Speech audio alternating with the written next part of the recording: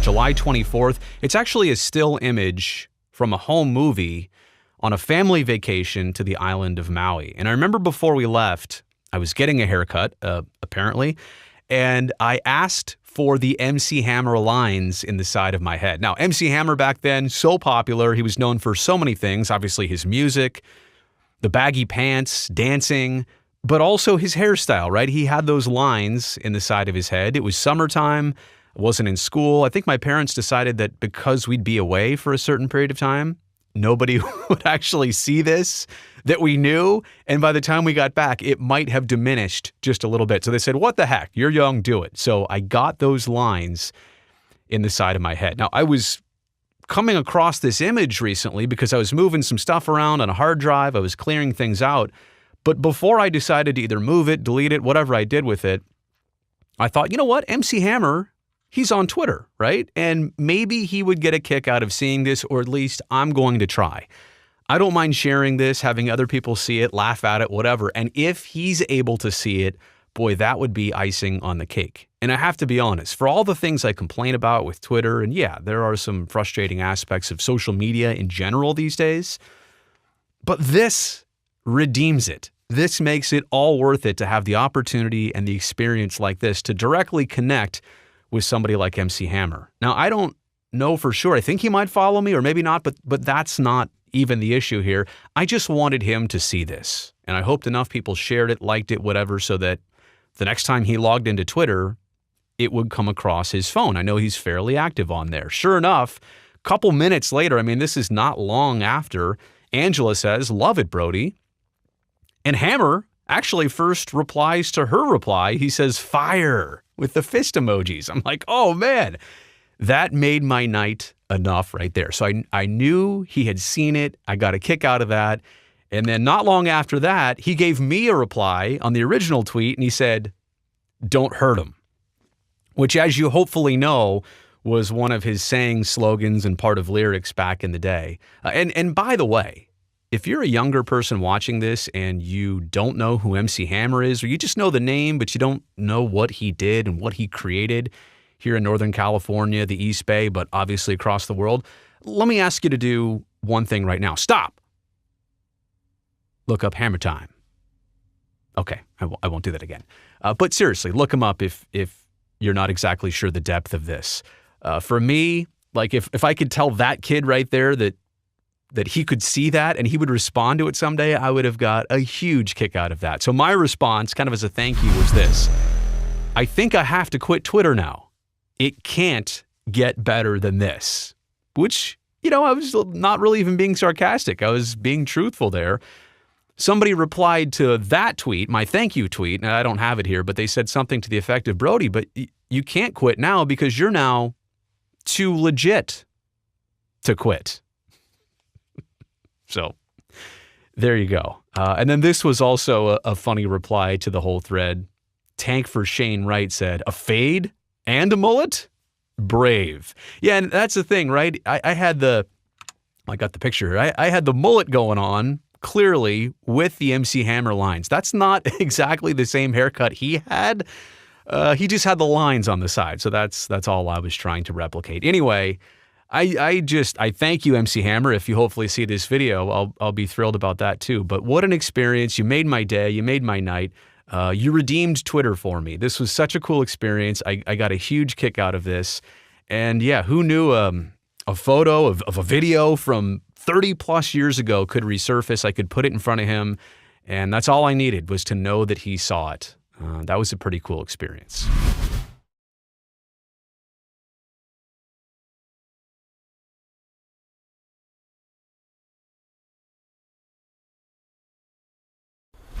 Here's Brodie Brazil.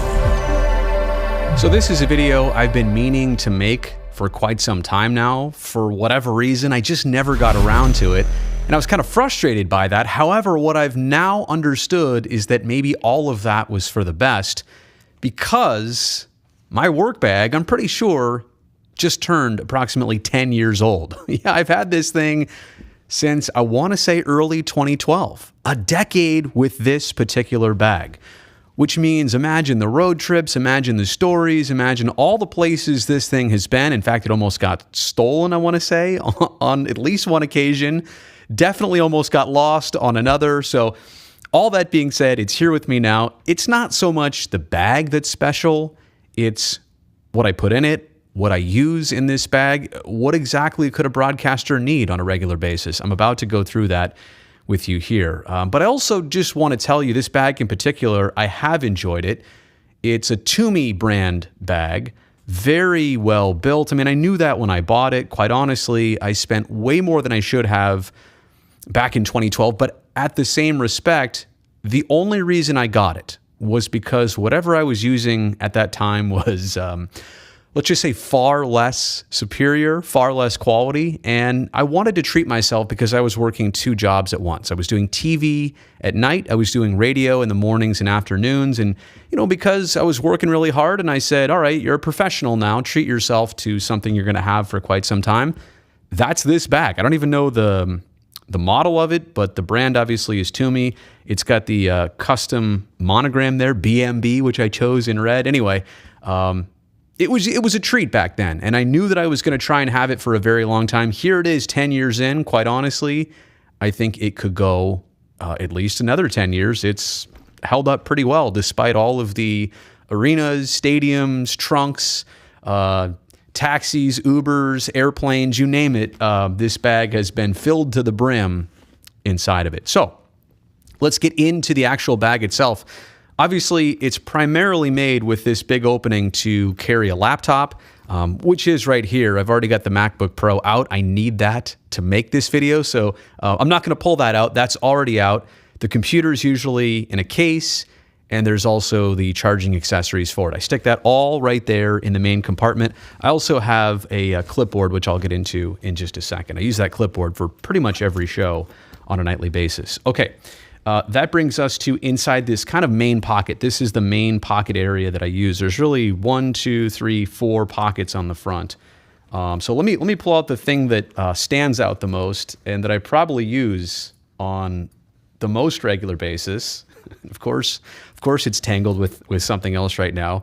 But that is this, my television earpiece. And I can't put this in right now, but this is a custom molded earpiece.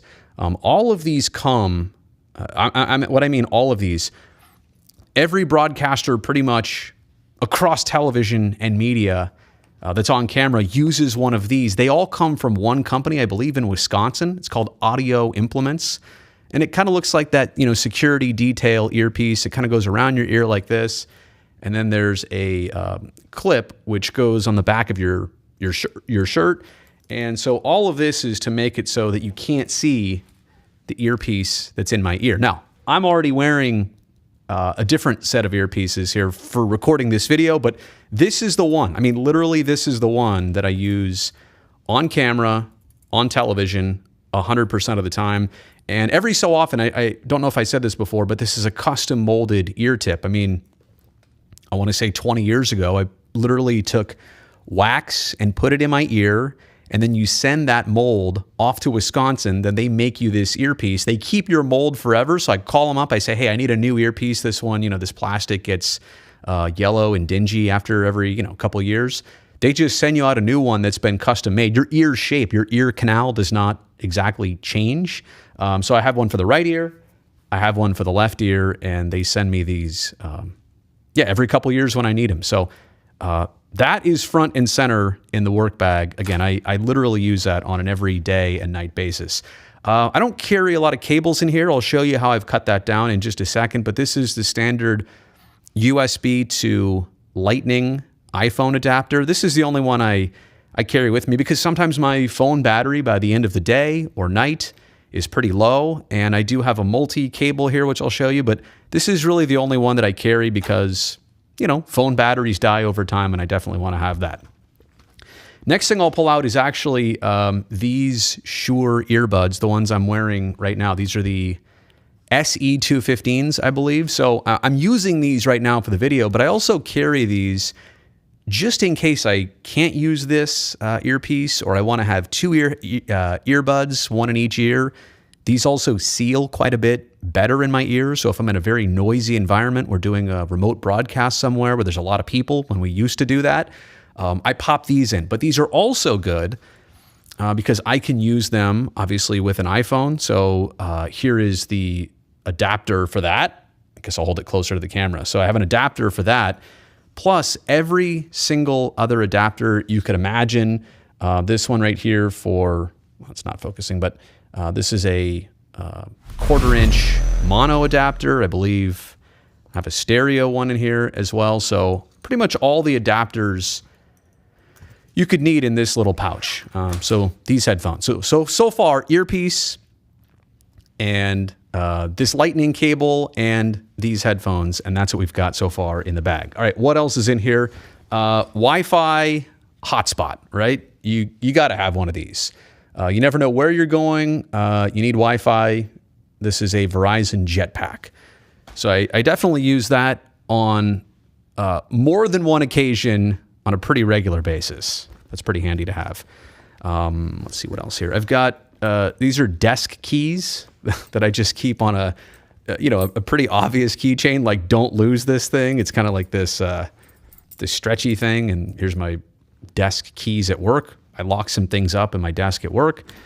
So those are always with me. Let's see, what else? Oh, I've already done a whole separate video on this broadcaster's favorite pen right here. This is the Bic 4-color, red, green, blue, and black. These are great for keeping score, for making notes. Broadcasters love these because these seem to never run out of ink, and it's 4 colors all in one. Watch your favorite play-by-play announcer. They will likely be using one of these pens to make their notes. It helps you sort through information to have it color-coded however you like. So this is my number one pen. I do have a couple backups in here, but to be quite honest with you, I'm always pulling out this guy first and foremost. All right, anything else in here? I think that's pretty much it in this kind of main pocket area. There's also like a back pocket area, but there's really nothing in there right now. Okay, so let me throw this stuff back, and I will unzip the next door number 2. What's behind door number 2?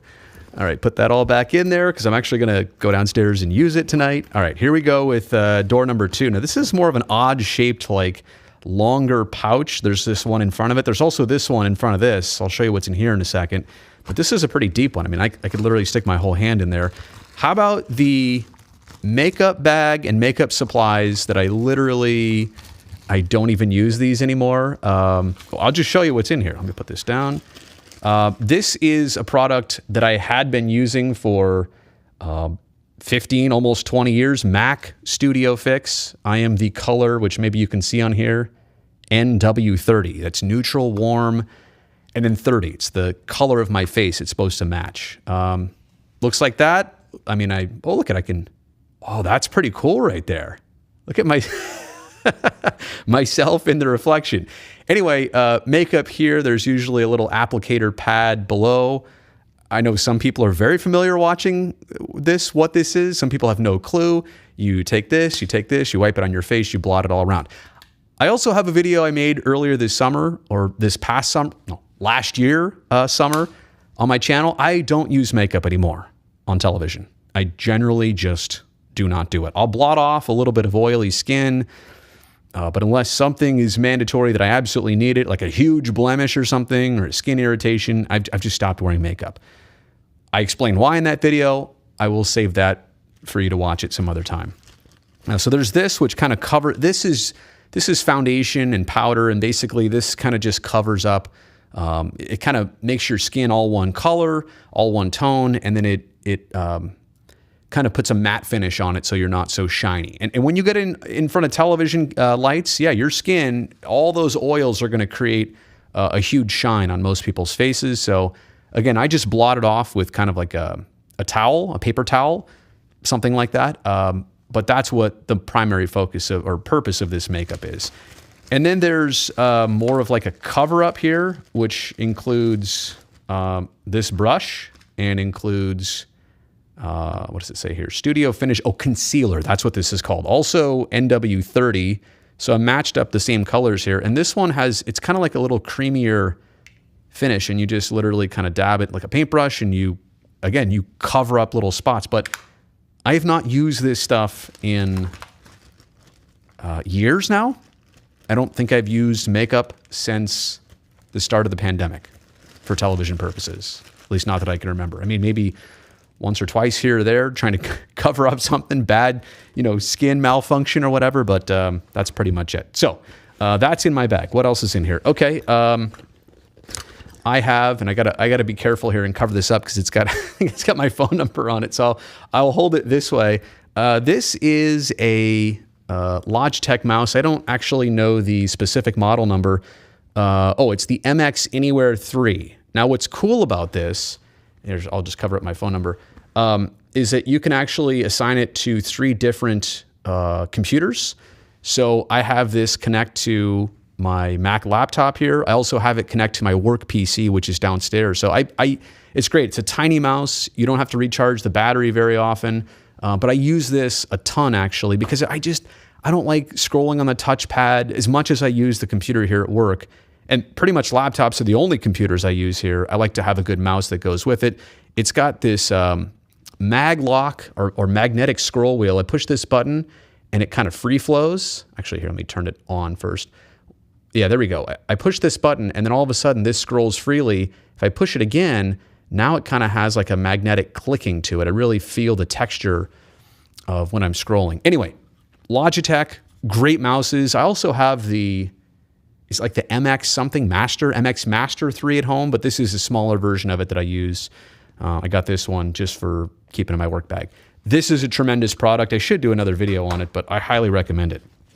Okay, cables. I'm not a huge fan of having different cables all the time. I mean, you certainly do need a bunch of these, because that's just the world we live in. Like you need micro USB, mini USB, USB-C, lightning cable. So check it out. This is from, is it called Chafin? I don't know the name brand of this, but I'm pretty sure I got it off Amazon a couple years ago.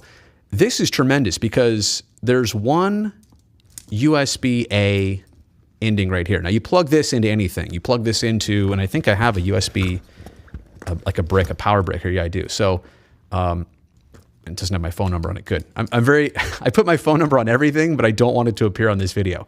So I plug this in here. Now, any one of these other ends I can use, and it's got USB-C, it's got lightning, it's got micro USB, and mini USB.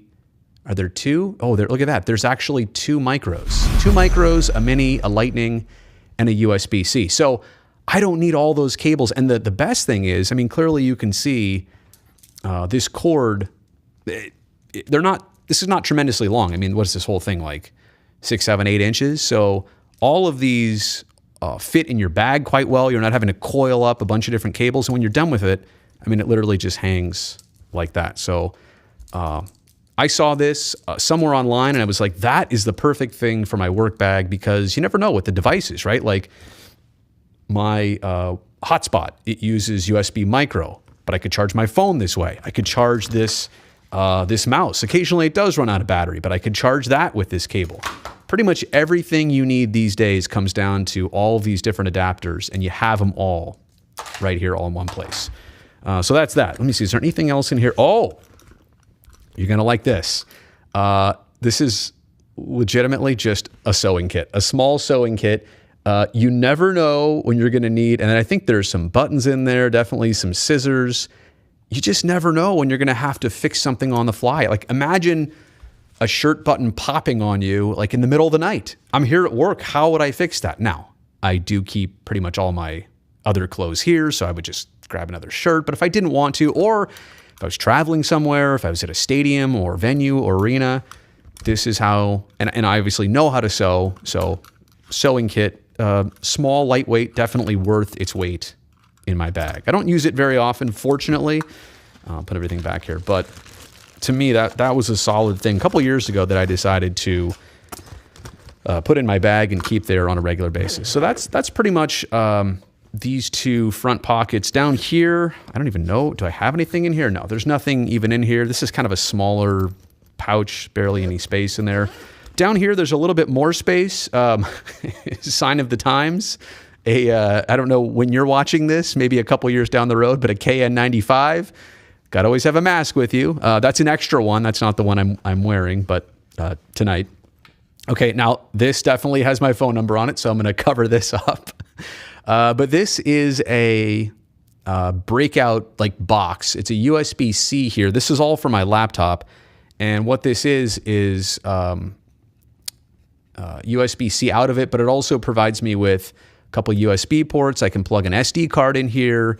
It's got hardwire Ethernet right here. So all of my cables I need to plug into my laptop, I can't necessarily do it in this version of the MacBook.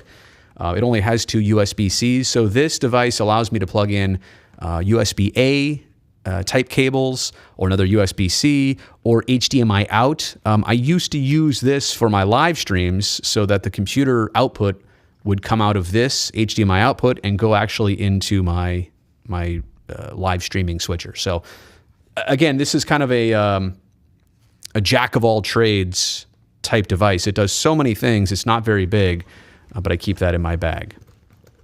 Okay, I guess those are all the front pockets. The rest is pretty simple. There's only this main area, and there's kind of like 3 different pockets in here. There's a back, and it's padded better back here where the laptop goes.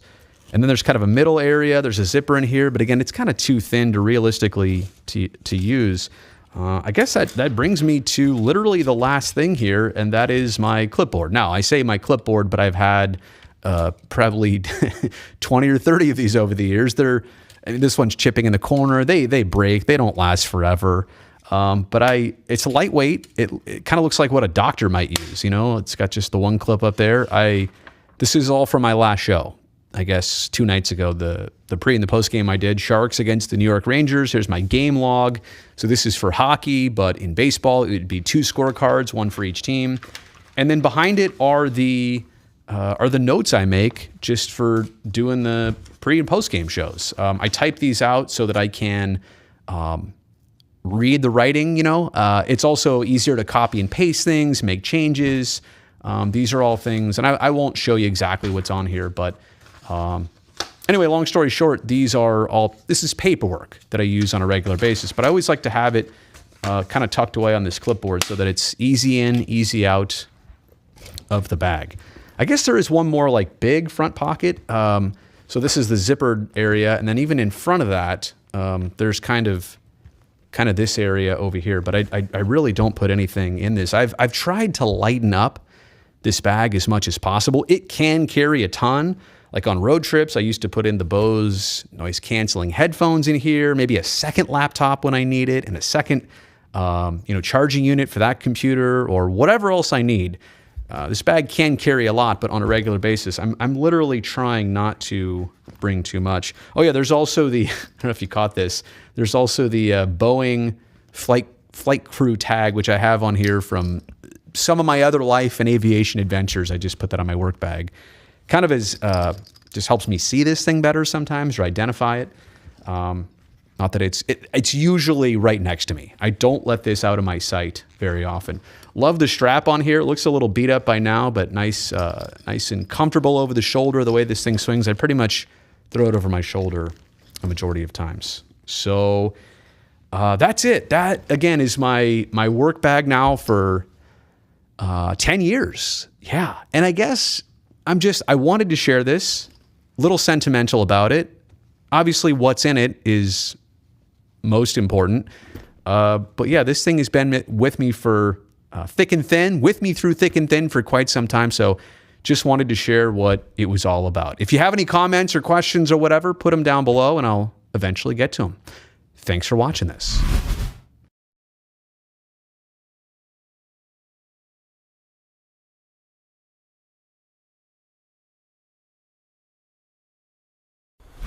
Here's Brodie Brazil. Okay, I'm going to hit you with 5 things you need to know about the Howard Terminal site. Honestly, we talk about this place all the time, but have you ever seen it? Do you know where it's at? Have you ever been there? Do you understand its limitations or its history or the potential for its future? That's what we're going to dive into here on this video. And by the way, Since you're seeing this, since you're on the channel, can I ask that you subscribe? I'm making more videos like this. I'm really digging in on the A's and Howard Terminal, also the Sharks, other Bay Area sports, and things of interest. So I appreciate your support in advance. Number one thing you need to know about Howard Terminal of these 5 is that it is actually physically detached from the rest of the Port of Oakland, and the site has not been used for shipping operations regularly since 2013. Let's begin with the first half of that here as we take a look at the Port of Oakland. This is a map, all the different colors and regions, but you can kind of see how the Port of Oakland dominates the waterfront here in West Oakland between the Bay Bridge and between Jack London Square. Howard Terminal is about 50 acres. That's a small measure when you consider that the rest of the port is about 1,250 acres.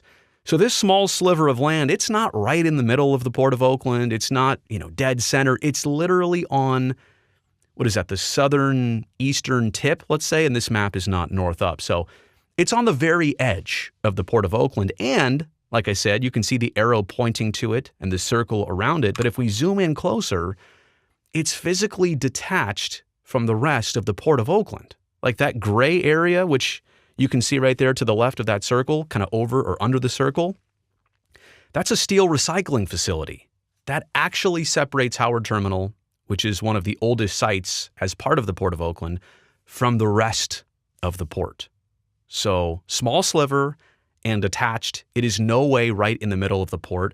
I understand people have said, yeah, this is valuable land. It's land that has shoreline, so that's valuable to the shipping community. I understand that. But it's a small sliver. It's on the very edge. I think people should know that. There's also this. We talked about how it hasn't been used since 2013. That's when the Matson Shipping Company, they used to occupy this space and use it. They actually terminated their lease early at Howard Terminal. They wanted to get out of there ASAP because that estuary is not deep enough. The site wasn't good enough. It wasn't modern enough for the bigger, newer ships that they were docking there at Howard Terminal. So the Matson Shipping Company, like I said, up and left. They relocated to a different spot that accommodated their business better in Oakland's Inner Harbor. So that just goes to show you this site has not been used to load or unload ships in almost 10 years. Which brings us to point number 2. There really have not been any other fruitful projects proposed for the Howard Terminal site. How do we know this? Because the Port of Oakland recently released that in the last 9 years, there's only been 3 things pitched to them to develop this land. And they've been actively marketing it like, hey, we're thinking about changing Howard Terminal. Anybody got any ideas? So the 3 ideas go like this. 2 of them are for bulk and commodity export operations. I say have been. They were proposed. I think these are off the table now.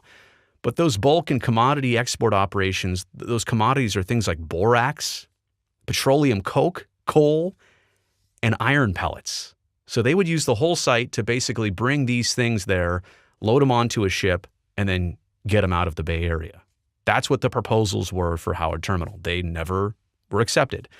There was also another proposal to only use 3 of the site's 50 acres. Small piece of it. 3 of 50 acres to expand that steel recycling facility north of Howard Terminal. So that one, doesn't make sense. What would you do with the other 47 acres? So those 3 things proposed. And then the A's new ballpark, new Major League Stadium, 3,000 housing units, residential, commercial, all that stuff. What a huge contrast between those first 3 projects and the ballpark when you really think about it.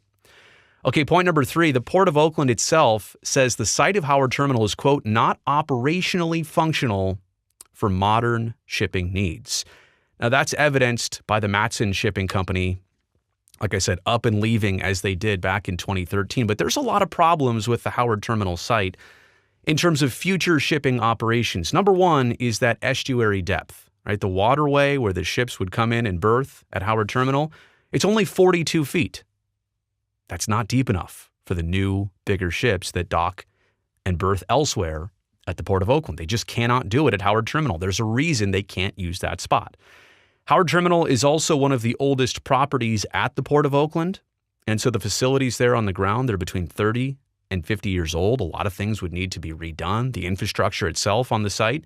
The 4 cranes you see there, They are respectively from the years 1968, 1980, and 1986, and the Port of Oakland says they are not reusable on any regular basis. Like, they cannot be fashioned for operation again. They would have to get rid of them, replace them, and to the point here, and the last thing is so critical, if they wanted to use this site again, right, to update Howard Terminal for modern shipping needs, that alone would cost $250 million. I don't know how or where they'd get that from, but it just goes to show you what would have to be poured into it if, in fact, it were ever used for shipping again. And by the way, I'm also going to tell you about this project. 10 acres of it need to be removed to expand the turning basin, and that would also greatly impact any future shipping ideas. So we'll get to that. In fact, right now, number 4, 10 of 50 acres at the Howard Terminal site are likely to be removed to expand the turning basin. What's a turning basin? Well, we talked about bigger, more modern ships. They berth elsewhere, and they need to turn around somewhere.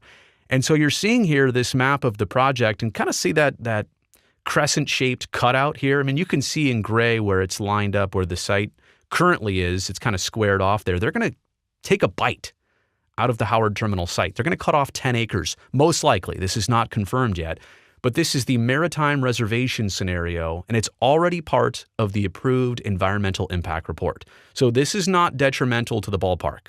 I know what you're thinking. This is not a deal breaker for the ballpark or the site or the project, but it's a huge concession that the A's would be making for this Howard Terminal ballpark to cut off 10 acres of the site that they want to take over so that the shipping community can have this turning basin. They can bring larger ships into the estuary, expand that basin, and future-proof the Port of Oakland, right? They can make it sustainable for future operations and keep it modern. So Howard Terminal as a 50-acre site, that number is going to change. The A's are up for this. It's part of their idea here. And just so you know, like I said before, how does this site look now in terms of shipping operations? If you have to cut off 10 acres, and a lot of it is waterfront acres, and you have to remove 2 cranes, as we've seen here, you can't really use it as a modern shipping terminal. All right, last but not least, 5 things you need to know about Howard Terminal. The site right now generates about $70,000 per year in property tax revenue. $70,000 a year. Let that sink in as I tell you the next number. It will eventually go to more than $10 million a year in annual property tax revenue to the city and to the county. What a huge increase. But I've also got to tell you, with that increase, your property taxes do not increase anywhere else due to this project. That's number 1 on my list. If you own property in Oakland, your property taxes do not go up because of this project. How do they go up? How do you bridge that gap from $70K to $10+ million a year? Well, all that extra revenue is going to be generated from new properties at the site of Howard Terminal. So that makes sense, right? Right now, it's nothing. $70,000 a year, that's all the tax revenue that the city and county get. All these new developments, commercial, residential properties, the ballpark itself, those are all brand new taxpayers, and they're going to fund the city and the county more than $10 million a year when this thing's all built out. So that goes to the city, that goes to the county of Alameda, and what are they going to spend it on? Well, the city has already identified a handful of things, including cultural affairs, schools, libraries, parks, public safety, and violence prevention. Look, we understand the city and the county, they need as much money these days as they can get to try and correct a lot of things and improve the quality of life in this region. $10+ million a year can go a long way. It's not going to fix everything, let's be honest. Can go a long way, and it's something that the city or the county don't have anything close to right now. So there you go. That's 5 things you need to know about the Howard Terminal site. Really appreciate you checking this out. Don't forget to give this video a thumbs up if you learned something. Subscribe to the channel and leave any comments you have down below.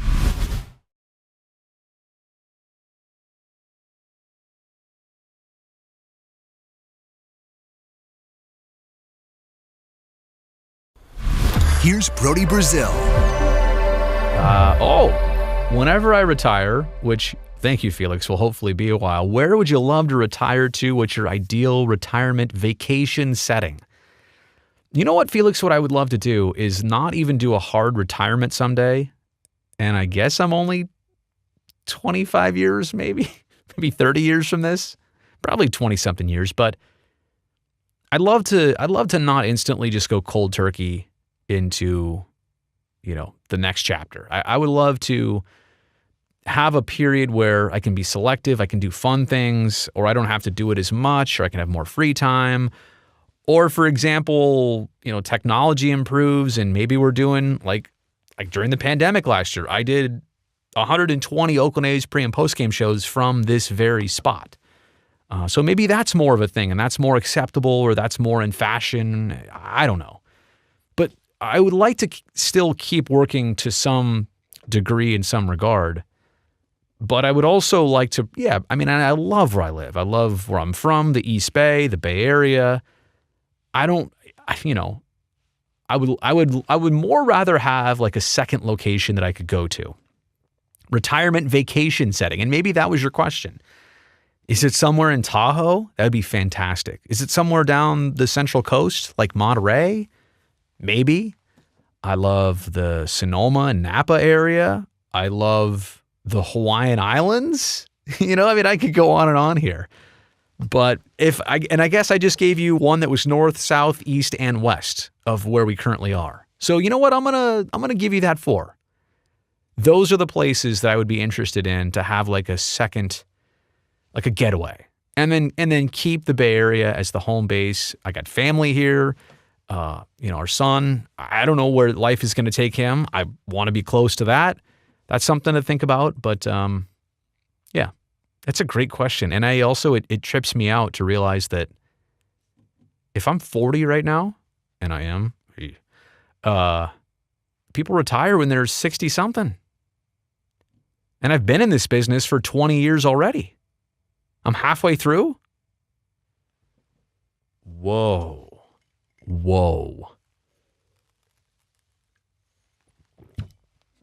That was deep. I'm halfway through. Yikes. Like I'm starting to look at all the gray hairs up here now too. Halfway through?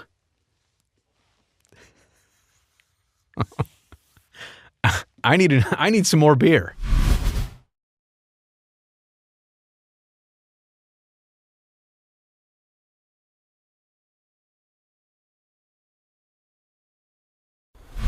Here's Brodie Brazil.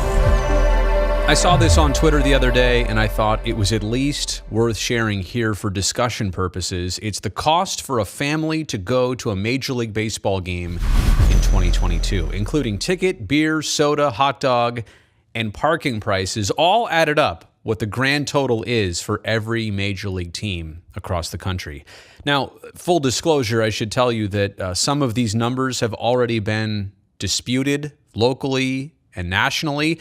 And usually the criticism is that the number here is actually higher in real life. But I mean, I could also tell you that, yeah, you can get into, for example, an A's game for less than $32.56 per ticket. Now, I don't know about all the other prices, but again, I think these are just generalities and broad strokes. But on that note, it does paint a pretty interesting picture that it costs several $100s for the most part to go to a game, to have some food, to park your car for a family of 4. I mean, it is pretty expensive here in 2022. I mean, look at the Boston Red Sox and Chicago Cubs. I think stadium and capacity have a lot to do with it in those cities, not to mention they are markets with a lot of affluent fans who can probably pay for that. But a $61, $62 ticket at Fenway and $57 at Wrigley, not to mention parking above $20 and a $10.50 beer in Chicago. So a lot of things to digest here, literally, with beer, soda, and hot dogs. But in terms of the numbers, this is a lot to soak in. These are the essentially top half teams of Major League Baseball. And of course, here in the Bay Area, everything is expensive. The Giants and the A's are on this list. And we'll go in even deeper on each of them in just a second. But here's the bottom half. The Arizona Diamondbacks, by about $10, are apparently the cheapest bargain in baseball. $126.34 can get you, what did we say before? 4 tickets, 2 beers, 2 sodas, 4 hot dogs, and the ability to park your car. I just want to say above everything else, though, I'm a person who works in the media business. I don't actually go to a lot of games that I'm not working. So I'm very unfamiliar with, ticket prices generally. And when I do go, there is the ability to get tickets. If you're a pilot, you usually get flights for free. It just comes with the territory of the job. So what I'm saying, I'm not humble bragging on you here, I promise. What I'm saying is that I am relatively disconnected to all this stuff. And when I see it, quite honestly, these prices or even the top prices, like that's a lot. Like how many games, if it's hypothetically $220 on average? I don't know that you're going to 4 games a week or 3 games a week. Your family probably couldn't go to that many anyway, but you know what I'm saying here is that it adds up quite quickly. So let's look at the A's side of things here in the Bay Area. Average ticket price, about $33. I've rounded it up. But then in the yellow there is the lowest and the highest in baseball. So at 33, they're about half of what the most expensive ticket is in baseball. And again, I don't know where they came up with this. I know there are bargain ways to get tickets for less than that. I know that they're not prime tickets. I also know that there's way more expensive tickets than that. So it's an interesting number, $33, and where they fit on the lower side of tickets. Beer price, they're pretty much right in the middle. I think that's, by the way, Coors Field with the $3 beers. Probably a very watered down brew that you're getting, but they're at $7. Apparently $12 is the highest. Soda at $6. They're on the high end there. And parking, they're actually close to the top. By the way, the most expensive parking situation across Major League Baseball is actually the Giants. Now, I've seen it here in San Francisco. I mean, I've seen parking for like playoff games when the Giants have them go for like $150, $200. I've seen it for parking your car, which is crazy. I know, playoff game, high demand, all that stuff. But the Giants do lead baseball in parking cost. Either way, look, they don't have a huge parking lot at Oracle. The A's do at the Coliseum, and parking in both places is relatively expensive. Average ticket, or I guess estimated ticket here at a Giants game is $39, so more than the A's, but still, on par for middle of the road here across baseball. The beers are a little bit more expensive, so are the sodas. And, in some cases, I guess you could argue you get what you pay for. You look at the stadiums of some of those top teams versus the bottom half, and there are some higher draws. Dodger Stadium's up there. The brand new ballpark in Texas is high on the list. Obviously, a Yankees game is not going to be cheap. So think about that. Between Boston, Chicago, and New York, you have $300 days for taking a family of 4 to a baseball game. Houston's not far behind, almost $300. The Nationals, obviously DC is another big market, LA. So you're noticing that trend. All of the biggest market teams have the highest cost to take your family to a game. So my closing thoughts on this, first off, I'm doing this because I want to hear what everybody else has to say, but it's just a lot. I realize there's inflation in this day and age, and there's a lot of choices in the entertainment and sporting landscape. A lot of different things you could take your family to. I just hope that baseball, like if you want to be an everyday sport and you're going to play 162 games, 81 at home, 81 on the road, I hope you can over the years make it still affordable. I feel like this is bordering on the edge of affordability across baseball. Yeah, and again, can you get in for less? Do you have to buy all this stuff? Can you do it for $125? Bring your own sandwiches? Yeah, you probably could. But not to cause too much panic here and not to say this is way overpriced, but I would have to say I think it's getting a little bit pricey in a lot of different places. So I'll leave it with that. Let me know what you think in the comment section below.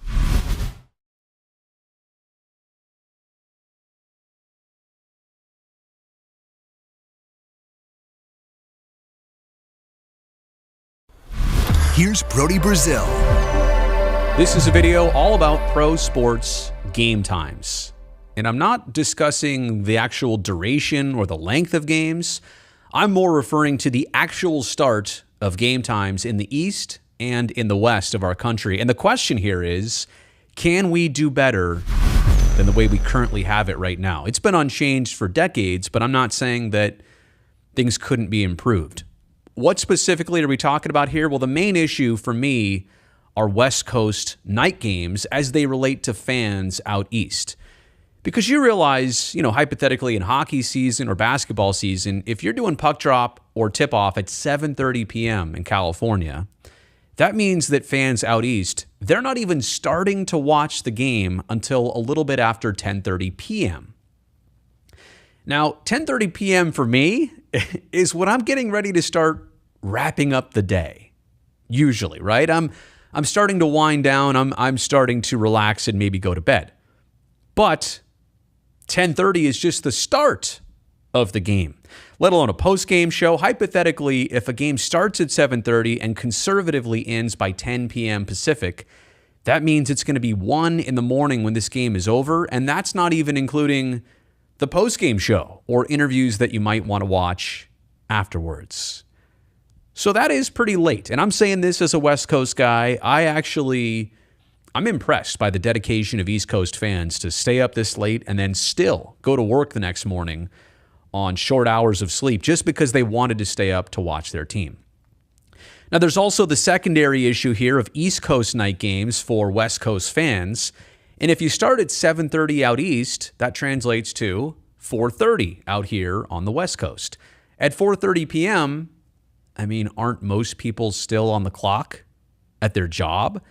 And hypothetically, if you're able to make it home by 5:30, then you've already missed an hour of the game. You may have missed half of the basketball game, a period plus of the hockey game, and the ending of the game is not a problem. If it ends at 10 Eastern, that's 7 Pacific, that's no big deal, but it's the start of the games that a lot of fans are missing, and that translates to lower TV ratings, and same thing with the opposite, right? We're trying to figure out how the most people possible, East and West Coast, can enjoy watching their team as many times as possible. So my proposal here is to find the best window that works. Can we start games out East and out West with a 3-hour time difference? Can we find a window that makes it beneficial for everybody to get the most eyeballs on every single game possible?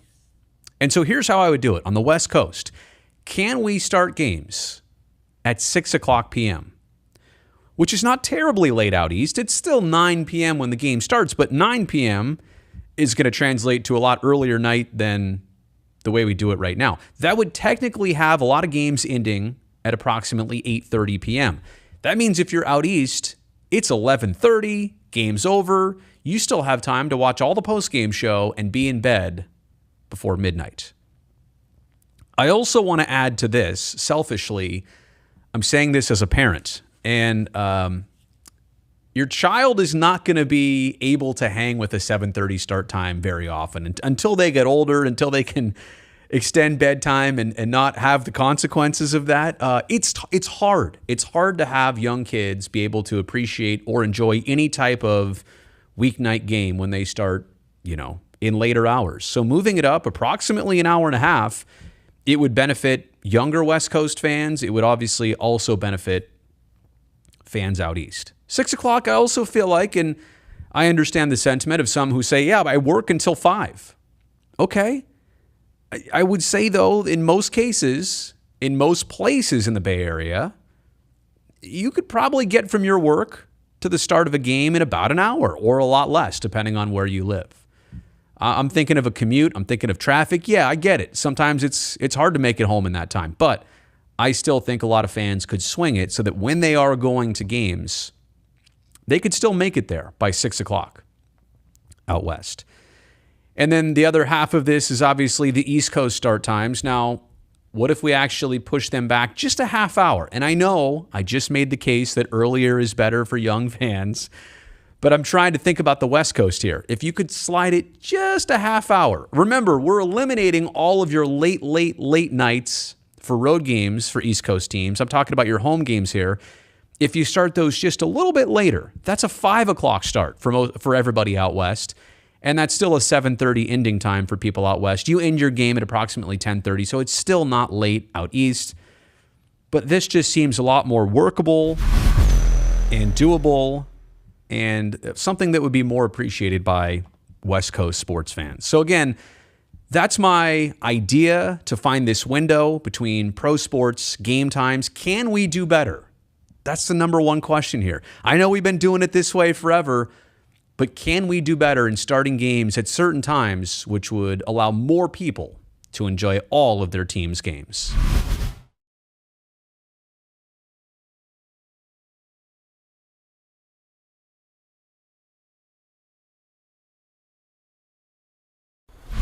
Here's Brodie Brazil. By the end of this baseball season, 14 different Major League teams will have unveiled their Nike City Connect jerseys.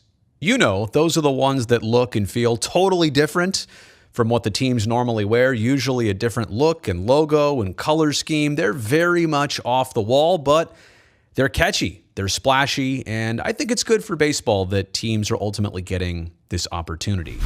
I don't know when the rest of the teams will get their chance to have new jerseys unveiled, and I would already expect that the A's might be among the last of the bunch to get their turn, but I can already tell you, in terms of the City Connect franchise, I've got a bit of a design request, a jersey request for what these City Connects could look like for the Oakland A's, again, whenever they get their chance.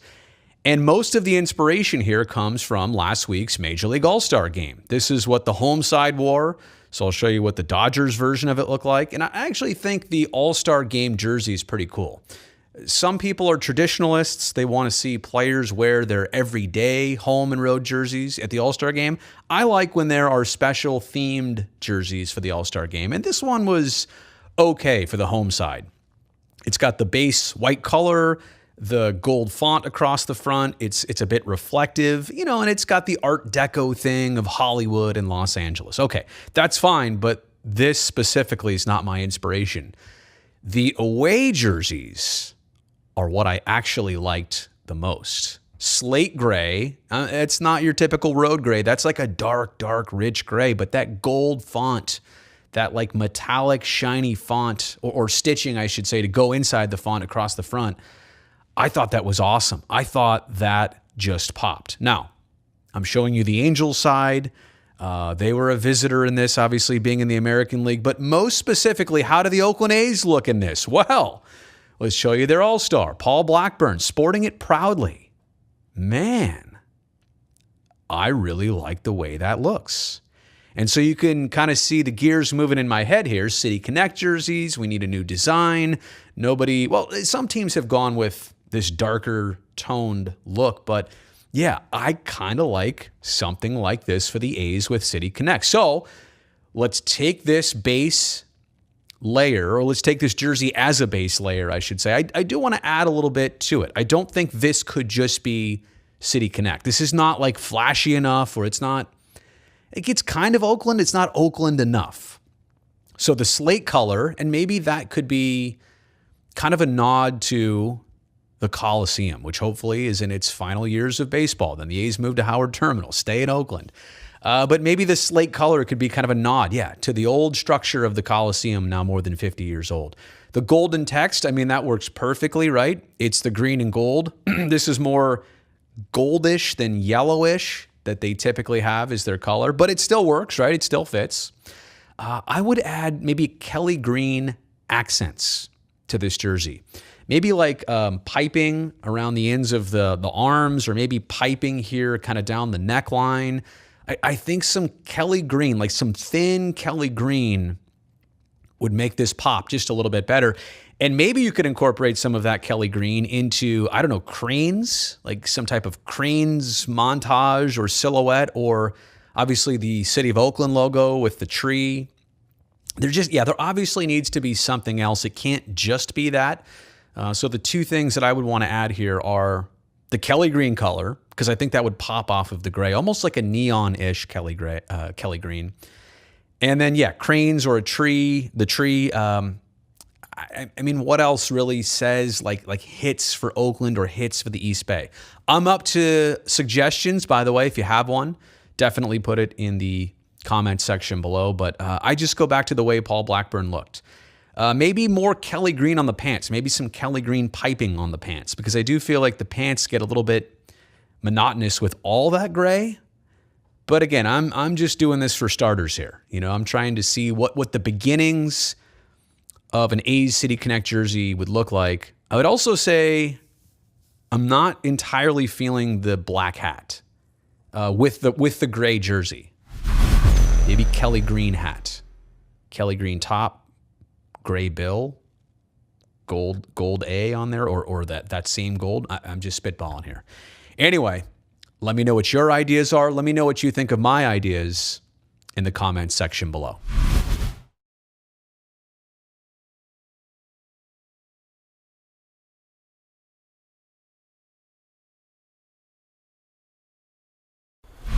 Here's Brodie Brazil. Okay, so this is honestly the talk of social media right now. Elon Musk has purchased Twitter. Now, he's not the only owner, but a majority owner of the social media platform. And I've pulled this article from NBC News. The headline says, Elon Musk told banks he will rein in Twitter Pay and make money from tweets, which is interesting because I've been on Twitter for 13 plus years now. I've never made a dime off it, but I seem to find myself spending an hour plus per day on there, creating content, like contributing to the platform, sometimes for better, sometimes it's unnoticed. But anyway, like, will the creators of Twitter, will the actual stars of Twitter be able to reap the benefits? Will that be one of the changes that Elon Musk makes? And some other questions later, like, is this really a great platform right now? Can he make it much better? Can he make it much worse? I'm not sure I know the answer to that, but I've pulled this article again from NBC News. Elon Musk told banks that agreed to help fund his $44 billion acquisition of Twitter that he could crack down on executive and board pay at the social media company in a push to slash costs and would develop new ways to monetize tweets, three people familiar with the matter said. Musk made the pitch to lenders as he tried to secure debt for the buyout days after submitting his offer to Twitter on April 14th, the sources said. His submission of bank commitments on April 21st were key to Twitter's board accepting his best and final offer. Musk had to convince the banks that Twitter produced enough cash flow to service the debt he sought. In the end, he clinched $13 billion in loans secured against Twitter and a $12.5 billion margin loan tied to his Tesla stock. He agreed to pay for the remainder of the consideration with his own cash. Musk's pitch to the banks constituted his vision rather than firm commitments, the sources said, and the exact cost cuts he will pursue once he owns Twitter remain unclear. The plan he outlined to banks was thin on detail, the sources added. Let me stop right there. It's weird how when you apply for a loan and you have to basically show your cards, you really wouldn't want to show every single card here, but just show enough to give an idea of where you're going with this. Anyway, back to the article. Musk has tweeted about eliminating the salaries of Twitter's board directors, which he said could result in about $3 million in cost savings. Twitter's stock-based compensation for the 12 months ending December 31st, 2021 was $630 million, a 33% increase from 2020, corporate filings show.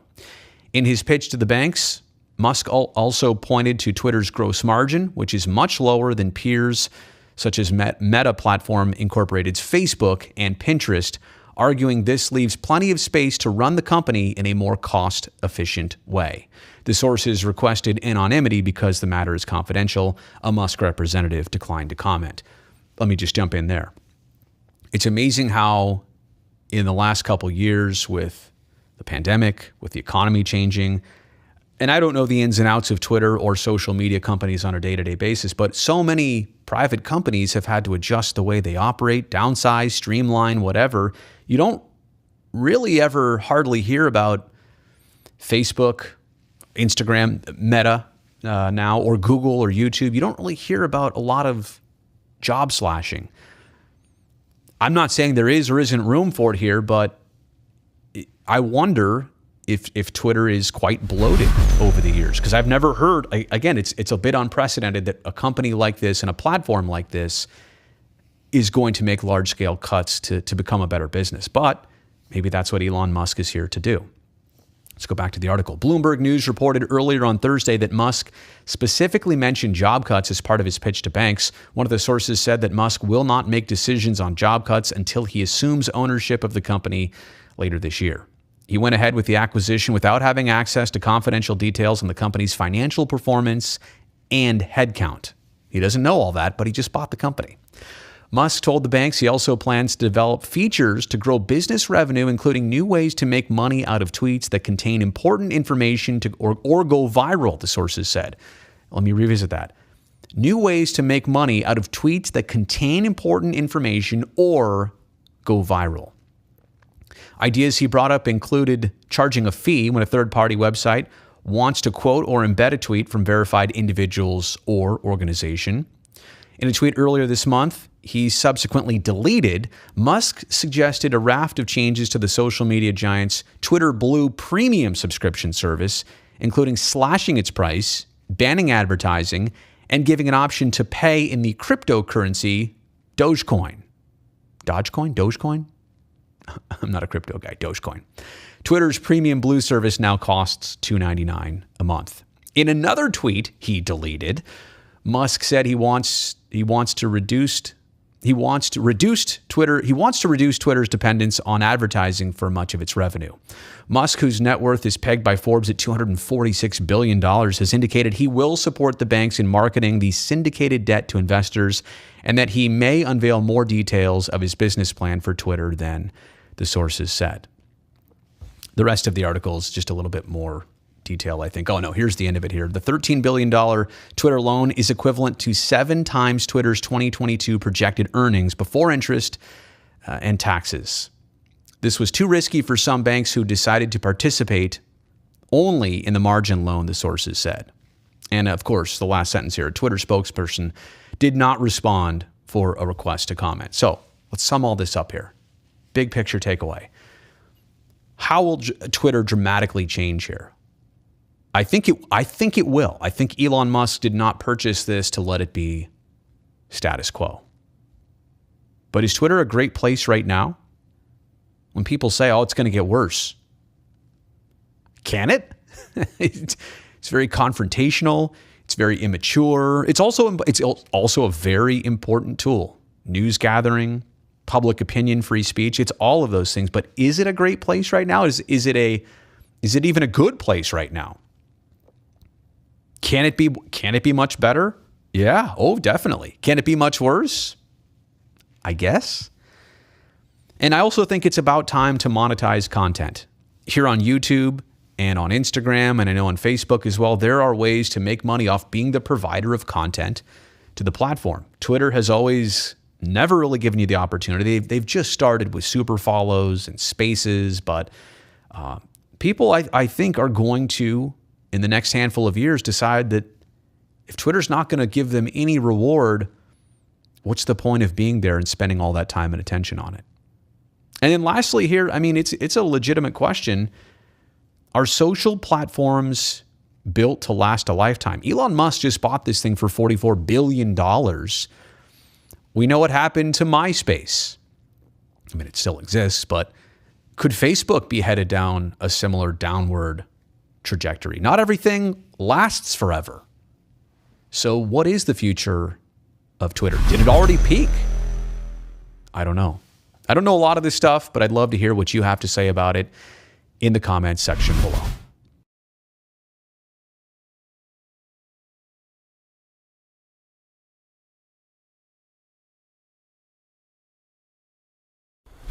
Here's Brodie Brazil. I'm going to announce my new National League team right here on YouTube. Are you ready for this? I mean, you know who my American League team is from start to finish of my life. You know who the Oakland A's have been to me, for sure. But I've kind of realized that I could use a National League team. Somebody I can root for all the way until the World Series when the A's meet them in the Fall Classic, right? So somebody else to keep my eye on, another team to casually watch as a fan. I have selected the San Diego Padres. Now, I also included here the Mets and the other category on a Twitter poll this afternoon. There's still 14 hours left on this poll, and there's already been, 1,200 plus votes, but we'll see how the numbers shape up after the next 14 hours. The Padres over the Mets, so I do like to see that. And then there's the other category. Some people mentioned Atlanta or others. Let me tell you why I specifically named the Padres and the Mets, beginning with New York. They've got Mark Canha, they've got Starling Marte, and now they've got Chris Bassett. 3 individuals from Oakland personally really like. I don't want to say liked, like I still like them as human beings. I will root for them until the end. So there is that. And I also like the fact with the Mets that they're not the Yankees, right? I relate to that. I get it. They're in a totally different payroll situation right now than a smaller, second team in a market. But man, there is, and growing up, 86, they won the World Series. 86, probably when I started playing T-ball. So there is that. I've always kind of liked the Mets for that reason. Now with those individuals, they're high on my radar, but they are not the San Diego Padres. And that's who I'm going with. Mostly because of the skipper, Bob Melvin. And that's the other part of this. I don't know how long Bassett or Canha or Marte are going to be in New York. I mean, I hope they have long, fruitful rest of their careers there if that's what they want. But I feel like Bo Mel could be in San Diego now. And I hate to say this, I feel like he could be there for a decade plus, just like he was in Oakland. They're going to love him down there. They've got all the talent. They're really trying to get into that win now mode. Tatis, Machado. What can I say? I like the team. I like Petco Park. Bo Mel's the dude. Our dog is named Melvin. You know that. I mean, come on. It's who I want to root for this season. And oh yeah, they play in the same division as the heavy favorites now, the Dodgers. So they're kind of an upset story, right? They're stacked also, but going up against LA, those games have been fun the last couple of years. And then I know the other category also here consisted of a lot of Giants fans. Now, come on, what are you guys thinking? You think I'll not jump ship, but jump across the bridge? You think I'll jump across the bridge that fast? No, I can't do that. You already knew that was not going to be an option for me here. And look, in reality, I have friends that work with the Giants, for the Giants. I don't wish ill against them. Their broadcasters alone are legends. So I'll leave it right there. I can't cross that. That can't be a thing. That can't even be on the radar for me. I have to pick somebody out of market. Now, it is interesting that the Padres are also in the same division as the Giants. So that might be rubbing some people the wrong way too, that I've picked one of the foes in the division for San Francisco. But I'm rolling with the Padres to the extent, and here's how I'll close this video, to the extent, I'm not really one to like buy a lot of team gear. Like I acquire things. I get them, right? And I don't get or wear a lot, but over the years, there's this, there's that. I wear things to work out, wear them to work, wear them casually. Yeah, I do that. I might go out and buy like a Padres hoodie or hat or something, like, and kind of like they've gone back to the brown. I really like that. I said it before. This is before Bob even went down there. Is it their road jersey or is it their road alternate? It's like a brownish, creamish jersey with dark brown pinstripes and gold, either San Diego or Padres. I can't remember, across the front. It's my second favorite behind the Oakland A's Kelly Green. A couple of years ago, they wore those jerseys against each other in a single game. It drove me nuts. I was like, wow, this doesn't get better than this. So I like their colors. I like the ballpark. Did I mention that? Did I talk much about that? Petco Park, it's everything I hope that Howard Terminal can be for Oakland. Honestly, that experience, that vibe. Oh, by the way, there's a bunch of train tracks right next to Petco and seems to work okay. Just saying, Oakland. Anyway, long story short here. The San Diego Padres, Slam Diego, are my new National League team. Congratulations.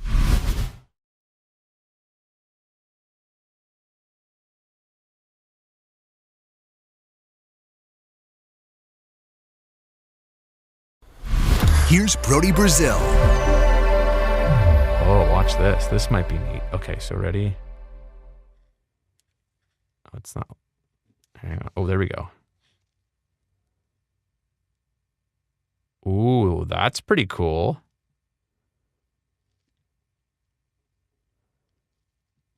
I'm literally just taking a small red ink. So this is like it's like a Bic, like 4-color pen. I use the broadcasters love these pens, by the way. But I'm just using that.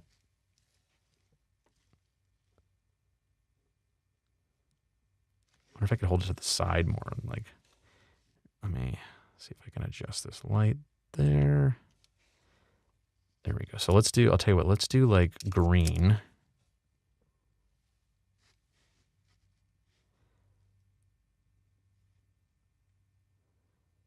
That's crazy. Ew, look at all that ink right there. Look how it kind of like came out in a big chunk. But yeah, then again, look at, I mean, like, you can see how the point of the pen, let me focus in on it here. The point of that pen is just a little bit wet with green ink, right? That ball, it rolls in there and then it gets wet and then it just rolls that ink on the paper. It's literally that simple. Let's do some blue here.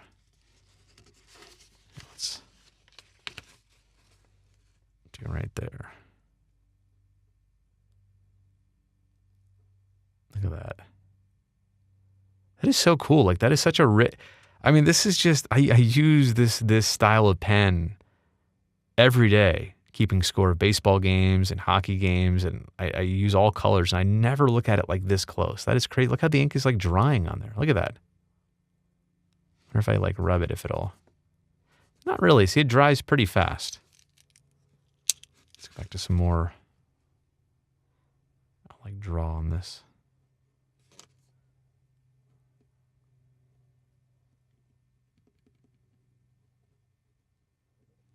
That's a trip, huh? There's the pen. Let me see if I can write my name like really tiny here.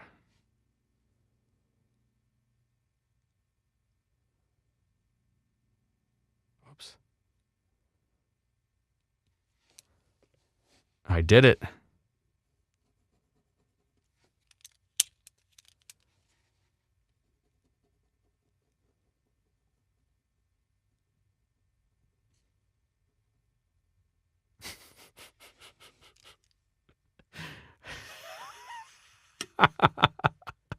I love this comment right here.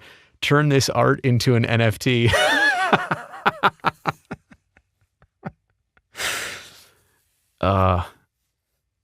That's when you know I've done too much. Oh, change pen tips under the scope. I'll do that. Today we learned how a ballpoint pen works, Brodie. Great. It pops. All right, here, let me put it back under the scope here. Okay, so now you can see it like that. So, oh, look, see how you can kind of see how, like, the red on there is a little bit dry. So it's just going to pop away, but it popped away. And then, look, here comes the green one. And then pop, here comes the black one. I don't know that there's a lot to see from this angle. Only that, you know, a totally different, see how it kind of rotates when it goes away? And then here comes a new one. There's not a lot to it really to see. Oh, other than, oh boy. Here, there we go. Now you can't tell my dry fingers have issues now. Oh, that's gross.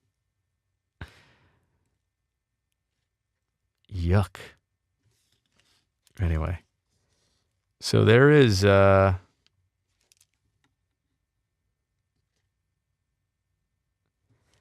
my ballpoint pen demonstration. By the way, like I said, this pen, highly recommended if you are a person that loves organization, you like color coordinating things. Yeah, this pen is great. It's by Bic. You get them in a 12-pack.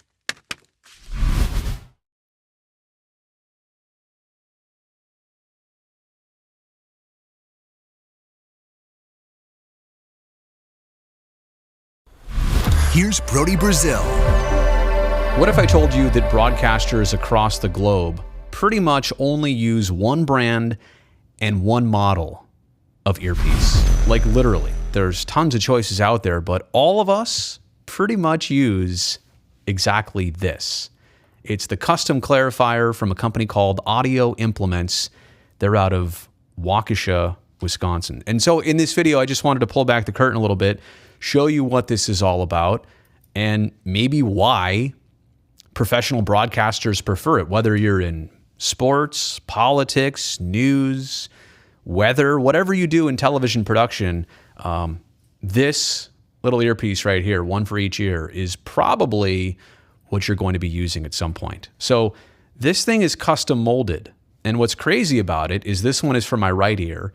I made this mold. I had it made 20 plus years ago when I got into television. And what they do is they send you a box with some powder and some liquid. You pour the liquid into the powder, you stir it with a little popsicle stick. You take that putty, you put it in your ear, and then you let it dry in there. And then you do it for both ears. You mail those two molds out to Wisconsin, and a couple weeks later, they send you something that looks like this. Now, this one is for the right ear, and then here's the one they just sent me for the left ear. And this is all detachable, right? So there's a couple different parts here. There's the clarifier. Now, this is actually the speaker, and this is actually plugged into this cord right here. And then the cord plugs into your IFB box or your headset box, depending on how you're broadcasting. But this cord is also detachable, so you can do a coiled cord, a longer cord, a shorter cord, a cord with an 1/8 inch jack, a 1/4 inch jack, tons of options there. You can also have different volumes, different ohm levels basically of the clarifier. So louder or a little bit softer in your ears. But then it comes to this part, which is coiled. It's made of plastic. Now I have had to replace these every probably 3 to 5 years. I just got this one in the mail actually, because my old one, this plastic, over time, it just cracks. Like the plastic hardens up. I don't know whether that's a sun or a moisture thing, but eventually it gets old and it cracks, so you get new ones. But yeah, they make these molds from something I sent them 20 years ago. So here's the right one, and here's the left one. And it, like I said, it comes in this pouch. Oh, I forgot to show you. This part is also detachable. Whoops. It's all detachable, but you can see how the cord goes into the clarifier. And then this piece, if you just want, you just snap it on there. And then the other cool thing about it is it comes with this clip. Let me see if you can see it better here. There you go. That clip. And that clip is important because for a lot of people, they just clip that on the back of their collared shirt. I guess I could kind of do it now. And then a lot of times you'll see me, like if I'm not broadcasting between a segment, a lot of times that's just coiled over my shoulder, then pop it right in the ear. Now, this headset or this earpiece from Audio Implements, it's a lot different than what I'm actually wearing right now. These are the Shure SE215s. I use this mostly for studio production because it is custom fit in my ear. And that mold really makes a difference of how it fits and feels and how it sounds. These are not custom headphones from Shure, but the difference is the driver of these headphones is right here, like literally in my ear. So it pushes sound a lot better. And I will say that if I'm in a live environment or I'm at a stadium or warm-ups are happening at a hockey venue, I put these in because these have a tighter seal. These block out more ambient noise from outside. The custom ones here from Audio Implements, they do an okay job with that. I have used them in those situations, but honestly, these are just much better off in a studio environment. So there's the right one. Here's the left one. I haven't even popped this out yet. That's custom molded, but there it is. And then what's really cool about it is you can see right here that they give you this card. And this card right here, all you have to do is call them up and say, hey, pull my file. You need a new one? You need 5 new ones? They'll literally just make the mold from the one you sent them years ago. So that's what this is. It's from Audio Implements. Why do we all use these same earpieces because they work. They're reliable.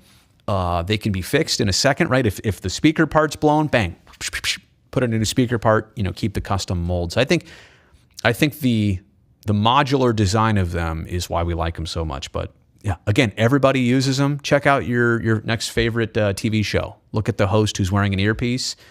I would say 95% of the time they're wearing one of these, like specifically from Audio Implements. And if they're not, they're wearing something more like these, some generic in-ear monitors from a company like Shure or Sennheiser or somebody else. So, hey, just wanted to share that. Let me know what you think, or if you use these, in the comments section below.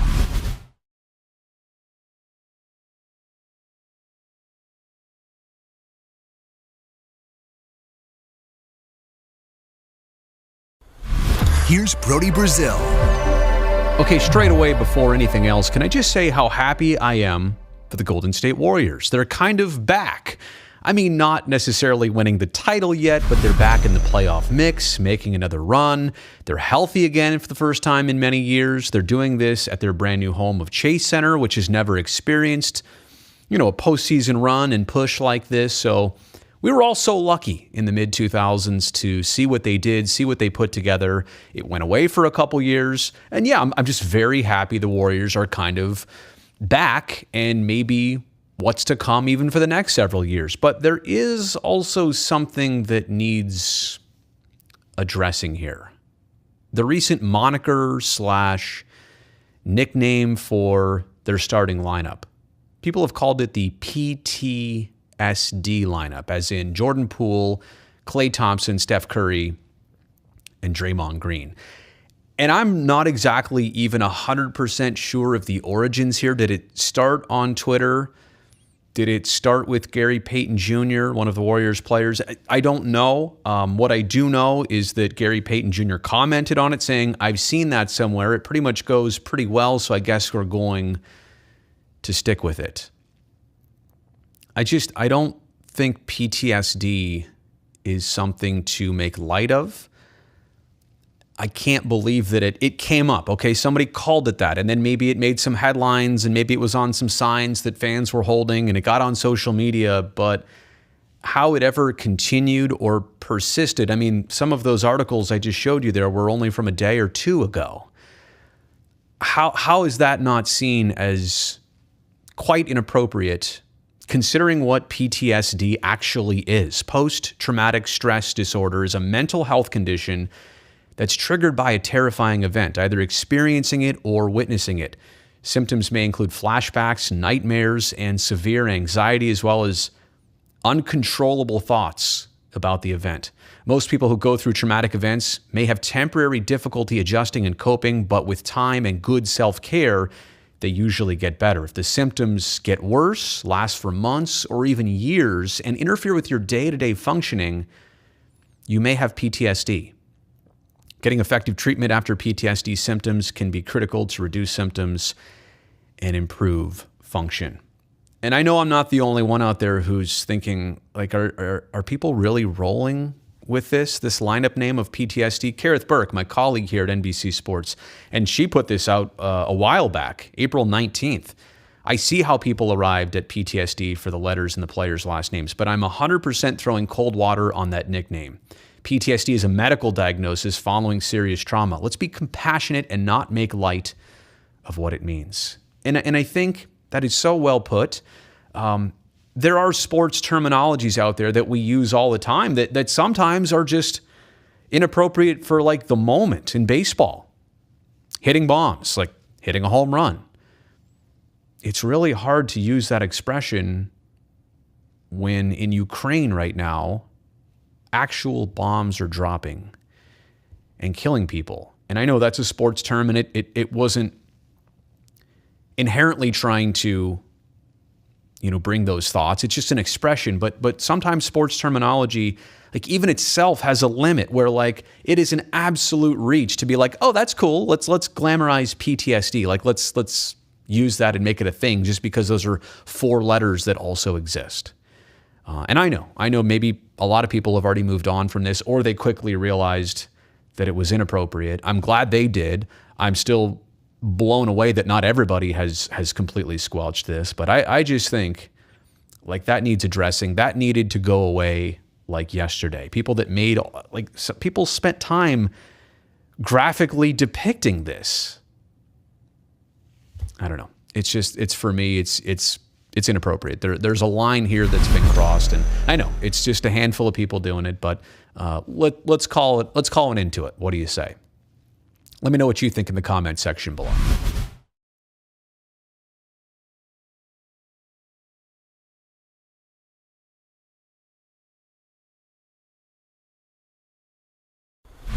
Here's Brodie Brazil. I wanted to share this Twitter thread from the other day. It's by former NHL player Chris Pronger, and it is so important, revealing, detailed, and relevant. He's talking about the difficulties that professional athletes face once they retire, and the transition from a very special life of being an athlete into kind of the normal, regular world that you and I live in. It's not easy. We witnessed this. I've seen it firsthand, but I think how he spells it out here, again, is so important for all of us to digest. So the thread begins like this. I played 20 years in the NHL. I was one of the highest earning NHL players of all time, and friends with many other pro athletes. My guess is more than 50% of pro athletes have financial issues in retirement. Wow, I got to tell you, that sounds like a high number, and it might be, but it's probably not terribly far away from that. I've witnessed this myself. It's a difficult transition. A lot of money up front in your life. You're expected to make all the right smart decisions to save so that you and your family are set. I'm telling you, it's easier said than done. So he goes into detail, and by the way, that's the best part of this thread, the examples and the details he gives. Here are 3 problems I've seen and some stories. Point number 1, athletes tend to be wasteful early in their careers and think that the money train will last forever. And then he says, been there, done that. It doesn't. We're only one injury away from retirement. Always. Very true. Something to think about. I had a $1 million signing bonus at age 18. That's a huge sum for a young adult. Huge. Understanding the magnitude of that was daunting, to say the least.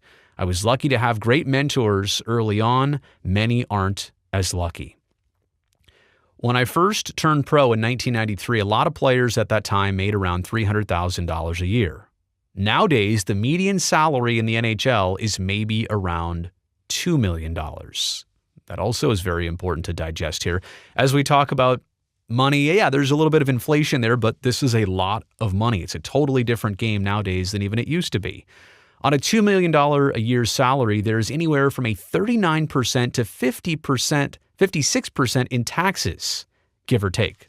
Let me try that again. $2 million a year salary, 39 to 56% in taxes.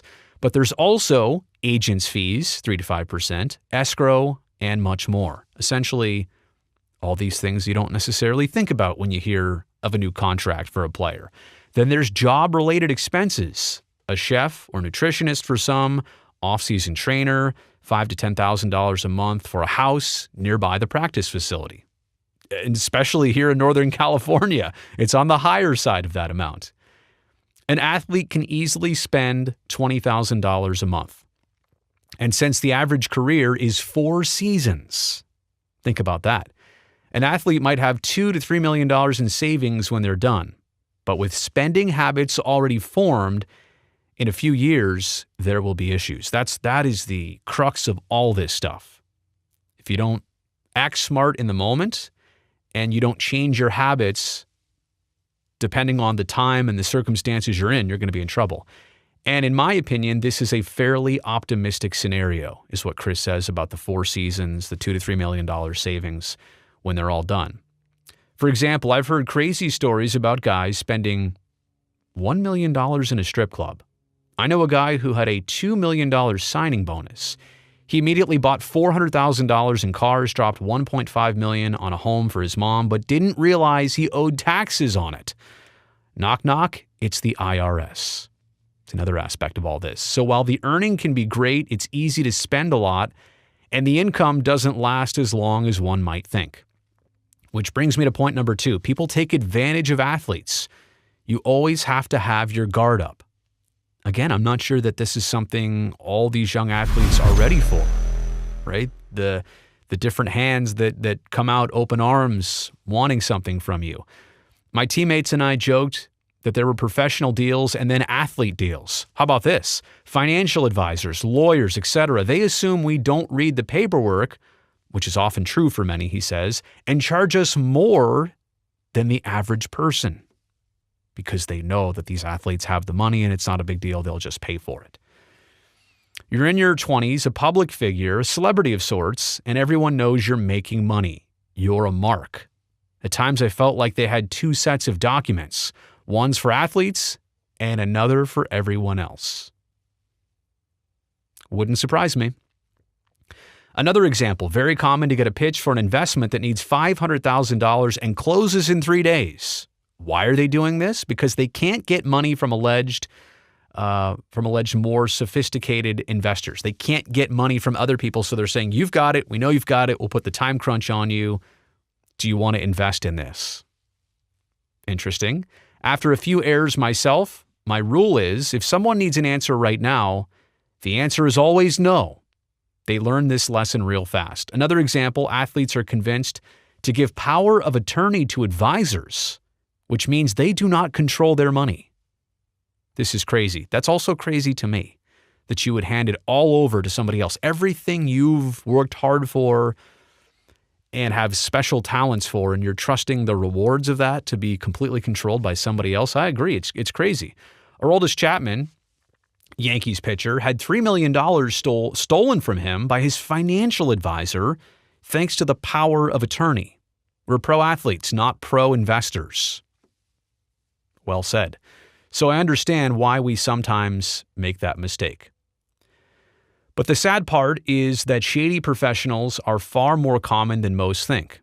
And it's a common trap many fall into, not just athletes. And finally, point number 3, many players have an entourage to take care of. It can be hard for many athletes to let go of friends from back home. I'm lucky not to have had too many issues with this, but we have seen many instances of this. Often athletes have the attitude of, quote, if one of us makes it, we all make it, end quote. That means unqualified friends on payroll, investments in deals because we grew up together, and big entertainment bills, right? Hey, let's go on vacation. Can you pay for us? This is another dangerous trap. Instead, we need to be vigilant about saying no, which is always tough. It's a tough boundary to set for yourself right there. So he started to close it out here. He says, I'm new to this Twitter game, but I have over 20 years of stories about playing in the NHL, financial stories, and a whole lot more, and I intend to share some of the best ones. So give me a follow if you want to hear more and comment on this thread and let me know what other stories you want to hear. Thanks for reading.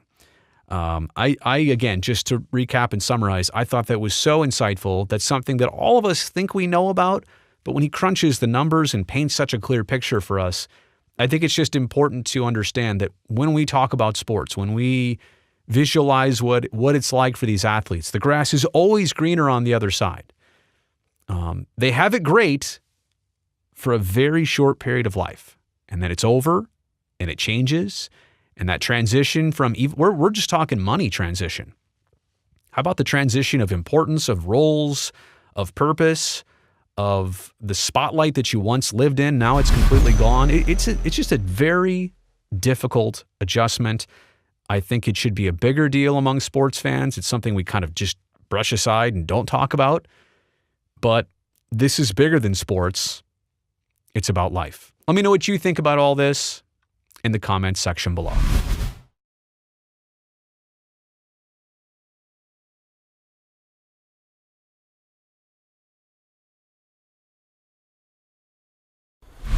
Here's Brodie Brazil. Okay, it's time for me to ask an honest question.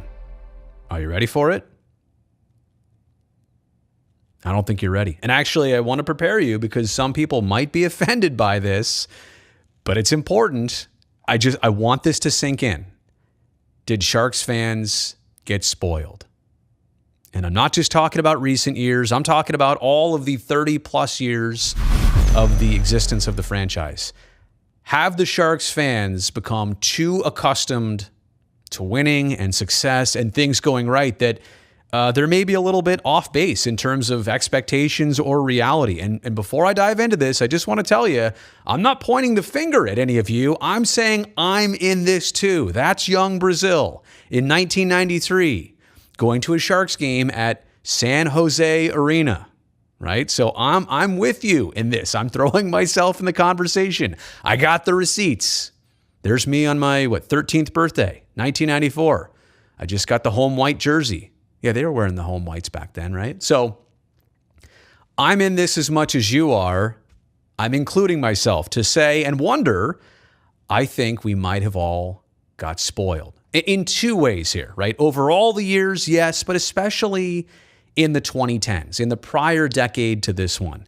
Sharks made the playoffs 8 out of 10 tries in that decade. That's very successful. They went to 2 conference finals. They went to a Stanley Cup final. They had a points percentage in the regular seasons of all of those years, which was usually above 600, right? Points in 60% or higher of the games. That's a lot. Thornton and Marlowe, they had that tandem for virtually the entire decade, most of it, right? But to have star power like that, 2 future Hall of Famers on your team for all of those years, it's uncommon in sports. And again, for most of the decade, the tank was always sold out. The atmosphere was insane. I realize things are not the same right now, but I want to focus on this last decade. The team always spent to the cap. They always made the roster and the season and the possibilities interesting, right? The Sharks were literally on a roll for more than an entire decade. But even in the bigger picture, right? Let's go back to expansion days. Let's go back to the Cow Palace days, even when they were brand new. And yeah, it was a rough first 2 seasons. I think they made the playoffs in their 3rd and 4th years, and then 5th and 6th also missed. But 30 years of hockey for the Sharks. They've made the playoffs in 21 of those 30 tries. That's pretty darn good. I bet most teams, most franchises in their first 30 years cannot say the same. They've always had compelling rosters. I think I said that before about the last decade, but they've always found a way to have players on the team who are either interesting to watch or made you think that when put together, had a really good chance of being a successful team. The product has always been marketable. Come to a Sharks game. It's exciting. Hockey is a little bit, non-traditional in Northern California, so you should check it out. We're going to give you a good platform to experience your first hockey game. Always been a social atmosphere. Downtown San Jose, the tank is right there. Home ice advantage, I think because of the nature of the building, it's not the biggest in the league, but fans are right on the ice. Coming out of the Shark Head, they've made it a thing, right, since 1991. I say they own their home market. Now, no disrespect to MLS San Jose Earthquakes fans. I realize there's another professional sports team in San Jose. No question about that. I'm just saying that the Sharks have more consistently been there, and they've obviously been a bigger draw. Like, they got to establish in San Jose at a time where not much else was going on. They got to kind of dominate the South Bay, make the market theirs. A lot of other hockey teams can't say that. They share a market. They're not the top dog in their region. They don't get all the attention. And I realize the Sharks in the Bay Area don't have the biggest spotlight of all the teams or sports or franchises, but in San Jose, the Sharks are a big deal. So they get to own that. But all of that put together, right? Like we've been fortunate as fans and followers of the Sharks. Like, they've had a lot of good breaks go their way. And fans have too. They've had a lot of success. I realize also they've had some heartbreak.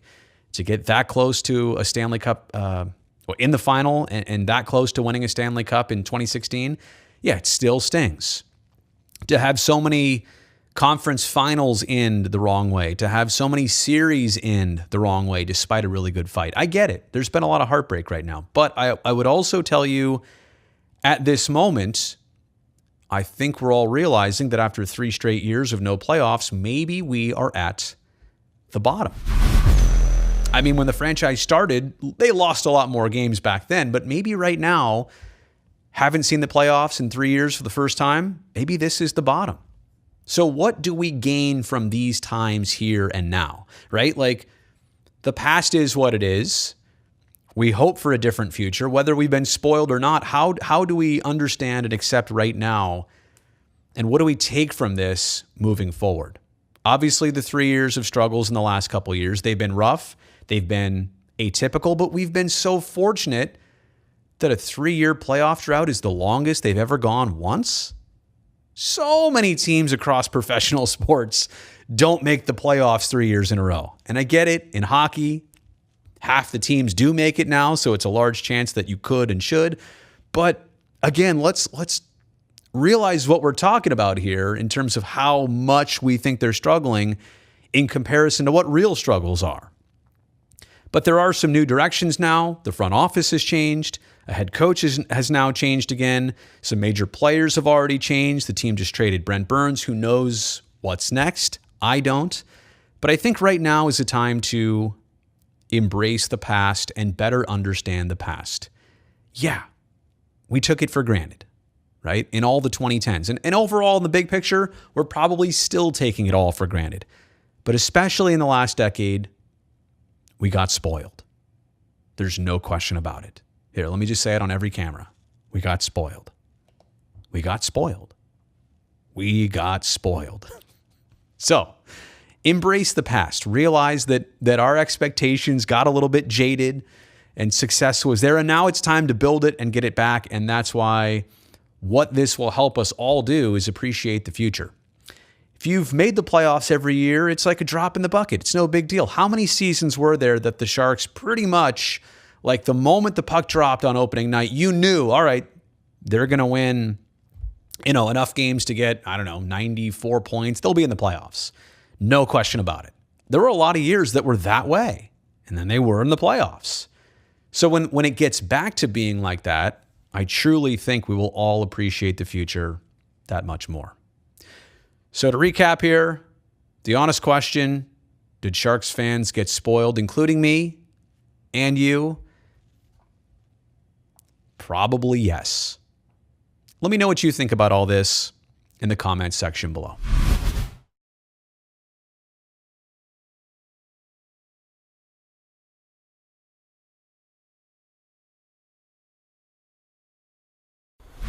Here's Brodie Brazil.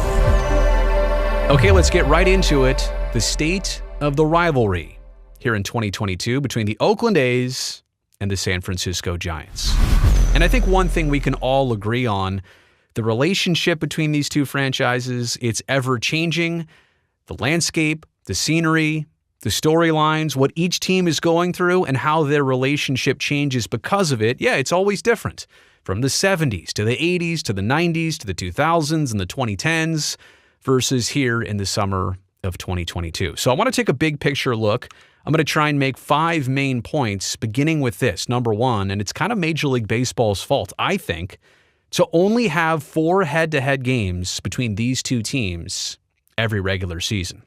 Now, first off, we're lucky to have these two teams guaranteed to play each other every season because back in the day, there was no such thing as interleague baseball. So it took a World Series in 1989 for the A's to finally face the Giants when the games mattered, not just spring training or exhibition baseball. So yes, we are a bit lucky that they do play each other guaranteed every season.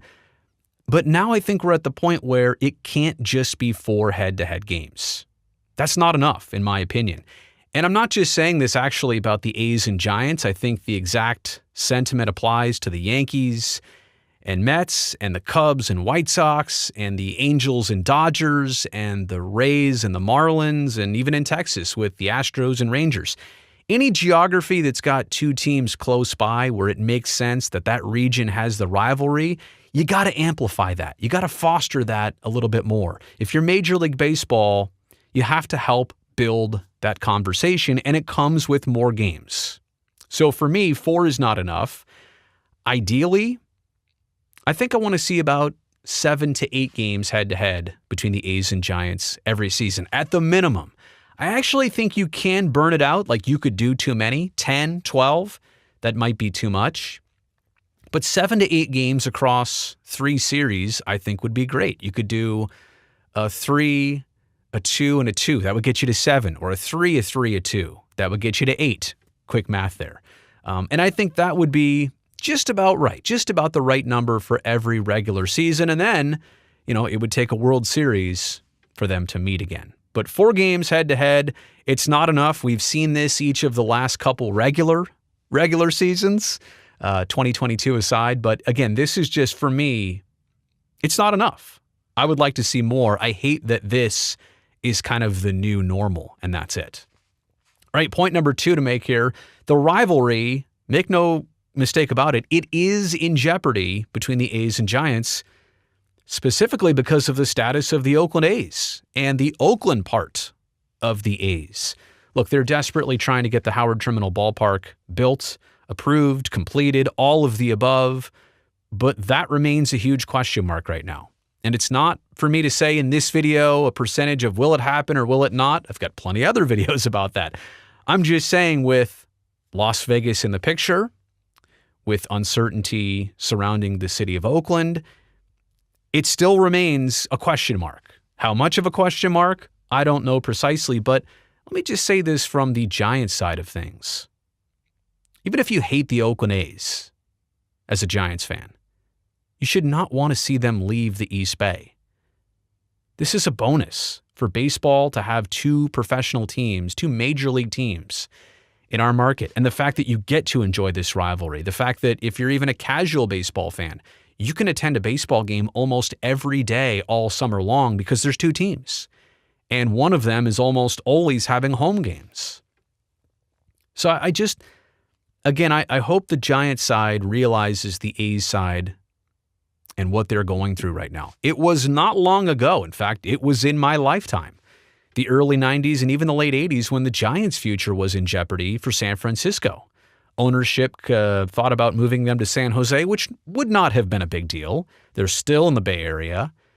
But there was a real, very real potential that the San Francisco Giants would be moving to Tampa in the early 90s. In fact, the Giants played a last game of the season at Candlestick where everybody was sobbing and crying because they were pretty darn sure that was it, the end of a chapter. Turns out, through a lot of different reasons and even the A's assistance, that the Giants did stay in San Francisco. So let's not forget both teams have been through this in recent times.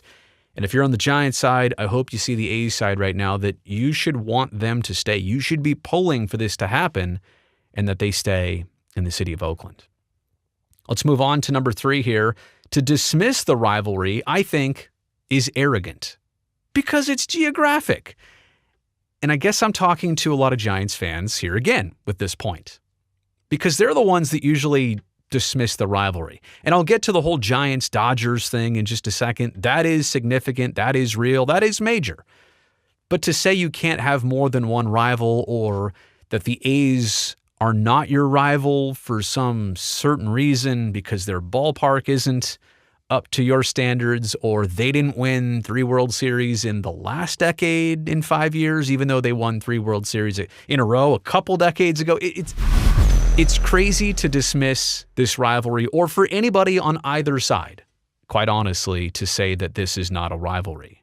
I did hear a Giants fan recently tell me that the Rockies were more of a rival to the Giants than the A's are.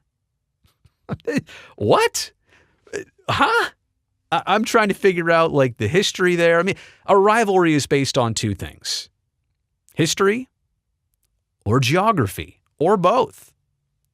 So the A's clearly have the geography. And in some sense, for the Giants, they've got the history too. There was '89. I realize that. It's not like they've never played in a game or a series that mattered. They absolutely did. It was a long time ago. Some of you may not have even been around for that, but indeed it happened. So between these 2 teams, there's some history. There's a lot of geography. There is definitely a rivalry. It's really hard to argue that. I think for anybody on either side to say that a rivalry doesn't exist anymore, or of course there are other teams that are in your standings, the AL or the NL West, that might matter more to you in terms of ultimately winning a World Series. But to say that there's no head-to-head chit-chat or back and forth, I think that's wrong. Okay, we're more than halfway through. Let's get to point number 4 here. I fully recognize that in 2022, A's fans may not be as motivated about this rivalry because of what they're going through internally. 2017, 2018, 2019, when you've got a Chapman, an Olsen, a Minaya, a Bassett, you bring up Sean Murphy, you just bring up Ramon Laureano, Frankie Montas. I could name a lot of names here of players who are not even on the A's anymore. They are more than halfway through, I feel like, with their flip. That's what we're calling it here. They're flipping players almost like somebody would flip real estate. And so it's not the same for the A's to face the Giants without nearly the heart and soul of their team that was built up, that came up, that had its brief time. Unfortunately, though, their time and that chapter with the A's, it's over. This is not that same team of 17, 18, 19, 20, and 21. And so here in 2022, the A's can't look across the bay and say, yeah, we're going to smoke you in this series. No. I mean, it's not a guarantee. It's hard to be competitive when you don't have half the resources that you used to have, and experience and star power. So I definitely understand why A's fans in this rivalry may not get excited about it as they used to or as they once did recently, but this will come back. When it's their time to be built up again, this part will come back. And I would understand the same thing about the Giants if they were going through really rough and hard times. And in a sense, here in 2022, they kind of are, based on last year and based on their performance of this season too. I'll get to that in just a second. But to cap it off here and to tie a bow on point number 4, A's fans flat out just may not be as invested in this back and forth with the Giants because they are a shell of themselves as a team. Okay, last point here, number 5. The Giants are still captivated by the Dodgers past and present. And there is, I said before, either history or geography, there is a ton of history between the Giants and Dodgers. There's no arguing that. And that's why I see ultimately that the Giants and Dodgers are each other's number 1 rivals, right? You can't say it's Dodgers and Angels. No, it's Dodgers and Giants, Giants and Dodgers. I get that. And also, as I mentioned before, if you're a 107-win team, a 107-win team like the Giants were last season, and the Dodgers surpassed you in the playoffs, and now they're spending more and surpassing you again in a regular season, I understand why the chase of Los Angeles has captivated you as a Giants fan. I understand why it's put the blinders on and you can't really think or focus on anybody else. That is your number 1 and who you're chasing. Really, it's the Padres too, to be honest with you. But I totally get it of why Giants fans may dismiss a little bit the A's rivalry. Again, you can have more than one rival. They can mean different things to you. You could even say that, well, of course you could say the Dodgers are your number 1, but the A's are still a geographic rival. And the same thing with the A's. For a handful of years there, it was Houston, 1 and 2 in the standings respectively.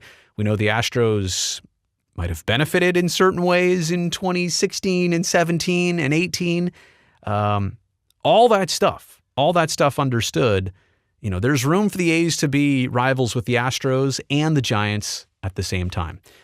But just going back to the Giants, a great last season, 107 wins, and then this season, still kind of fascinated and frustrated by and with the Dodgers. So I understand why that's there. I get it.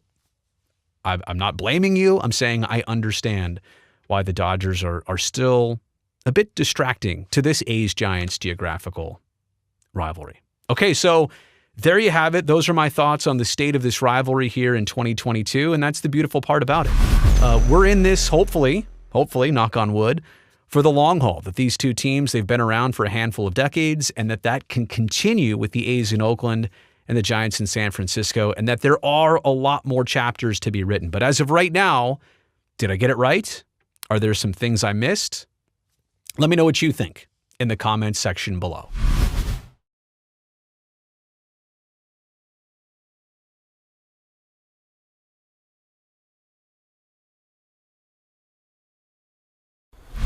Here's Brodie Brazil.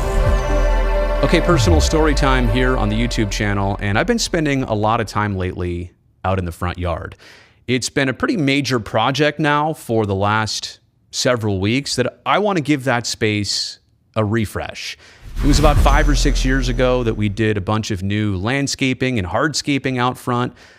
But since then, some small plants have grown way too big, so I've had to trim them back, trim them down. Other plants, like some hedges and bushes, they just were not making it anymore. Some of them died. So I removed all the dead stuff, which, by the way, is a lot harder than it sounds. Installed the new plants, reworked all the irrigation, the lighting. I figure while I'm paying attention to this, I might as well do it right. And like I said, nothing was that out of shape, but it had been 5 or so years since I touched any of this or most of this, and I just wanted to get it right for another 5 years, but especially this summer. Weather getting better, I wanted to enjoy the front yard just a little bit more. So I've been putting a lot of effort out there, and one of the things that I'm doing lately is getting ready to put in new ground cover. But before I do that, I had to kind of de-weed a lot of areas, get rid of, obviously, the weeds so that I could put the new ground surface in. And that brings me to this. The other day, I'm kind of moving some of that stuff around, and this is right by our front mailbox. You can see that piece of steel just sticking out of the ground randomly. Now, that's the first thing I saw, but instantly I knew, okay, it's not just that piece of steel in dirt. There's got to be concrete or something else holding this in place. So I do a little bit more digging around with my hands. I find concrete.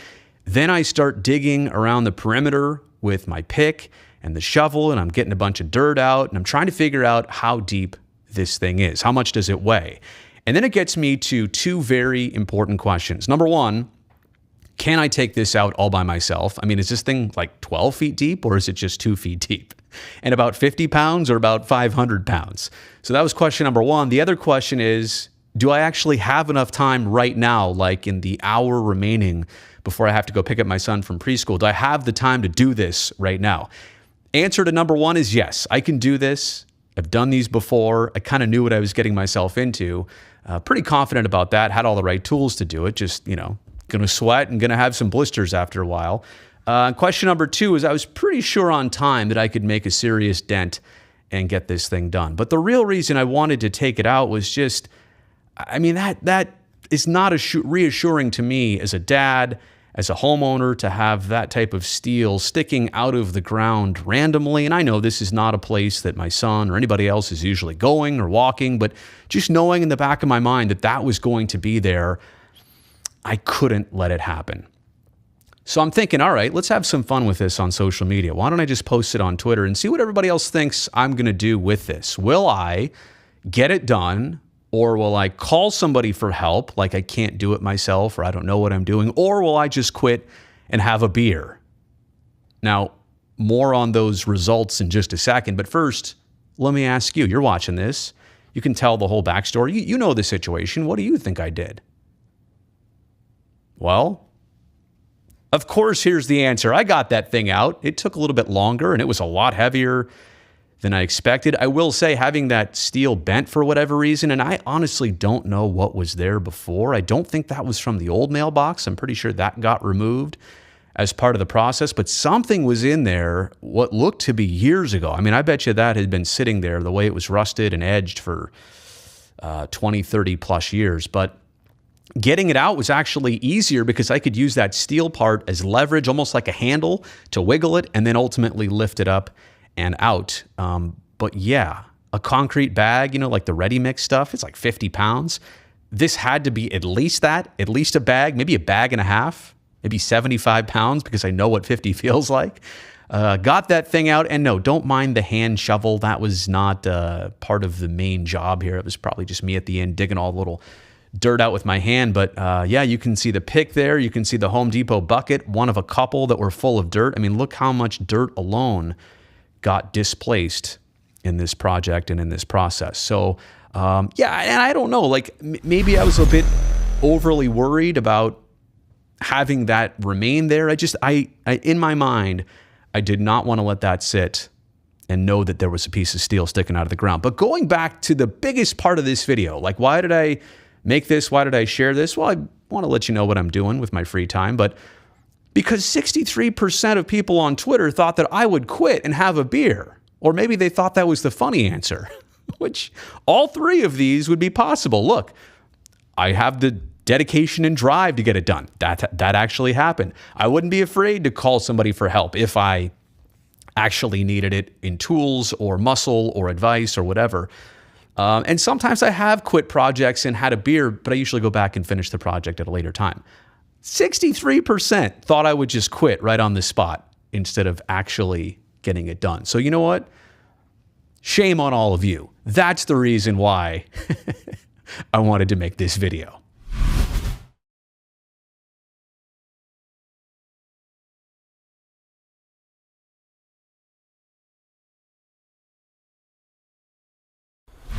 Here's Brodie Brazil.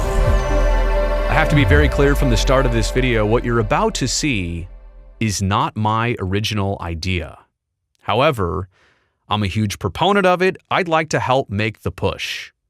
What about this? Kelly green as a primary color of the Oakland Athletics. Now, Kelly green, you may or may not know, has come and gone for Oakland's baseball team over the years. This is not anything new, but as they begin to embark on new chapters, new beginnings, hopefully a new ballpark at Howard Terminal, why not bring something back old as new and help start that new chapter?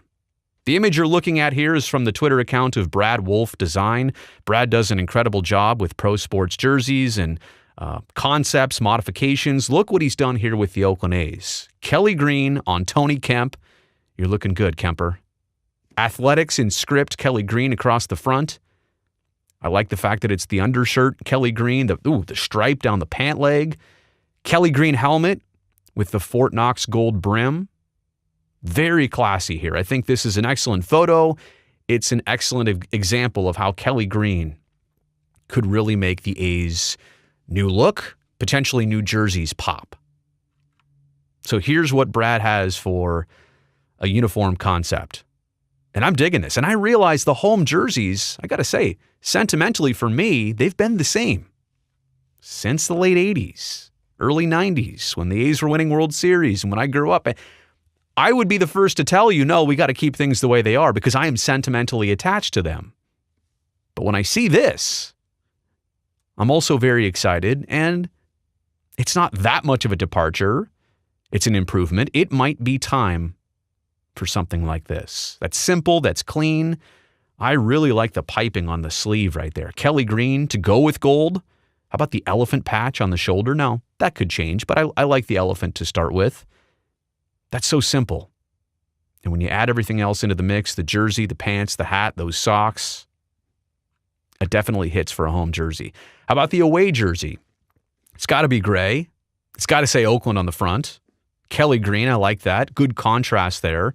Now, the one thing, it's not always my favorite, is the road hat. I actually like the home hat to be the only hat for the Oakland A's in terms of the white jerseys or their gray jerseys. Never been a fan of the all green A's hat. It's just me, but I kind of like it the old way. They used to wear only one hat in the late 80s, early 90s, and that was kind of the look I preferred. But I like this too, the Kelly green stripe, again, down the pant leg.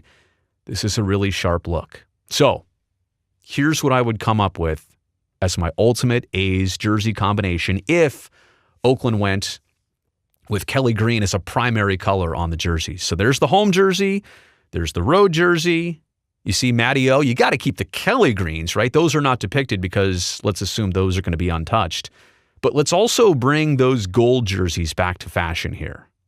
This right here, this is my look. Those four jerseys. If you're going to have four, two mains, two alternates, wedding gown white, the grays, Kelly green, and Fort Knox gold. So I know we're talking a lot about jerseys here, but let's just make sure we officially define the color scheme. And let's also tell you that I'm using these historic names. These go way back generations ago with the Oakland A's. Kelly green is that lighter shade. Wedding gown white is the fancy way of describing the Oakland A's home jerseys. Fort Knox gold, it's kind of the same gold as the text on the screen there. It's not entirely yellow. That's not fair to say. It's gold, but it's Fort Knox gold. And I don't know about the other two colors, but I definitely want to keep them in the mix.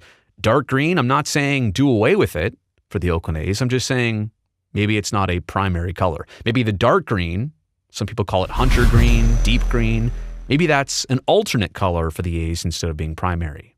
And then the road gray, I don't know that there is a name for that with Oakland, but we could probably come up with something for it. So that's what I think the new color scheme could be.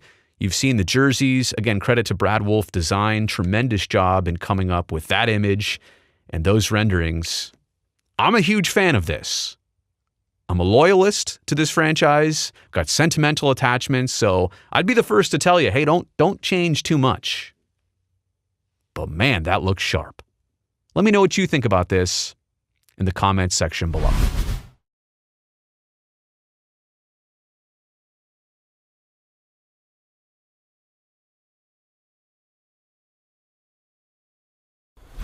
Here's Brodie Brazil. Okay, before I get way into this video, you need to know the quick backstory. April of 2021, I got into this car accident. I had that Lexus for, I guess, about 7 years, and unfortunately, this car was totaled. It triggered me to have to buy something new in the moment, to be quite honest. I had my eye on a Tesla for quite some time, but this kind of expedited the process. I had to get something, so I bought a 2020 Tesla Model 3. So I now have, after 1 year of driving this car, 10 things to share about the Tesla experience specific to the Model 3.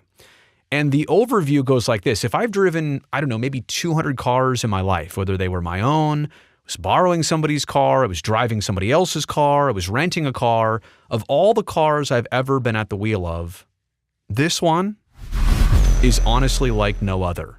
And it's not just the no gas thing, but also how about like there's no physical key to this car, or regenerative braking. Has a far different feel than driving a gas car, where you do have to hit the brakes when you want to slow down. You want to slow down in this car, you just take your foot off the accelerator and the braking starts automatically. Not to mention that there are software updates. Even since I've had this car for 12 months, it has dramatically changed in the user interface, some of the features, the options. I mean, it's tremendous how the software and the hardware are in such unison. And also the connectivity, right? The fact that there is an app for this car, and a lot of cars, new ones these days, have apps, but so many things you can do with this app and this car. I can literally look at camera views, 4 different camera views of my car while I'm not even at my car, remotely from anywhere. So it's all very impressive. I will say that you probably need a 2 to 5 day transition period to get used to how this car handles, especially the braking, not necessarily the steering, but mostly the regenerative braking. It's not going to lurch if you're at a stop sign and you've got the brake hold on. It's just going to sit there. It's not going to go. It's not going to idle go until you actually put a little bit of pressure on the accelerator. As I mentioned before, very little braking is required. It takes you a while to realize that you can do your entire commute, as I regularly do, to San Francisco, maybe touching the brake once, or a lot of times never at all. You do not need conventional braking. That regenerative braking does pretty much all the work for you. And also, oh yeah, the acceleration, the instant torque, it's awesome. It's just not something that a gas car can provide. And if you don't understand what I'm saying here, think of a golf cart. When you hit the gas, when you hit the accelerator, still getting used to that, it instantly goes. It instantly provides you thrust and power, whereas a car, and with an internal combustion engine, there is that process, right, of intake, compression, power, exhaust. That 4-step process with the cylinders, it takes a little bit to spool up and actually give you some of that power. Speaking of the acceleration, even a year later, like, it still hits. If you're stopped and you floor this thing, I mean, you are going to get pushed back into your seat, almost uncomfortably if you're not used to it or if you're not the one at the controls. But I will say, you've got to be careful about this, right? This is something where a car can be going from 0 to 60, even this Model 3, in about 3 seconds? I don't even know the actual speed. And there are some acceleration upgrades you can get with the Model 3, but you got to be careful with this. It is instant power, and it doesn't come without a price.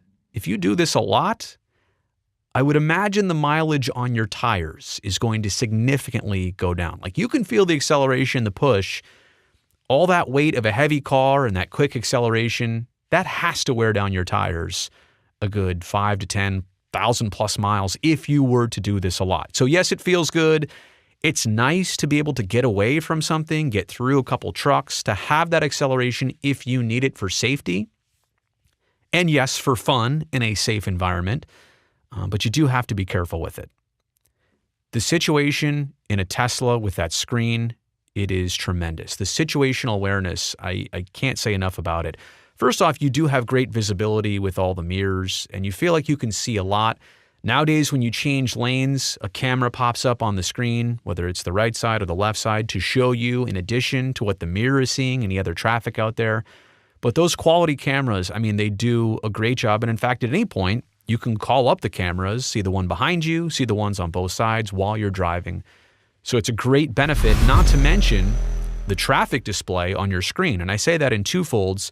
The moving map, which is great because then you can see like orange or red traffic buildups and backups on your screen a mile, 2 miles, 500 feet ahead. You know when traffic is coming. But also on that screen, the depiction of your car versus all the other traffic around it. You can see a car in your blind spot if you're changing lanes and you hit that clicker to change lanes. It'll all of a sudden, that car that might be in your way, it's going to turn red on your screen and alert you that, hey, somebody is in your blind spot. So the traffic displays are phenomenal for situational awareness. Now let's get to the autopilot here. I have it on the car.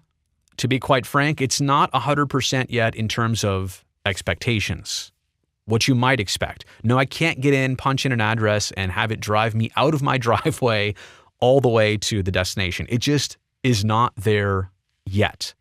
Yet is a key word because they're working on it. I've already seen tremendous improvements just in this last 12 months alone of the autopilot, how it drives without my input. Now, I'm usually watching it and following it closely. Side note, I'm also a pilot in real life. So I've used real autopilots, not car autopilots, airplane autopilots, which have been around for much longer.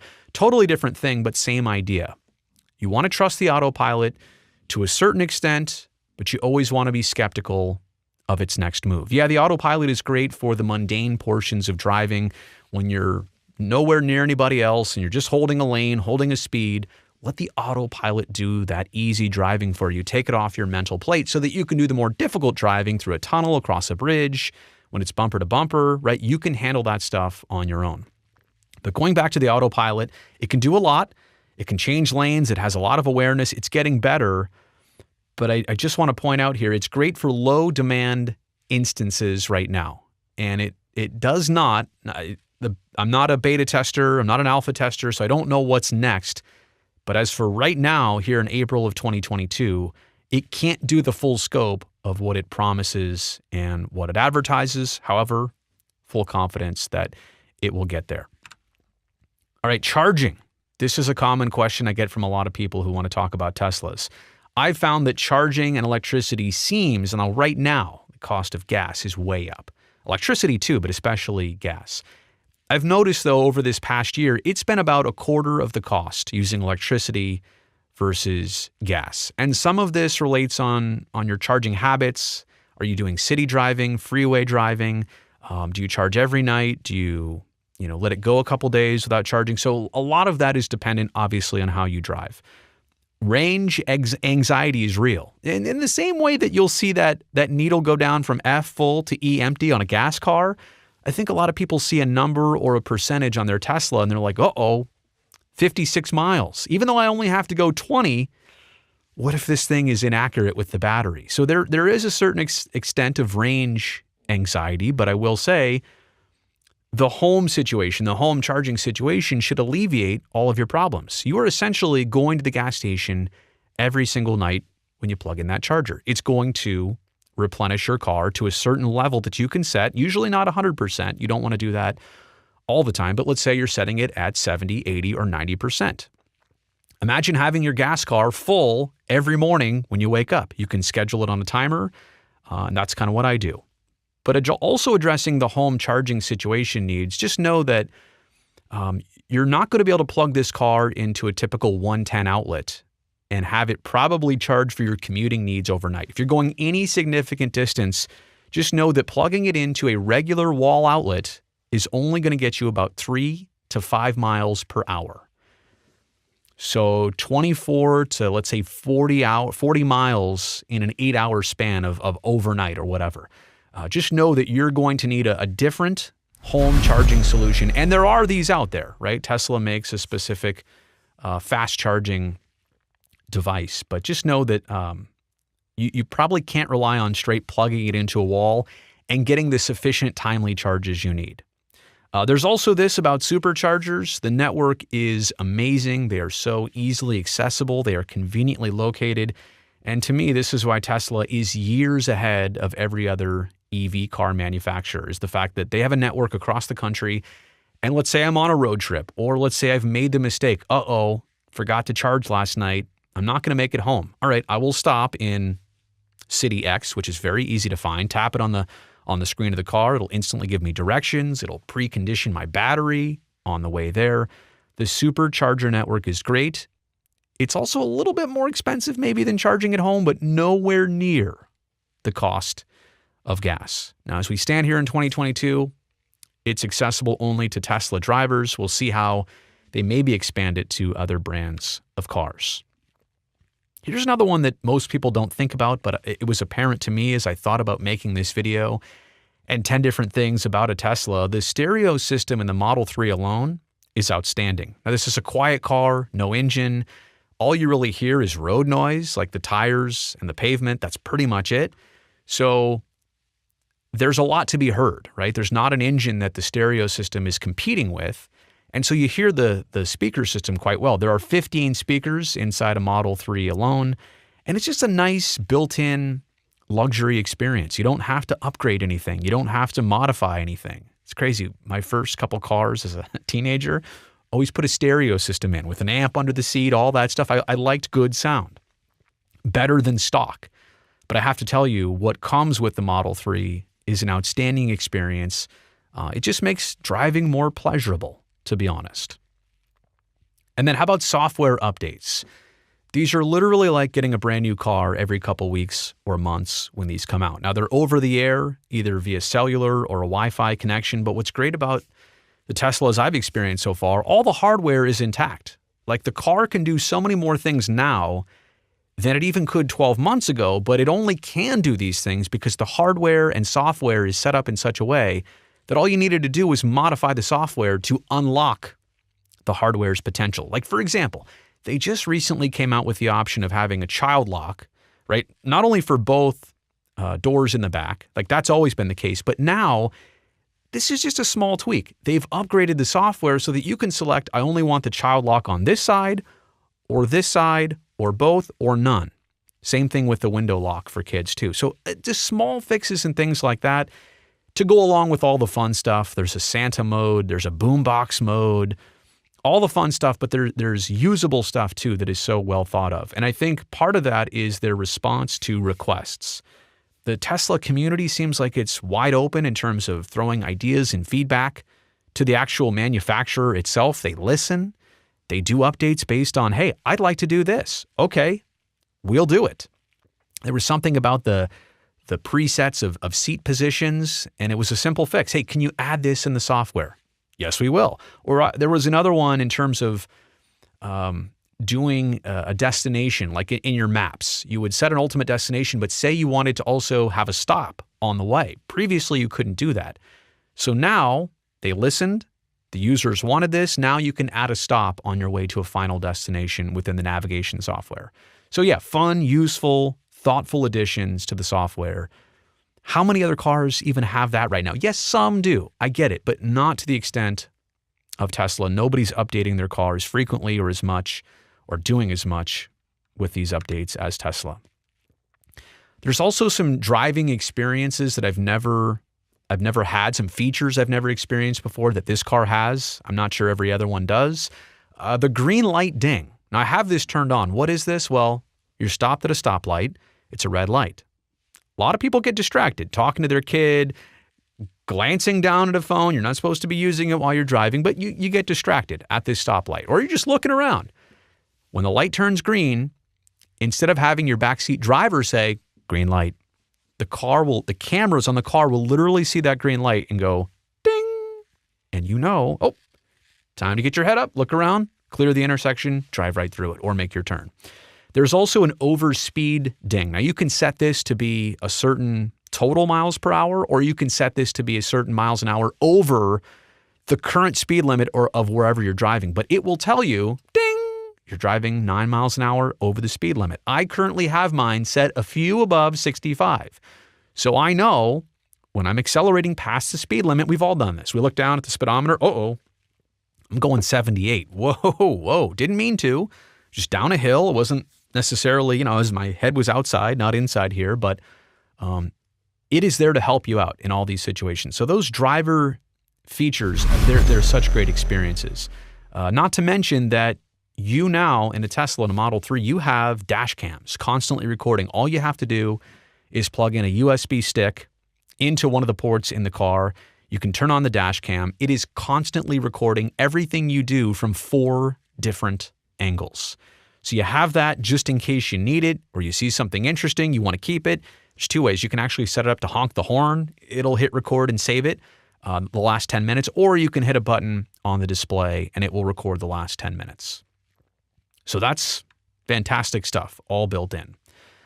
You can also do a crazy amount of things from the Tesla app. I mean, literally security features, lock the car, unlock it, summoning. I don't really use this a lot, mostly because my driveway's down a slope and I'll just step in the car. But I guess for some, it's a fancy option. The car will come to you. It knows your location. I hit summon, you hold down the button, and the car will literally turn on, drive itself up to you, and stop. But yeah, the security features are nice to be able to open up or lock your car. If you forgot to lock it, it does it when you walk away usually. But if you need to unlock it for somebody else, the security features also include, like I mentioned before, the ability to open up your app and take a live look with the 4 cameras, front, back, left, and right. You can see what your car sees in real time. So let's say you are finishing up at work and you're about to go back out to your car and you just want to make sure it's not, necessarily a well-lit or well-traveled area. You just want to make sure that there's nothing suspicious happening around your car. You can instantly check before you even get out there. There's also the ability to control your HVAC system. So on a summer day, instead of getting in a hot car or going out to turn it on and turn on the AC before you get in it, you can just from your app turn on the AC to a certain temperature. It'll lower the car to that temperature so that when you get in 5-10 minutes later, it is absolutely ready to go and you're not sweltering inside of it.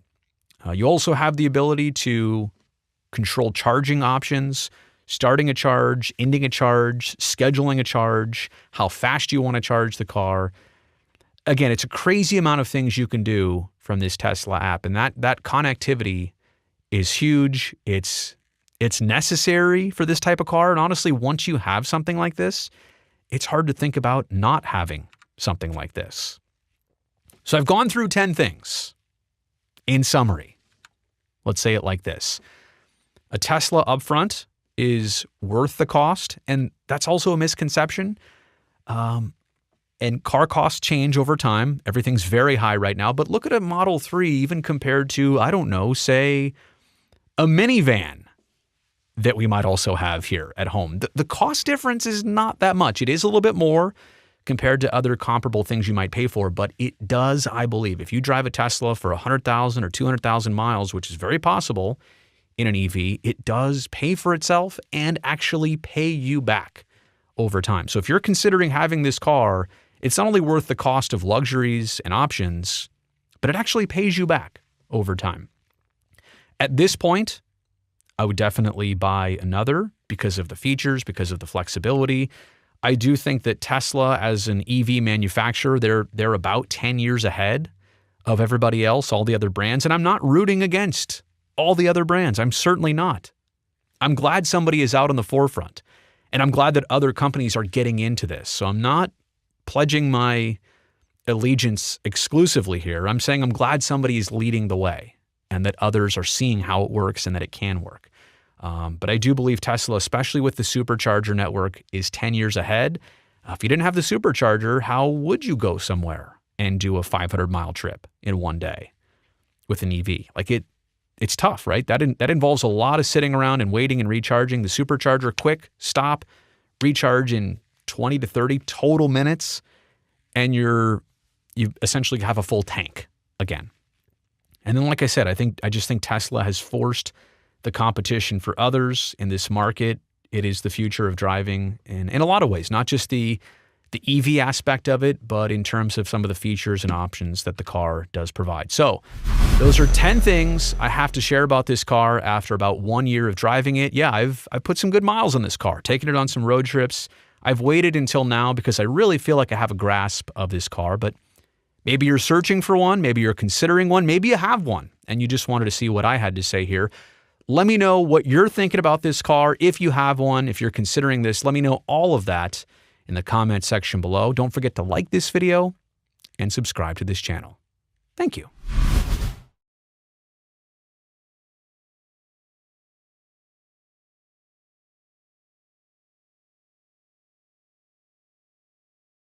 Welcome to the home studio, everybody. This is a place I know you've seen for a couple years now. I've had this room set up for 3+ years, actually. But only in the past dozen months have I really optimized this space, made it functional for YouTube live streaming, for videos being recorded, for overall content creation. I really wanted a space here at home where I could simply walk in the door, push a couple buttons, and get going. Get live streaming, get recording. But the big thing is I had to make this room set up so that one person could control everything from just this one spot. And this is kind of the main emphasis I'm going to show you of the video today, how I control all of this stuff with a couple Stream Decks, with an A10 Mini Pro ISO, with an Apollo Twin X. I'm just going to literally show you everything I use here at my disposal to make this pretty simple, but also to really give this room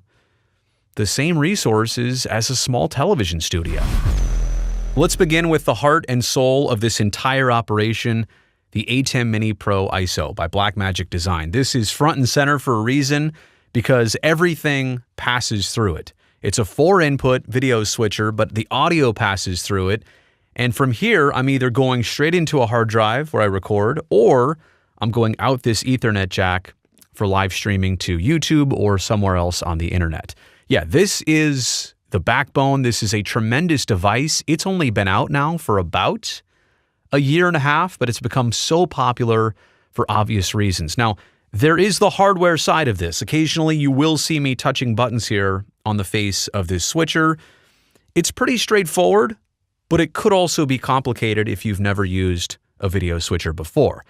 However, the great part of all of this is that there's a software side. Yeah, I'm showing you now here the software side of this video switcher. So everything can be controlled. In fact, somewhere in the output section right now, it'll tell me that I'm recording this, in fact. But if you want to see me change to just that, click the button. I click camera 1, there I am. Okay, I'll go back to this. Now, this software side is nice, but how does this help me if I'm trying to do 5 things at once, use different graphics, use a picture-in-picture like I just did? How did I do that? I'll get to that in a second. It begins with a macro. Okay, I just ran a macro.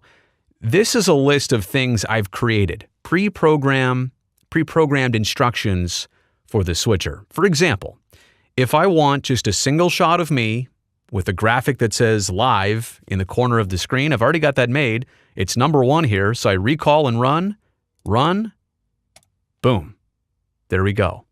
And on my multi-view over here, it just popped up where I can see everything that just happened, the graphic that's on the screen, the audio meters. I have it set up so that that's the default to happen when I click that button. All right, so let me go back to that for just a second. So I switched back to a picture-in-picture with the computer screen so you can see this again. But if I want to show you just my Mac with a clean screen without me on it, bang, there we go. You want me back? Bang. You want to see the GoPro over my shoulder with a live graphic on it? Boom, there it is. And there's my multi-view like I was talking about. So it is pretty simple that you can understand creating scenes with macros that easy with the Blackmagic A10 Mini Pro, ISO version, or any other version. There's a couple different models of this switcher. Okay, so now I can do that, but even this, like clicking on the screen, a single shot of me with no graphics, and I can do all this, but what's the good if I'm live streaming if I'm constantly looking over here? Wouldn't it be nice if I just had a device with buttons? Because the one fault I will say of the A10 Mini Pro ISO, I would love it so much more if it had built-in programmable buttons for macros. It doesn't. So here's how I get around that. Here's how I truly leverage that. I use software and an interface called Companion. It's by BitFocus. And as I launch the graphical user interface here, you can see that all I'm doing is creating more buttons, right? Software-based buttons to control items on the A10 Mini. Run a macro. For example, Mac Clean. That's macro number 6, Mac Clean. And if we go back here, 1, 2, 3, 4, 5, 6. There it is, Mac Clean. Okay, so now with BitFocus Companion, I can do page after page of different graphics and different things. And by the way, I think if I double click on these, or test actions. Yeah, oh, there we go. It just did it. It gave me an over-the-shoulder graphic.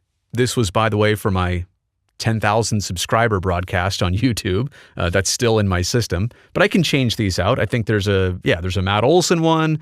There's a one for a Sharks player, William Eklund. These are all already in the system. Let me go back to this. So now that I've created these shortcuts, okay, great. Now what good does that do me? I'm controlling the A10 Mini with more software, but eventually, how do I get it to the hardware side? Watch this. I bring in the Elgato Stream Deck. Now you will see here, as I push that button, I actually have 2 of these devices on my desk. I liked the XL so much, and I have page after page of different things I can do here, and I'll get into the soundboard side of this in just a second, but right here are all of my BitFocus Companion shortcuts. The reason I have 2 of these is sometimes I want to use the soundboard entirely over here, and then over here I want to use all of the BitFocus Companion shortcuts. But again, I didn't really explain that part yet, did I? Okay, so let's go back to the computer screen. Actually, let's do it like this. See? Look at all the different options I have here. So now what I do on Stream Deck is I create buttons here with BitFocus shortcuts. Like, for example, GoPro with an over-the-shoulder graphic. Okay, so if I push that button, let me just show you what it ends up looking like. There's the GoPro shot with the over-the-shoulder graphic that's right over here. Okay, but going back to this, button 4, page 11. Okay, so I go over here to page 11, button 4. Look, there it is, 11.4, right on the screen. So now you're finally seeing how I'm getting this back to hardware so that I can use this device here to push any button. For example, you want to see me with an over-the-shoulder graphic of Matt Olson? Boom, push that button. You want to see it go back to this? Now this one I have, it's called picture-in-picture for telestration. So this is, and I'm using this right now in a totally different way than I normally do, but this makes sense when it's something else and not this camera that's over my shoulder right now. Okay, but you can see here how quickly I can change between things. If I want to do double boxes for like a podcast style interview, there we go. There's me over here. And then what you're seeing on the left side here is a window where I would put a Skype box or a Zoom box. I would have a guest on. I would do it all that way via my computer screen. Simple as that. And if I want to, in the interview, if I want to do a shot of just me, well, on the GoPro or me on my main camera or whatever, it really is that easy. Or how about this? Here's another button I can push, and I wish you could see the text a little bit better. It says 2x1 box. It's also this same color button right here, 2x1 box. Now I have this available where it's kind of a split screen, and I can show you sports stats or anything else. So this just goes to show you how easy it is to control the A10 Mini Pro via Stream Deck and also using BitFocus Companion. You can leverage all these macros as I go back to the macros. And I don't even have all the pages full. Quite honestly, here's page 1. Page 2 is a little bit scattered there. Look at page 3, 4, 5, all empty. So I've got a lot more building I can do. The opportunities here are pretty endless. And by the way, all the media that's stored, you're asking, well, where do these graphics come from? For example, here in the ATEM Mini software control, all of this on the software side of it, it's connected to the Ethernet. So my computer and it are on the same network. I have my choices of all these different graphics, and a lot of things on here you're seeing I don't even use or I haven't used in a very long time. But there's 20 images like this graphic that I'm using right now that can be stored and brought up at a moment's notice. So all of that, hopefully pretty simple to understand. The ATEM Mini Pro also has buttons on it hardware-wise and you can kind of see the red light there. Want to record? Just hit record. Want to stop? Hit the stop button below it. Want to start live streaming? Top right. It says on air. There's also a button right below it. But I've also created shortcut buttons here on top of the Stream Deck. Look, I've been recording for 10 minutes here. And I've been streaming for none because thankfully I didn't hit the wrong button this time. If I want to start live streaming to YouTube right now, I'm literally one button push away. It is that simple. On my multi-view monitor here, you're not going to see it, but right now I'm switching through. Actually, let me do it like this. I'm switching through the different sources so I can look at a bunch of different things. My computer, the multi-view, whatever's on program, which is me right now. So it is that simple to customize the ATEM Mini and use all of the buttons on the top of it here through macros, through BitFocus Companion. There is one more thing that I want to show you. This is really cool. It's for YouTube live streams, especially where I do Q&A sessions, and it's a plugin called Live Chat Overlay. Let me bring it up here on my computer screen. This is what it looks like normally how I see it on the screen, but the way I utilize this is with a Luma key with the Blackmagic ATEM Mini Pro, like most normal switchers do. This allows me to key out everything surrounding this graphic, so when I push a button called Chat Key, it's a macro, boom, that's on the bottom of my screen. And what I'm still seeing, though, I'll show you what I'm seeing, is this. So when I want that comment to go away, I'll click Clear. Let me show you what happens when I do. Boom, it goes off the screen. For example, if I wanted to see another comment come up, let me just type one in. Hello there, everyone. Done. Okay, so that comment just popped up, let's say, in my live stream, in the live chat, and I want to highlight it. I want to bring it up. I go, boom, hello there, everyone. So me just popped up, but here's how you would see it on the screen. Simple as that. I love this plugin. It's for Chrome. It's fantastic. It's easy to just, navigate through what is a pretty big screen here. I mean, when this chat is humming, the thing's moving pretty quick. You just click on the one you want. It pops right up. When you want to get rid of it, let me get rid of me for a second. You just hit clear and it goes away that simple. I think this is a fantastic tool for every live streamer. It lets you bring up the comments you want. You don't have to see everybody's comment. You don't have to do filtering, at least, more than just selecting the comments you want. Okay, so far we've talked a lot about the video elements, how to change between different cameras, use graphics, different sources, all that stuff. We haven't talked much about audio. Eventually I'll get into this microphone, the signal processing I use for this room. But first, why don't we hit up the soundboard? All right, so we've got the computer screen up here. I'll bring up this app called Farrago? I'm not exactly sure what it's called, but it is fantastic as a soundboard. Let me move it over. Let me put myself back on the screen here. Now, the great thing again is that I'm using this very same Stream Deck, right? I have a totally different page. This bottom right is my page button. So there's a soundboard page, kind of a mixed page here with different applications and some soundboard elements. This one is entirely for the ATEM Mini. I've just organized the pages these ways. And also this small one over here, same thing. The bottom right button is allowing me to change between pages, but I pretty much use the Stream Deck Mini here for only video switching, right? So there's no soundboard on here because this one with more buttons is perfect for the soundboard. But it really is simple as this. Once I've hit the button for the application you want You want some wah-wah? You want a buzzer? You want a rim shot? Drum roll, please. You know the air horn's got to be on there. I mean, I've got all the different sound effects. I try and stay away from the toilet humor. Yeah, there you go, see? When you're near San Francisco, you gotta have that one. I can fade all of them out, and then I can just hit the record scratch. I've got Super Mario in here. Right? Everything you would want to probably use instantly, I've thought of. Now, there are some deeper level stuff here, deeper level sound effects that I don't have yet, but I'll get to that point. Number 1. Number 2. Number 3. So when I ever get to like a countdown style, like YouTube video or something like that, I definitely use that. So there you see it. I mean, it's just a lot of easy, easily accessible buttons, simply accessed buttons. And yeah, I mean, I've got stuff here for work. A lot of times I'll start off a live stream with the hockey theme, or if it's baseball season, or our theme for the pre and post game shows. Right? You can fade everything out. I also have just kind of generic music in here. It's all ready to go.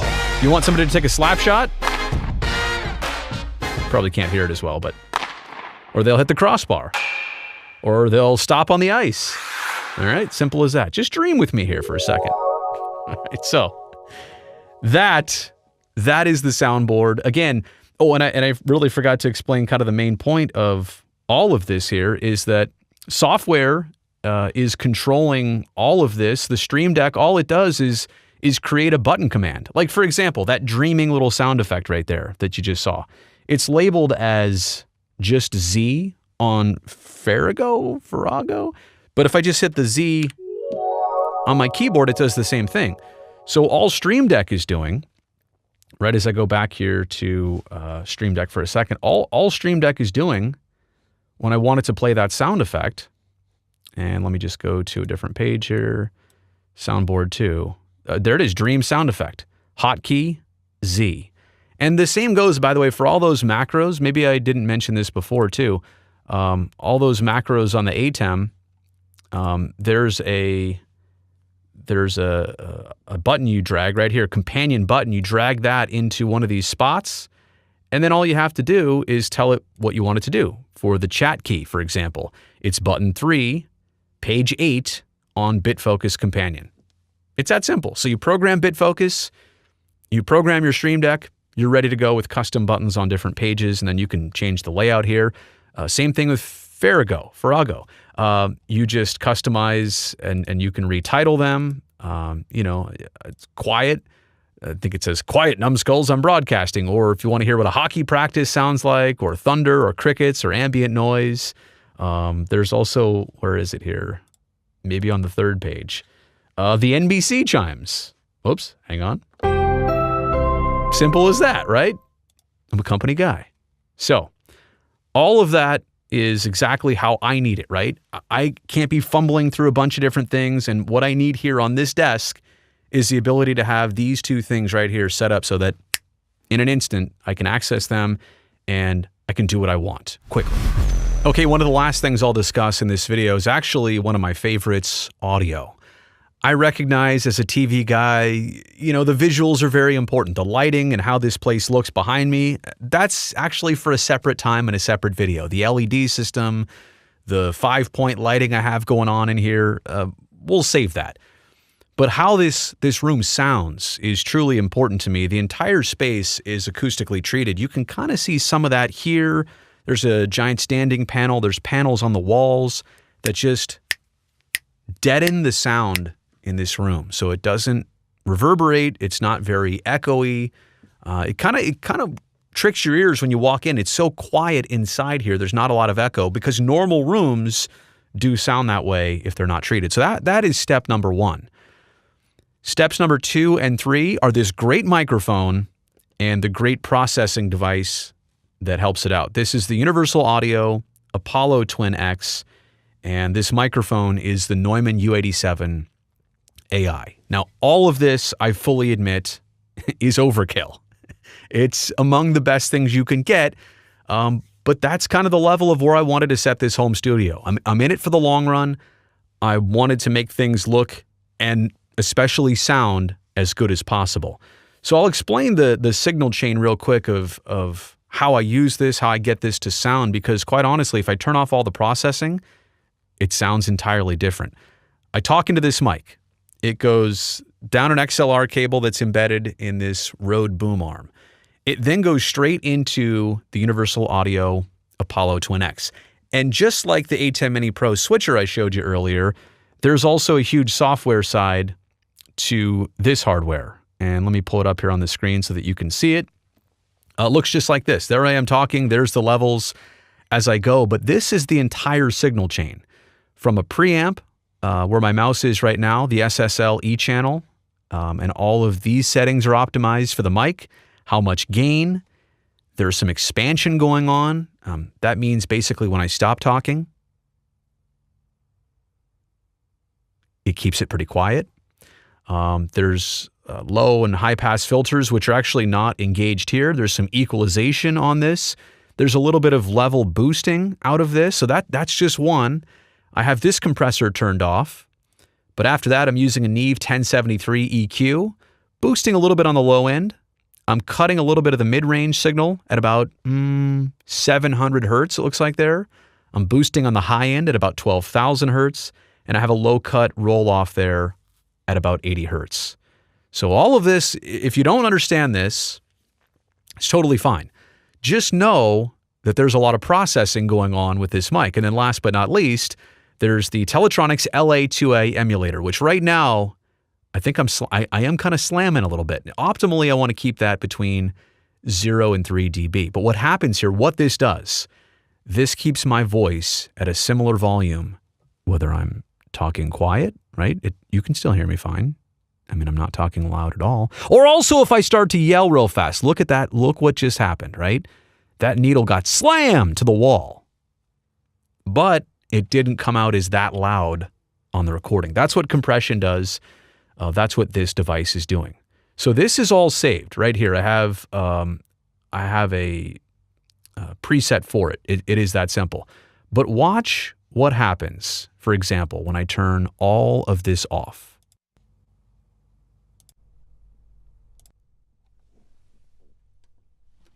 Check, check, check, 1, 2. Okay, so here's how the microphone sounds with all of the processing off. And it's still fine, right? Like this microphone, which I haven't really got into yet, is brilliant. It's beautiful. This very microphone model is used to record a lot of the hit records that you listen to, or movie trailer voices, or recordings for animated movies. Like this is among the gold standard of microphones. But here's how it sounds, completely raw and unprocessed, right? So now you've heard this for a second. Let me give you this. Now here's how it sounds processed. That's pretty crazy, right? And this is what you're used to, and this is also hopefully a little bit less fatiguing on the ear. But yeah, that goes to show you how much is going on behind this microphone. It's a great start. It's a great canvas. The Universal Audio Apollo Twin X does all of the other work. And yes, what I do have here is presets for other microphones that I've either used or own. So if I want to plug in a different mic, all I have to do is hit its preset and it's already ready to go for my voice. I guess there's one more thing I didn't really show you or talk about in this video, and it actually takes up quite a bit of real estate here. It's my audio mixer. It's the Soundcraft Signature 12 MTK. Now, this was one of my initial purchases. I needed it for obvious reasons, to get the right sound, to do live streams, but right now, everything does still pass through it. However, it's mostly used when I actually use this room for live television broadcasting. I can create a mix minus where another studio can send me their audio. I can mix that into my headphones, but not send it back to them, if that makes sense. So this offers me all the flexibility in the world. If something came up tomorrow that was a difficult studio situation, this could take care of it audio-wise, just like this, the A10 Mini Pro ISO could take care of it video-wise. I guess now there's actually one more thing I should talk about while I'm here, because people ask me about all this hardware and gear all the time. I'll quickly give you a rundown, but I'm also going to tell you these top 3 rack units are not even ultimately connected right now. They used to be. The audio processor I just showed you, the Universal Audio Apollo Twin X, this is the device that handles all the processing now. These 3 units used to do all of that. Now they're just here because they light up and they look nice in the background. But if I ever needed additional processing or, I keep them around for obvious reasons. I don't dislike them. I just don't use them right now. This is just a DB display. Again, it's mostly for looks, for ambiance here as I talk. You can see that the levels move. And then right below it, this I do actually use. This is a headphone amp. And you can see here it lights up on all the various channels. But my headphones, didn't talk about those either. I will in just a second. This is where I plug in my headphones, or if there's guests ever in this small space. I think my wife has been the only guest in the past 2 years in this room. I'd plug in her headphones here too. So about these headphones, Beyerdynamic DT770 Pro 250 ohm edition. These are great. They're neutral. They give you a full sound. Most importantly, they are super comfortable. These have you can't really see it there, but a velour pad on the inside, which does not get you all sweaty after long sessions. Also, the ear cups are super, super deep so that your ears don't get flattened as you wear them. They're not like real tight on my head to begin with, but sometimes, headphones that push on your ears, they give you a headache after a while. So these are the headphones that are absolutely my number one choice. I'm not ashamed to tell you I have a pair for here. I have a pair of them for inside my house. I have a pair for my remote studio that I bring along with me. And I also have a pair of DT990s in the house also here that I use for just monitoring. These are closed back, meaning that the cups are sealed on the outside, so sound is not escaping my headphones, but it offers a different sound. The 990s are open back, meaning that there are grills here on the side. Sound does escape, but it gives you kind of a more open and airy and even more of a natural sound, replicating speakers rather than being like headphones. But I swear by these. These are fantastic. I don't want to use anything else. Okay, so that does it. The Stream Deck, huge. The A10 Mini, huge. The Universal Audio Apollo Twin X, huge. Having a computer with a screen for your studio is huge. This microphone is tremendous, the U87. And even this little GoPro camera up here, which, it doesn't offer the best resolution, but it gives me a nice wide look here at the studio. It's kind of a nice cutaway camera to what I'm using, which, by the way, the main camera, Canon 6D Mark II. That's what I'm currently working with here in the home studio right now. Full frame DSLR. Sure, there are probably more optimal things. Maybe I'll upgrade that someday, but as for right now, it definitely does the trick. So hopefully you've enjoyed this behind-the-scenes tour of the home studio. I know it's not for everybody, but if you geek out on this type of thing, that's how I do it. I highly recommend everything that I use here. I wanted hardware stuff. I wanted reliable stuff. I'm used to broadcast quality equipment. And I wanted something of a similar yet affordable variety for the home, and I feel like I've acquired that. I set this up about a year ago. Haven't really made too many wholesale changes, and I don't plan on doing that anytime soon.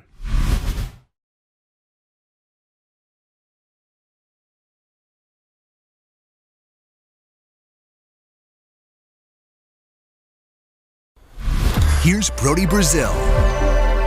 Okay, so this is the ultimate crossover video, the state of the A's and Sharks all in one pass. Now, I know what you're saying. Like, one season just ended.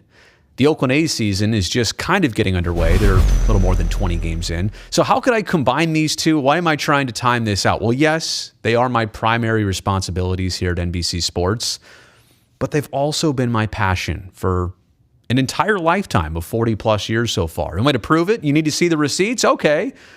April 3rd, 1994. I guess that was my 13th birthday. There I am. I must have just got that Sharks jersey. And then I know for sure that picture on the right, that was me wearing the A's jersey, Halloween of 1989, just a little bit removed from the A's winning that World Series. So yeah, I've been passionate about these two franchises here in the Bay Area for quite some time. What I'm about to say here, it all comes from a place of passion and love and optimism and hope for the future. But it's interesting right now between the A's and the Sharks, there are some amazing contrasts. There's also some amazing commonalities. But I think the biggest level thing that I could say, one sentence that would apply to both the Sharks and the A's as professional sports franchises on and off their respective playing surfaces, is that there's just a lot going on. It's a busy time for the Oakland A's. It's a busy time with the San Jose Sharks. And coincidentally, I get headaches a lot of times because I invest my work, I invest my passion, my thoughts into this stuff. I make tons of YouTube content on it. So there's a lot to talk about between these two teams. I wish they got more attention wide scale. I wish I wasn't one of the only ones talking about these teams on a regular basis, but I digress. More on that a little bit later. As for the A's, their top headlines are twofold, and they are obvious. On the field, in terms of players, like they've just done one of those recycles, reshuffles, reboots, whatever you want to call it, when you trade away an Olsen, a Chapman, a Bassett, a Manaea, and there may be more to come. And you've called up exciting players like Christian Pache. There we go. It's been really fun to watch him do his thing. So the rebuild is stressful, not entirely instantly rewarding, but yeah, we'll see how this one goes. But that's a big deal. A's fans are talking about that. There's also the stadium pursuit, and that has a bunch of different layers to it. The Oakland side, the politics side, Howard Terminal side, lawsuit side, binding vote side, Las Vegas side, fans and their interest and their attention. Like, there are so many, like I said, layers to that. So all of these things, it's a lot to talk about. It's a lot to consume and digest at once. Some MLB franchises are going through a rebuild, and that's it. Other teams like Tampa, they're also trying to get a stadium too, and that's it. But to have two of these things going on, like, yeah, it's a lot to think about and it's a lot to talk about. Coincidentally, I switched gears to the San Jose Sharks. Now, they just made franchise history of the negative variety. It's the first time ever that Team Teal has missed the postseason 3 straight tries. Now, they have been interesting hockey seasons. Like, the first of these 3 tries was a season cut short after 70 games. The middle year of these 3 was last year. Was it 56 games? Like, there was a condensed season. You only play in your own Western Division. The pandemic's still going on. And then this year was a more normal year, but was it really? Like, in October, November, a bunch of teams, December, a bunch of teams were missing a bunch of players due to COVID. They had to cancel the Olympic participation and break. Anyway, it was more normal, but still not entirely what we know a hockey season to be. And I'm not making an excuse for the team in that case. They went on respective 7 and 10 game losing streaks in this calendar year of 2022 already. But yeah, the playoff rut is something to definitely take notice of. It's the first time it's ever happened. You hope that it ends at the end of this season. You hope that next year is an opportunity to go back to the Stanley Cup playoffs. But there's also off the ice the new general manager search, which we do understand that by now it's getting underway. There's going to be several rounds and waves of this search, and it is a pivotal thing. I see it 2 ways. Number one, could it be a general manager who wants to bring in their own vertical? Like, the general manager wants to bring in a new head coach. The GM wants to bring in some new scouts that they trust, and they want to, I don't know. I don't know what the Sharks as a franchise are going to do. Could it be that, or could it be just a GM to kind of slide in that piece and then the vertical stays the same with front office staff, scouts, the head coach, Bob Bugner? Again, I am not here to predict one or the other, but I do think it does come down to one option or the other. Somebody new installed either brings with them a team of people, or they are the individual that will be surrounded by a group that has had a lot of success over the years. But the new GM search following the tenure of Doug Wilson, 19 years at that job, yeah, it's a bit jarring to think about what's next for this franchise with some big decisions to make, some big contracts for the team, some emerging players that decisions will have to be made on that. The Weisblatts, the Coes, the Eklunds. I mean, there are so many critical decisions to be made for this franchise, and somebody's going to have to jump right in with their feet already moving. So going back to the A's, interesting. I've talked about some commonalities here, a lot going on. This one's kind of a huge contrast. The Oakland A's right now are trying to secure a brand new home at Howard Terminal. This is a difficult project. It's a detailed project. I think it's a fully worthwhile project. I mean, there's no question about it. I would not be so supportive if I thought there was anything negative about it. There are lots of good things to come for Howard Terminal, but the A's are working so hard on this, right? They're trying to secure a new home in a particularly untapped place just north of Jack London Square. Meanwhile, the San Jose Sharks, they have a long-standing perfect home at SAP Center, downtown San Jose, kind of just adjacent to the downtown core, but they are trying to protect their longtime home from being basically suffocated, from being built around in several different projects. And I know people are largely talking about the Google Downtown West project, but there are several projects that are going to kick off in coming years that, like I said, could suffocate SAP Center. If there are multiple construction projects, roads being narrowed, parking lots straight up disappearing around SAP Center, that is largely going to impact the fan experience at this building. And you see the overall map here. I'm not sure this did it justice, so I wanted to kind of show you, like right there, that white building like it is, that's the tank. And then all those new buildings of green and yellowish and reddish, pinkish colors, that's all the new construction that's going up. And that's just a small, narrowed in scope. It goes for blocks north and south of this that you can't really see here on this graphic. So it's amazing how the A's are trying to do something new. That's difficult. The Sharks are just trying to keep what they have. And that's also difficult, at least in terms of working with the city to say, hey, we're going to plan these projects out. We're going to protect this building and the venue and the people that come to it. Ingress, egress, we're going to protect that at all costs. So all of that is going on. Then back to the actual teams at hand and the personnel and players at hand. I recognize this as a longstanding criticism of the A's. Like, they move on too quickly from their core players. All the names I could mention, but let's just start with Chapman, Olsen, Bassett, Minaya, right? They move on from players that are just emerging, just becoming popular. You would like to see the A's re-sign those particular individuals on the long term, and they don't really do it. And then there are critics of the Sharks, the other team I cover and love, and the criticism is there that maybe they commit too long to core players. Again, I'm not here to say that what the A's are doing doesn't work, because it does. And for the most part, with the San Jose Sharks, only these last couple years, these last 3 years, they have not been in the playoffs. Every other year, they have a long track record of knowing exactly what they're doing to punch that ticket for the dance. So again, I'm not necessarily agreeing with these criticisms, but I understand they're out there. So that kind of brings me to the overall state of these two franchises right now. And I like I said before, the biggest thing is that there is just lots going on. There are fans who feel a million different ways. I respect how you feel. I know how I feel. I look around and I think, okay, if these are among the toughest times, right? Like if you're the Sharks, you're trying to get back up to where a high bar has been set.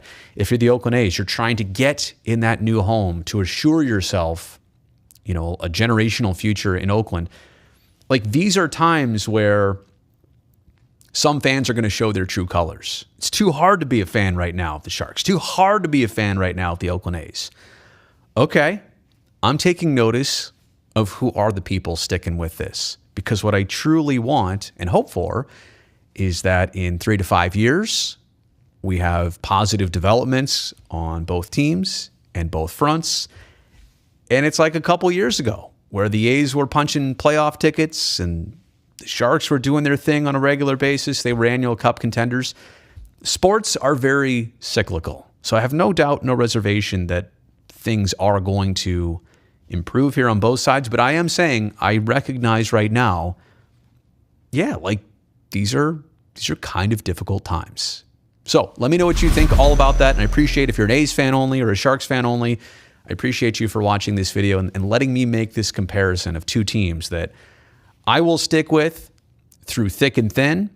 And like I said before, I wish more people put the spotlight on these two clubs.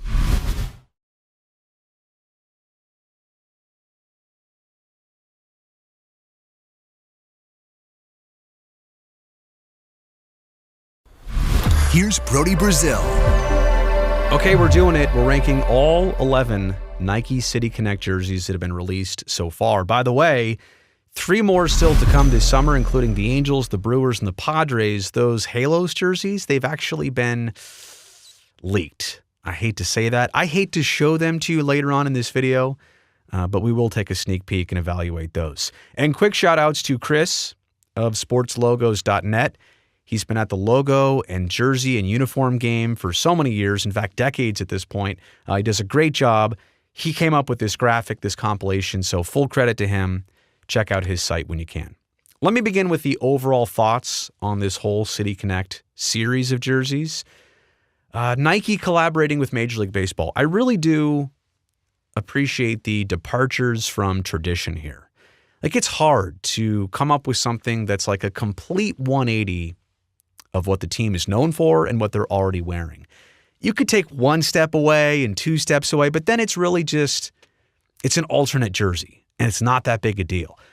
To go where they've gone with complete different colors and stuff you would never have expected, enough stuff to catch your eye and go, whoa, whether you like it or not, again, you have to respect that complete departure from tradition. I also think there are so many impressive and thoughtful local elements that have been included here. The hometown audiences really see the intricate details of these jerseys and the things that have been included, and they say, you know what? That does represent us. That is a thing here of our region, and maybe not everybody else understands that, but we do, and we appreciate that. So the riskiness and the thoughtfulness are 2 things I want to mention that I do appreciate with this jersey series. And then lastly, like, what does Major League Baseball have to lose by throwing out another set of jerseys per team? And they're doing this 7 teams at a time per season. But like, think about the NBA. Every team across the board has like a 5th and a 6th and a 7th jersey. It's crazy. And I think that's actually too much. But most Major League Baseball teams this year either have 2 or 3 jerseys, and that's it. So for them to have 3 or 4 for 162 games, and you can't wear your roads at home or homes on the road, like, this is not that big a deal. Are people going to get frustrated by these and say they hate them so much they won't watch their team that day or anymore? No, absolutely not. You've got nothing to lose by breaking out this series. Okay, so we're going to rank these. Before we do it, one last request. Subscribe to this channel. If you like this type of content, if you end up liking this video, hit me up with a sub. I'm trying to grow this thing out, and I really do appreciate it. Number 1 of 11. It's the Boston Red Sox. And coincidentally, they were actually the very first team to debut their City Connect jerseys. That's a lot. That pops. That does not look like the Boston Red Sox of ever, right? And how do you even come up with the design for a team that's basically never changed their logo or colors or looks? The colors and fonts that were used there, they're from the Boston Marathon. Great tribute to that. I really do think the yellow and the blue, the baby bluish, kind of the UCLA blue, that really does splash when they wear those at Fenway Park, because it's all the dark blues and greens, and that Fenway green is such a classic color, but the yellow and the blue pops when they wear those at Fenway Park. It catches me. I like it. And not to mention, they were the first, like I said before, to debut in this series. It's hard to go first. And for everybody to go, whoa, it's very polarizing to be that first team. Quite honestly, and there's a tough battle here for the top spot, but I'm going to go with the Red Sox as my number 1 choice. At number 2, how about the Washington Nationals? I mean, you never see a Major League Baseball jersey looking like this. And I will discuss, is the fabric there like flannel? Look at what Sean Doolittle, like around his midsection, you can kind of see where it's wavy there. It almost looks flannel. And the WSH is like that stitched in material. Looks old school, but also very modern at the same time. We'll talk about the cherry blossoms and the color in just a second. How about the fact that it's pink? What other Major League Baseball team on a regular basis besides Mother's Day is wearing pink? I love that. This is my number 2 selection. It's a close second. The cherry blossoms, as you know, a huge fixture in Washington, D.C. That flannel-like texture with the pink color, I think that's a grand slam, for lack of a better reference. And going back to the picture, if you remember, I actually like the contrast of the gray jerseys with the cream-colored pants. If they went gray head to toe, a little bit too much. Then it becomes like pajamas. So I really like what they did there. At number 3, the Colorado Rockies. Are they a softball team now? That looks like a beer league softball team right there. It really does. No, but in reality, I am putting them at number 3 of 11. And they were the most recent debut. These just came out. Kind of the trucker hats to go with them too. And the white, sleeves and top with the gray pants and the white belt. I got to say the white belt actually works for me right there. So the Rockies are at number 3. Their look here is based on the inspiration, I should say, is based on Colorado's license plates and also those welcome to colorful Colorado signs you see when you're on the road and you enter the state. Those green pants, they're a lot. Does look like a softball team, but I think the white belt, like I said there, the white belt really breaks it up well. I wonder how hot those jerseys are going to be on a warm Denver day. The dark color, right? But hey, it's that departure I'm talking about. It's got to look different. And when they wear those, they will certainly be noticed. Okay, at number 4, it's the Miami Marlins, who already have a pretty colorful scheme, right? Their logo, their team colors, they've always been very flashy, but wow. Like there's no mistaking when they take the field in those City Connect jerseys. I like them. They're number 4 of 11 here in my countdown. You should know that these jerseys and this look, it's a tribute to the Sugar Kings. Now, they were the Reds' AAA affiliate who played in Cuba from 1946 to 1960, obviously not far from Miami. So they're taking that regional connection, bringing life back to something that existed in history. I think if they went all red on the tops without the pinstripes, it wouldn't have done the trick. But those pinstripes to finish off the look, again, to finish off the tribute, I think it really stands out well. And also when you have that bowl of a red, like what do you do as a second color? You got to have something else. That powder blue, if that's what you want to call it, it really does complement the color scheme there. So got to say, I like the font across the front. I really like what they did for the Marlins. Okay, number 5, and these have actually gotten pretty mild reception when they came out recently, the Kansas City Royals City Connect jerseys. I get it. The colors are unchanged. I mean, if you just did a quick glance across the screen right now, you would know they're Royals jerseys and you wouldn't even think that they're maybe even alternates. They're not a drastic departure. I get it. In fact, these might be some of the safest designs that Nike and MLB came up with. But the fountains and the Art Deco, those are the themes of Kansas City that are portrayed here on the jerseys. It said that the Royals were actually also presented with ideas for barbecue and jazz, right? 2 other things that are popular in the Kansas City region. And the team said, nah, I don't think we can pull those ones off. So yeah, the fountains, yeah, Art Deco, probably a safer design, but I think that's slick. The logo's good. The typeface is good. Could they have gone with some different colors? Probably. Just switch it up. Do something like this is your chance, right? It's kind of like when you're young and that summer you're not in school, you want to dye your hair or you want to buzz your head. You want to and you're just doing it to be different while you can, while you're young. Why not? Royals had that chance and they just kind of didn't go for it, but I still like what they did. So I'm not going to dock them on that. Wow, number 6, the White Sox.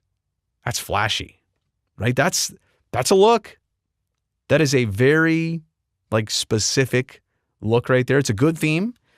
It's not overly complicated. I think it fits the White Sox, in their current logo, and this one doesn't stray away from their team colors, which are already black and silver and white. So, again, the chance to color it up a little bit, and they double down on kind of their current logo and look. The design here was based on Chicago's Greystone style of architecture. That's what Nike says. The reverse pinstripes, when I say reverse, it's the white pinstripes on the black jersey instead of vice versa. Head to toe, that's pretty intense. You saw the Marlins with the white pinstripes on a red jersey, but just the tops. Okay, that's something. Head to toe, that's a lot. And maybe that's why they slipped down a little bit for me.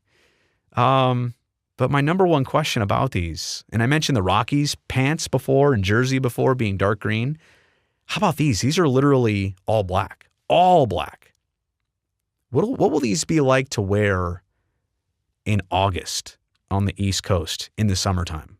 It's just, right? In a day game. Seems like a lot. But they're very popular in Chicago. Again, it's a regional thing. That's what matters most to me. If the region likes it, I'm down with it. These are okay for me. I didn't want to dock them too much, but I didn't want to put them too high here on my list. Okay, number 7, we're still in Chicago, and the Cubs don't stray away either here. Think about what the Red Sox did. Maybe that's why I liked it. They tried something new. The Cubs are using dark blue. I see a little bit of red on the Chicago star in their hat. And then they introduce baby blue. And yeah, they go with the dark blue pants also. The all one color look from head to toe. Maybe they're doing this too much in this series. I get it. That's kind of a theme. Maybe the next generation, the next installments, the next 7, maybe they won't be like this. Maybe that's kind of this thing here and now. It's a tribute to the Wrigley neighborhood and also Wrigley Field in general. That's what Wrigleyville is across the front. Obvious. I get it though. I mean, they love their home park. It'll be their home for many decades to come now. The red, the white, the blue, they're all colors that they normally use. They're doing it here again. Why not flip the script? Come out with green. Incorporate a bear somehow. I don't know. That's why I'm sticking to the evaluation and not the creativity here. But you had the chance to try, something brand new and you didn't. But another dark and hot scheme for the summer. And I think about this for all the East Coast teams, anybody east of the Mississippi. Yeah. Do you really want to be wearing these dark jerseys for day games? Speaking of dark jerseys, at number 8, I guess the Astros can play their home games in a dome, but look at Space City. Now, I actually kind of like some elements, and I included the hat here. I wanted to show you up close what the hat looks like. I really like the hat. In fact, I'd be up for the Astros keeping that hat with their current jerseys. I like that hat enough. I really do. In terms of everything else, the font's cool. The gradient on the numbers from kind of all orange to the yellow trim on the top, I think that's very cool. Maybe I should have put these higher than number 8, honestly. Maybe these are better than the Cubs. I don't know. The scheme here, it's a nod to the old school Astros jerseys, those, what they call it, Tequila Sunrise one. It was all, remember the Astrodome and the ones they wore there? And also space travel in Houston. So they wanted to use their flashiest colors. That's a NASA font that they tried to replicate on the front. I really did like the textured shoulder pattern. I don't know if you saw that there, but it's kind of like the dark blue with the very faint orange squares. Kind of 80s-ish. So I do like that. And then I also don't know if you saw it there, but the pinstripes all the way around the collar and the sleeves, but also the number of each player on their pants. That's unique, and that's definitely something that pops. Okay, let's get to number 9, down the final stretch here. Los Dodgers. Haven't I seen these before? That all blue look? Is this new or is this a throwback? What are we doing here? This one's simple to digest. looks a lot like what the current Dodgers are now. It just says Los Dodgers, and it's dark blue, Dodger blue, head to toe. I get what they're doing. They're honoring the 40th anniversary of Fernando Mania. Obviously, Mr. Valenzuela was huge down there for so many years, but it kind of peaked and initially crested in 1981. They debuted these last year, so they were commemorating that, 40 years of it.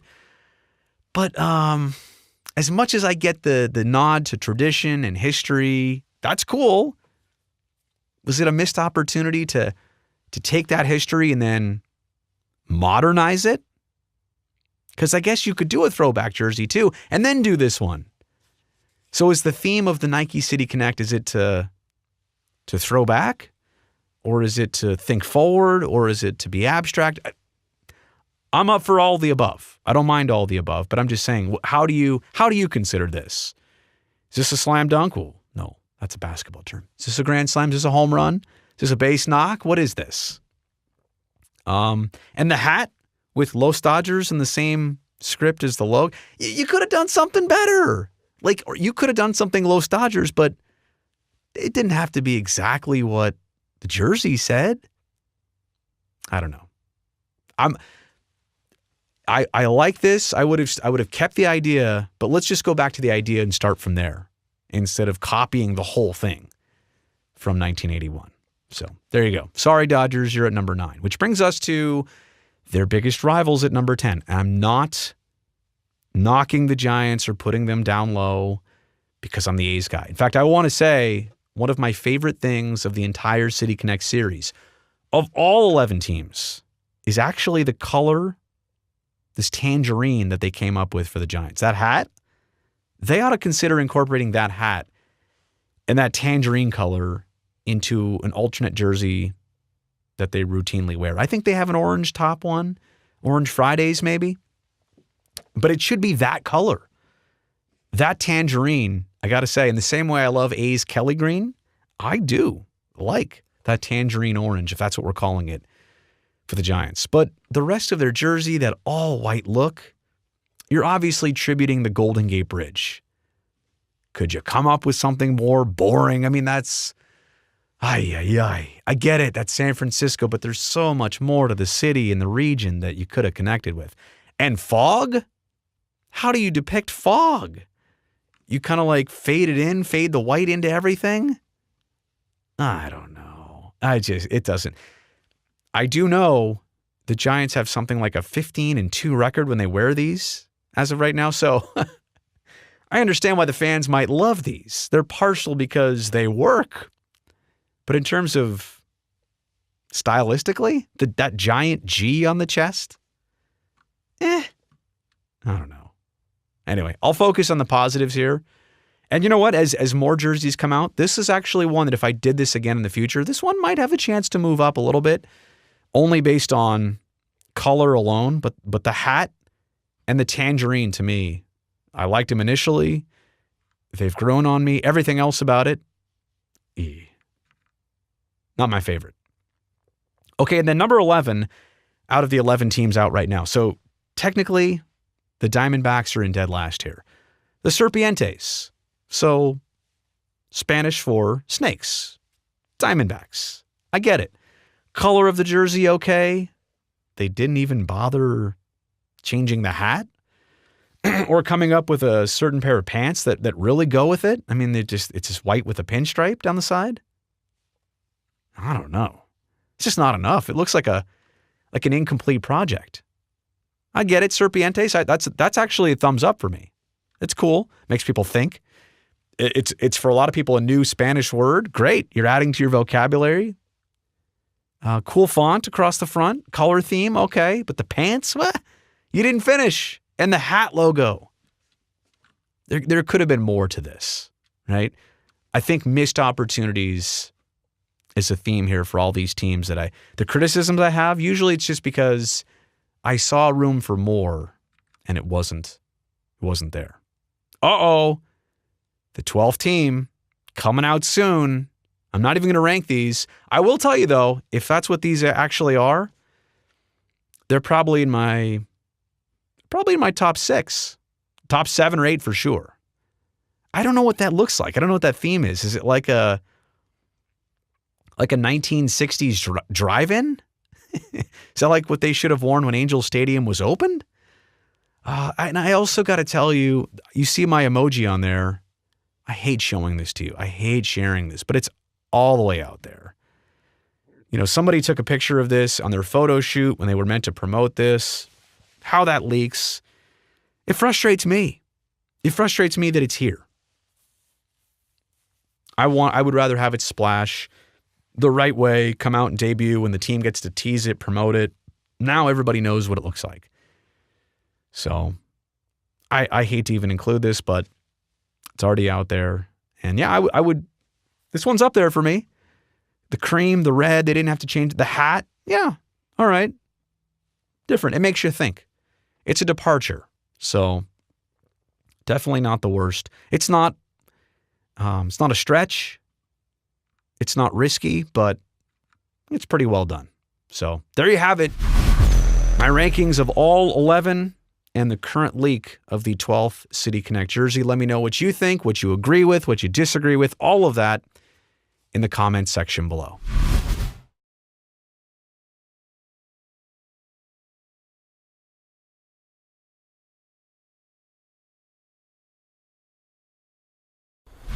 Here's Brodie Brazil. We're Castro Valley. We're wearing the white jerseys. I think we're playing San Lorenzo or San Leandro. I can't remember, but one of the other Hayward area league teams. That's my buddy Brett right there, who gets the steal. He gets the ball back for us. So there he is dribbling to the right wing. Now a couple players converge on him. Or are we playing Tennyson? I think we're playing Tennyson. I can't even read the jerseys. This video is that fuzzy, but I'm thinking the colors, the light blue and black, were Tennyson high school colors. Okay, so he gets the ball. He's spotting me. Okay, there I am on the right elbow. Now count it. How many players are guarding Brazil here? There's at least 1, 2, 3. I said there was a fourth. Is there a fourth? Oh, there's a fourth. Now I've taken a dribble or two, and it looks like at this point, I don't really have a plan here. Right? Well, actually, how many dribbles did I take? Put the ball on the floor. 1. Now I'm looking up, right? I'm not looking at dribbling. I'm looking at him. 1, 2. Okay, I see him cutting. And what do? Look at this pass. Oh!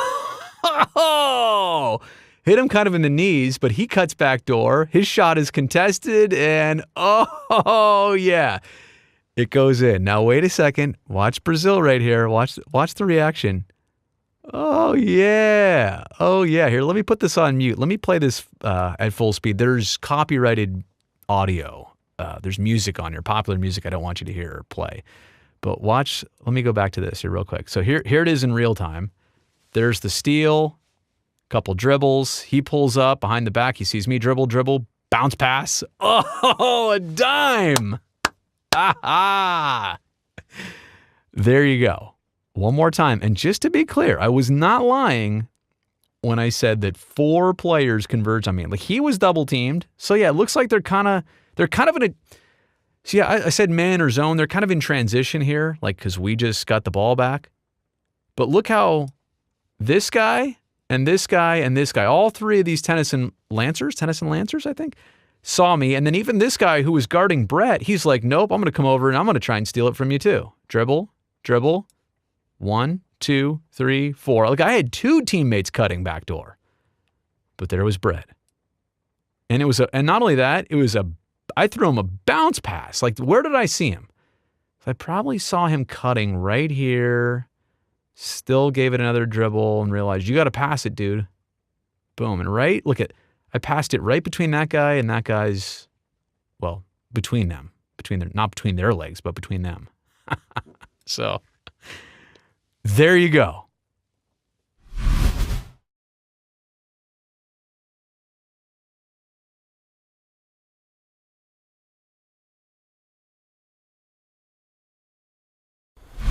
Here's Brodie Brazil.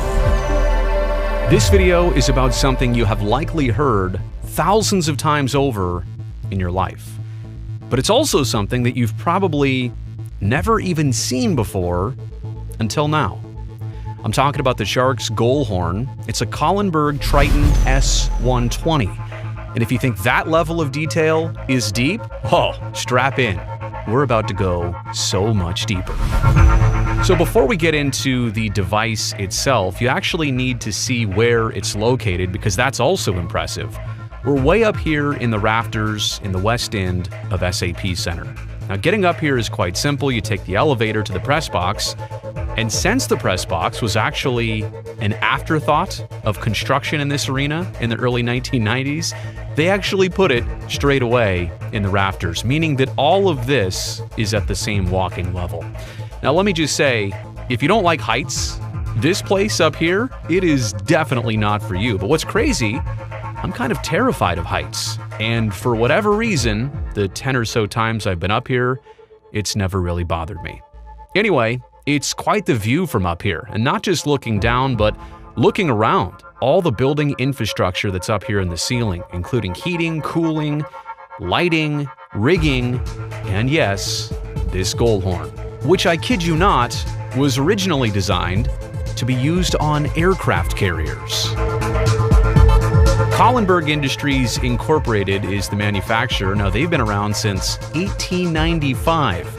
And they describe themselves as, quote, a leading manufacturer of sound signaling products primarily consisting of pneumatic air and electric horns for marine, industrial, and mass notification use, end quote. There's actually a lot of NHL and hockey buildings across the world that use Collenberg brand horns. They are actually kind of a gold standard in just creating that dependable, recognizable sound. Now, what's crazy about the S120 is kind of the wind-up noise that it makes that you'll never actually hear. That's because there's always a crowd to go along with it. You'll never actually hear this horn by itself without crowd noise. So here it is.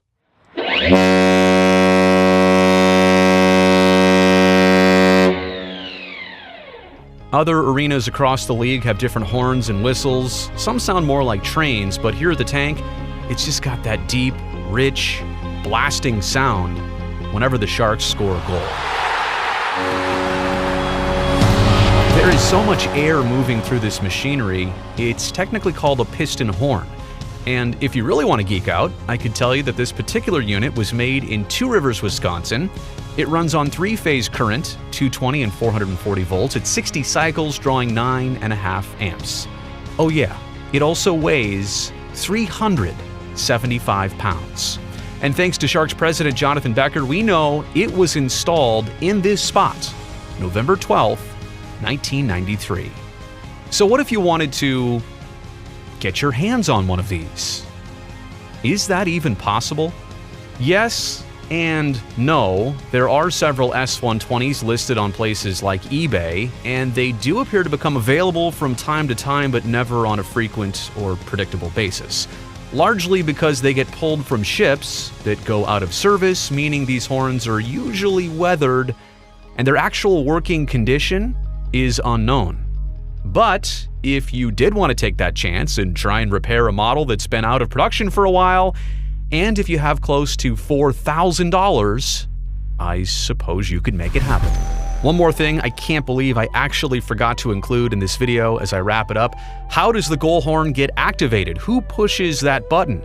Yes, it's actually a button. It's made of brass. It's about that big. It's quite beefy.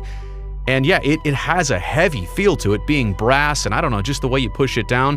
It's located right next to the audio engineer. So the person who runs all of the sound system at SAP Center, they're also responsible for laying a heavy hand down on that button to initiate the goal horn. So it's actually a thing. Maybe next time I can show you that in the video. I've had the opportunity to press it. I'll tell you the one cool thing, there is a delay. You hit it, you gotta wait a beat, and then you feel it in your chest. It really is a powerful thing to push that button and hear that goal horn go off. So hopefully you enjoyed this. I guarantee up until now, it's probably something you never even thought of, definitely never had seen before, but this was fun to go down this rabbit hole.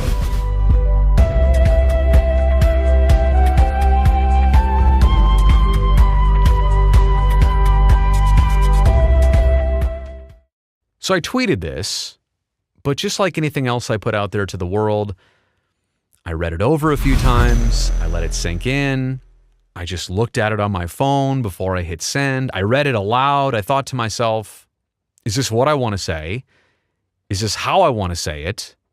Do I really need to say this? And what kind of response am I expecting in return? Now, look, I take no pleasure in criticizing others in my industry. I just don't like doing it. I feel awkward about that. Again, it's no pleasure. It's no fun. There's no pride factor here, but I just felt like everything I had been consuming on this topic of A's baseball, it deserved at least somebody with a little bit of a platform to go out there and say this as a response. Now, I'm making this YouTube video. I'm going to kind of explain the tweet, but not in great detail. I really think it speaks for itself.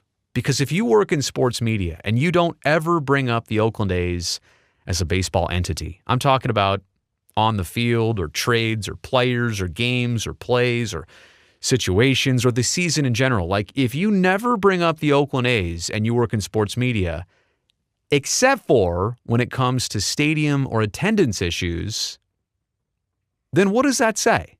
Like, what are we doing here? What are you doing here? What are you trying to do? What are you trying to accomplish? I just don't know. And yeah, I guess that's a little bit critical. I just do not know the original intent. You care nothing about the A's unless it comes to kind of like weird low-hanging fruit where you can just go in complete bash mode. And I want to be very clear. I followed the original tweet up with this one, kind of a thread. I said, I'm not attempting to single out any one person here, like any one person in the media. Otherwise, I would approach them directly. I might tweet at them directly. I would have tagged them directly. But honestly, I would have rather handled this away from social media. I got a lot of phone numbers. I could go right after somebody, and I don't mean right after them. I could go right to them and have an adult discussion off social media. But that's the whole thing here. This is such a wide-scale occurrence that this is not just one person. So I don't want to make it about just one person because I know some were tagged in my original tweet, which, again, became pretty popular and shared and liked and all that stuff. But it's just, as a person who covers this team in and out on a daily and regular basis, I see people come and go, and they don't ever want to participate in the big picture theme. They only want to pick one little sliver of what's going on with the franchise and comment on that in a very predictable fashion.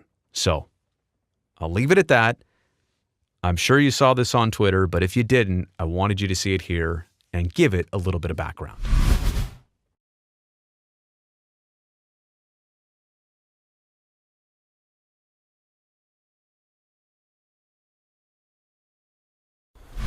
Here's Brodie Brazil.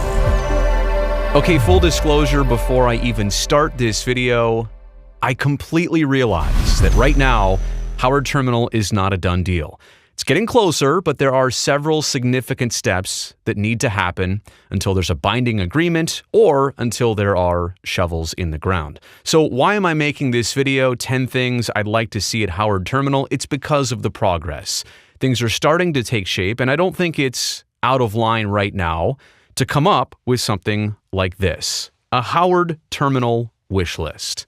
Are you ready for this? In no particular order. Number one, I would love to see a green and gold seat combination inside the stadium. Now, currently right now, the Coliseum, dark green seats, they used to be orange back in the day. In fact, I think in the earliest Coliseum days, where there's some brown seats in there too, but there's just something about this combination here, which looks to be dark green, Kelly green, maybe even a third color of green in there, mixed in with a mosaic of gold seats. I really like that. It's got some pop. It's got some character. Now, this is a total rendering, but what does it look like in real life? I actually have a similar example. This is from Commonwealth Stadium in Edmonton, Alberta. The Canadian Football League team plays there, and their colors, green and gold, look what they've done there. 2 shades of green to go along with that gold. Now, I don't know about the stripe and the fading and all that stuff, but something to that extent, I think, would really look sharp inside the stadium at Howard Terminal. All right, let's move on here. Number 2, and again, in no particular order, I would love to see an ice plant presence at Howard Terminal. Now, in the good old days of the Coliseum, you remember what it looked like. Out in center field, above the bleachers, there was just that strip of ice plant, which, I don't know, just kind of made you feel like you were at home. And the Coliseum currently still has a ton of ice plant on the exterior. In fact, that top left photo is when they're blooming, which I think is earlier on in the baseball season, if I'm correct. So the Coliseum has always had it, used to have more of it. I would love to somehow see ice plant be featured at Howard Terminal. Could be in the stadium, could be on the exterior, could just be on the grounds of the project. But I think a lot of true A's fans would completely recognize this as a tribute. They would love to see it and love to see it be passed on for many more decades to come. Okay, number 3, a Hall of Fame location.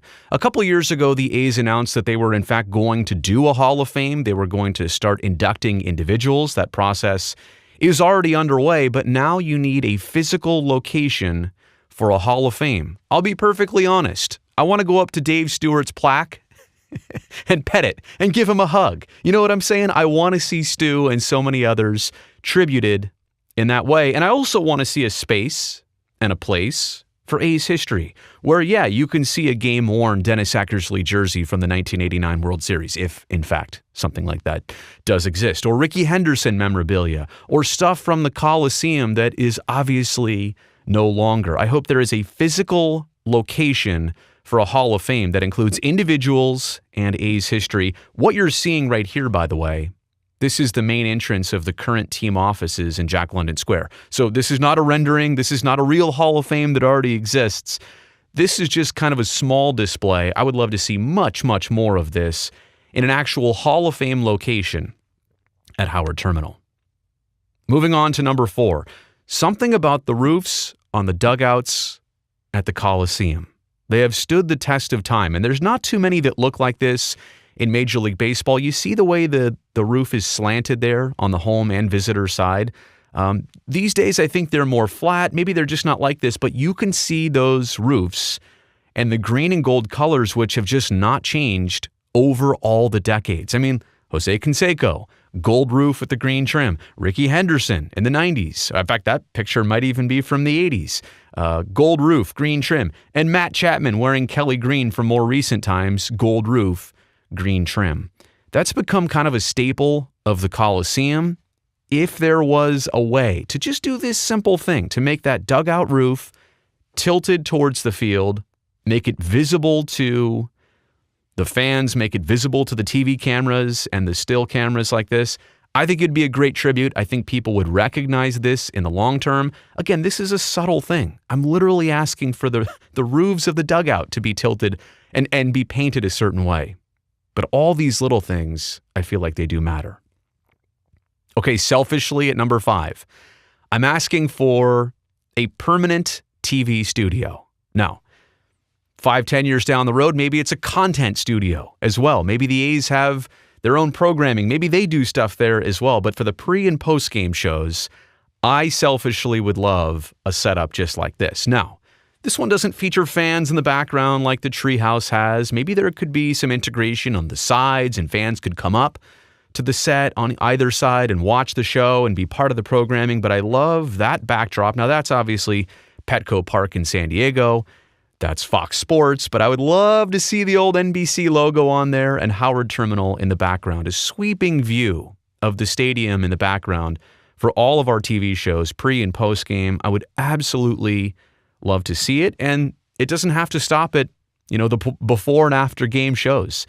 Again, other content, other material could be produced here, but I would love a permanent TV studio location at the ballpark.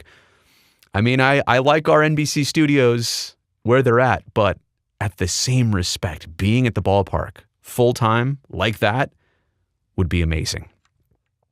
Okay, at number 6 here, and this kind of goes along with the television and media aspect, I'm asking for a continuous live feed of Howard Terminal. Actually, let's be selfish. I want multiple live feeds. I'm hoping that on the A's website or somewhere else, as construction happens, as the real thing happens, there's a way to have multiple views of Howard Terminal always available on a phone, on the internet somewhere, on a site. Like I said, it doesn't matter to me where exactly they put it. I just think fans are going to be curious about this project under development. And obviously, even once it's complete, people just want to peek in, see what's going on. I would also say a continuous live feed would be a huge way to boost awareness. I mean, it's free advertising what it is. You could take that feed. You could send it to all of the local news stations. KTVU Channel 2, NBC Bay Area, KRON 4, CBS 5, ABC 7. You could send this video signal and those news stations could use that video, the beautiful shot of the bay and the estuary and the cranes and the ballpark. They could use that for their weather segments. Again, who wouldn't like to casually see Howard Terminal pop up on their screen? It's a beautiful place. Let's take advantage of it. Let's make sure that we show people what it always looks like on a continuous live feed. Okay, number 7, and this one's sentimental to me. I don't know if it's important to everybody, but I would love to see tribute working spaces. And I understand Bill King has had the broadcast booth for years.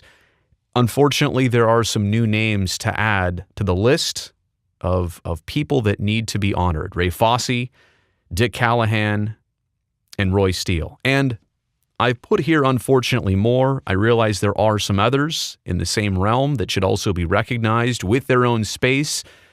But I would love to see these new spaces at Howard Terminal carry the names of some individuals that we've lost in recent years and over time.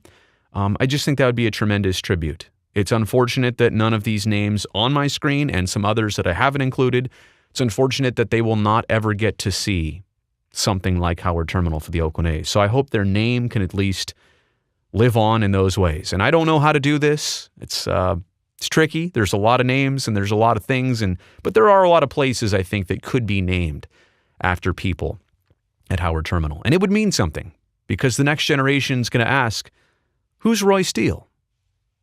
And then you get to find out a piece of A's history that hopefully gets to live on. So tribute working spaces would be very important for me. Okay, at number 8, year-round establishments. What do I mean by that? Similar to the live camera feed idea of showing people what Howard Terminal looks like 24/7, 365, I would also love to see some dining establishments, maybe some other entertainment venues that are open year-round at Howard Terminal. And I don't just mean on the premises, I mean with a view of the actual stadium. This is Baltimore, Camden Yards. Obviously, the Inner Harbor has totally grown and matured over the years that this ballpark has existed. I believe that's a rooftop of one of the hotels. But very cool how you can go up there, have dinner, maybe catch a game if it's on, but also, how about those nights in November or December that are decent enough to be outside, or a restaurant with a nice sweeping view of the interior of the ballpark? You're just going to have a nice meal. It just so happens that it's at Howard Terminal. It's got the ballpark as the background.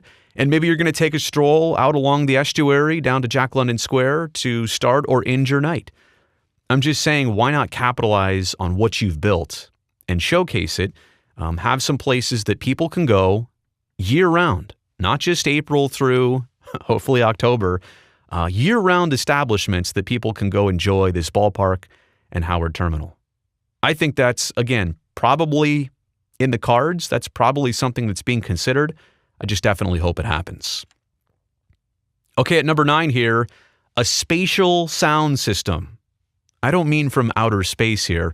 We know the Coliseum has a bass-heavy sound system, and it kind of feels like it's always been that way.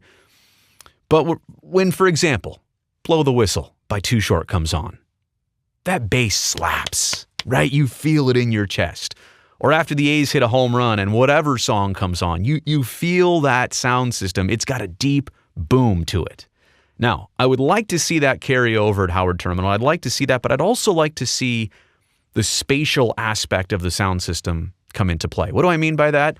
Currently, right now at the Coliseum, 2 main clusters of speakers on either scoreboard. And then I think there are some placed under the overhang of the first deck, maybe even the second deck too, but spacing the speakers out, having more speakers in more locations instead of just two big groups. You get kind of a spatial stereo sense. And I don't know if everybody's catching on to what I'm saying here, but it's essentially an enhanced sound system that I would love to see at the Coliseum. At Howard Terminal. It's distancing out the sounds, giving it a little more of that stereo feel, but the number one thing to go along with that space you're creating with this sound, you got to keep the boominess. You got to turn the subwoofer all the way up to 12. That's just something about the Coliseum, which even when it's not full of fans, it becomes an intimidating place because those speakers, they hit, So I hope that carries over at Howard Terminal. A quality stereo system, including some spatial dynamics, including some low end on the frequencies. And then last but definitely not least, I told you these were in no particular order here, all of the bleacher fun. Now, what do I mean by that? Look at those signs. And it doesn't depict it here, but there's always drums out there in right field. We need to make space and make sure that the same bleacher environment exists at Howard Terminal as it currently does at the Coliseum, especially those signs. I realize that, the Coliseum has those railings and that's a perfect spot and the seats are up high. Maybe at Howard Terminal, the bleachers are a little bit lower. And by the way, on the renderings, I haven't seen exactly how the bleachers go or how many seats there are out there, how deep they are. Are they high on the field? Are they lower down to the playing surface? I don't know. But whether it's railings, whether it's whatever, space to hang those banners, those have become a staple in recent decades. I mean, honestly, not even recent decades. Go back to Henduland in the late 80s, early 90s. So they've been around for quite some time. They're certainly more plentiful now. I want to see rooms so that those flags can wave, again, so that there's the whole complement of drummers out there and signs. I want to keep that atmosphere the exact same. If it's different at Howard Terminal, things have not translated properly. Got to make sure that everything is done to keep this environment right here that plays into home field advantage, that also plays into the experience of attending an A's game. So again, that's my Howard Terminal wish list. We're just at a spot now where I think it's okay to start considering what would be best for this stadium. So I realize these are my thoughts. I put some time into it, obviously, but I understand I may have missed something, or I could have got something even better. So with that said, let me know your comments down below. Also this, if you like this video and you're still watching, give it a thumbs up. Don't forget to subscribe to this channel for more A's content. On that note, I will see you next time.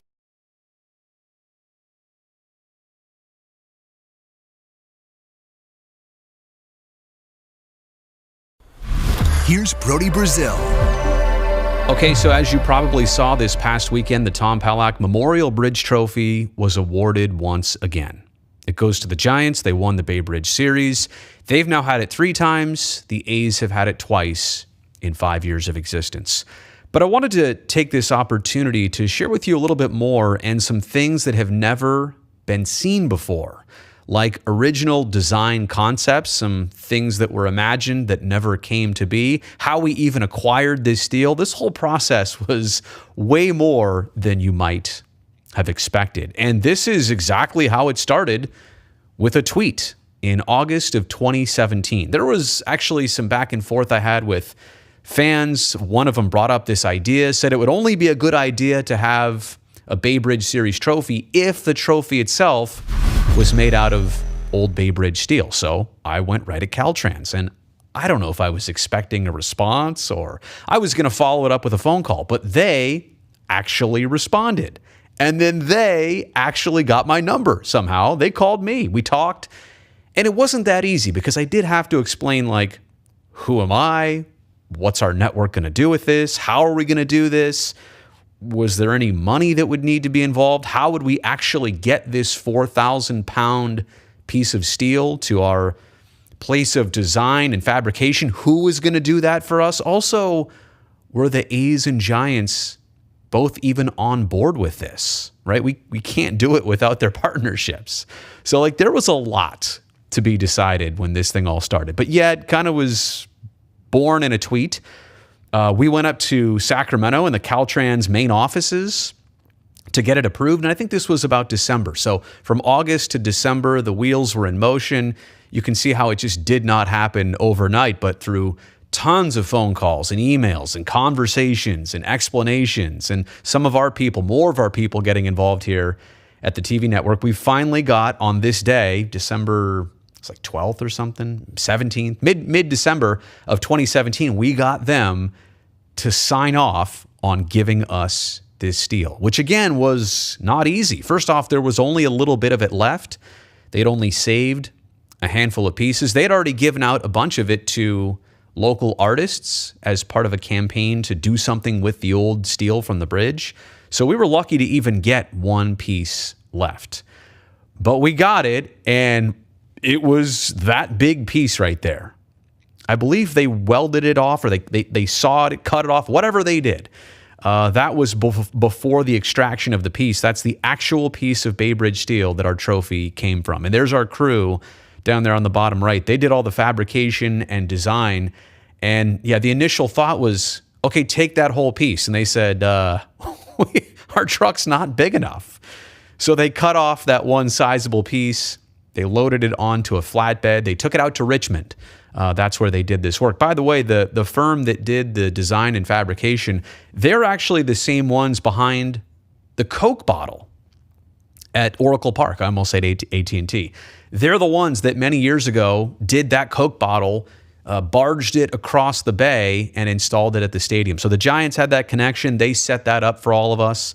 And they did a fantastic job in terms of options and designs and, which way to go with this, which I'll get into in just a second. That was also not easy. There's about 40 different people with 40 different opinions on how this should go. And everybody's got, a vested reason why they wanted something to be. And so I'll get into that in just a second. But there you go. There's some of the steel that we took to make the trophy. And that was it was a nice day to know that it was in hand. Then we get to all of the technicalities, the logistics, the rules. What if it's sponsored? What if it's not? There's so many things. What if there's an even amount of games every year? What's the tiebreaker? Do we do aggregate runs? Do we not? Obviously, aggregate runs sounds nice, but what if the series of 4 games is split 2-2 and the team with the aggregate runs lost on the last day? Do you really want to hand them a trophy? Even though they scored more runs in a 4-game series. You know what I'm saying? So we had to decide all these things. We also had to decide between some of these concepts. And there's a few pictures here of a bunch of these that were laid out on a table. Now, the crazy part is I took these photos in early 2018. And instantly they got a little bit mad at me. They said, no, don't share this. You can't do this. We want it to be a surprise and a debut. I said, I'm not going to share these. This was... to say this is kind of my idea at first. I'm not going to blow this. I'm doing this as a keepsake. And now I'm sharing this because we're 5 years down the road and none of these designs matter. But I do want to go back and share with you. And you can take a look on your screen. There are some cool things there. There's kind of like that octagon base. The seagull one, which I'm going to show you in just a second closer up. The seagull one was one of my favorites. There's also the one to the left of that with the seal and the elephant. I thought the seagull would be very cool. In fact, the base of the seagull is kind of the base concept and design that I really pushed for. I said, if you don't like the seagull, fine, but that base, that's it. How it's shaped, it's square, it's on a pedestal, and how the crisscross of the, of how the bridge looked. I kind of wanted it to look like the bridge. Obviously, they melted it all down. This is scaled much smaller.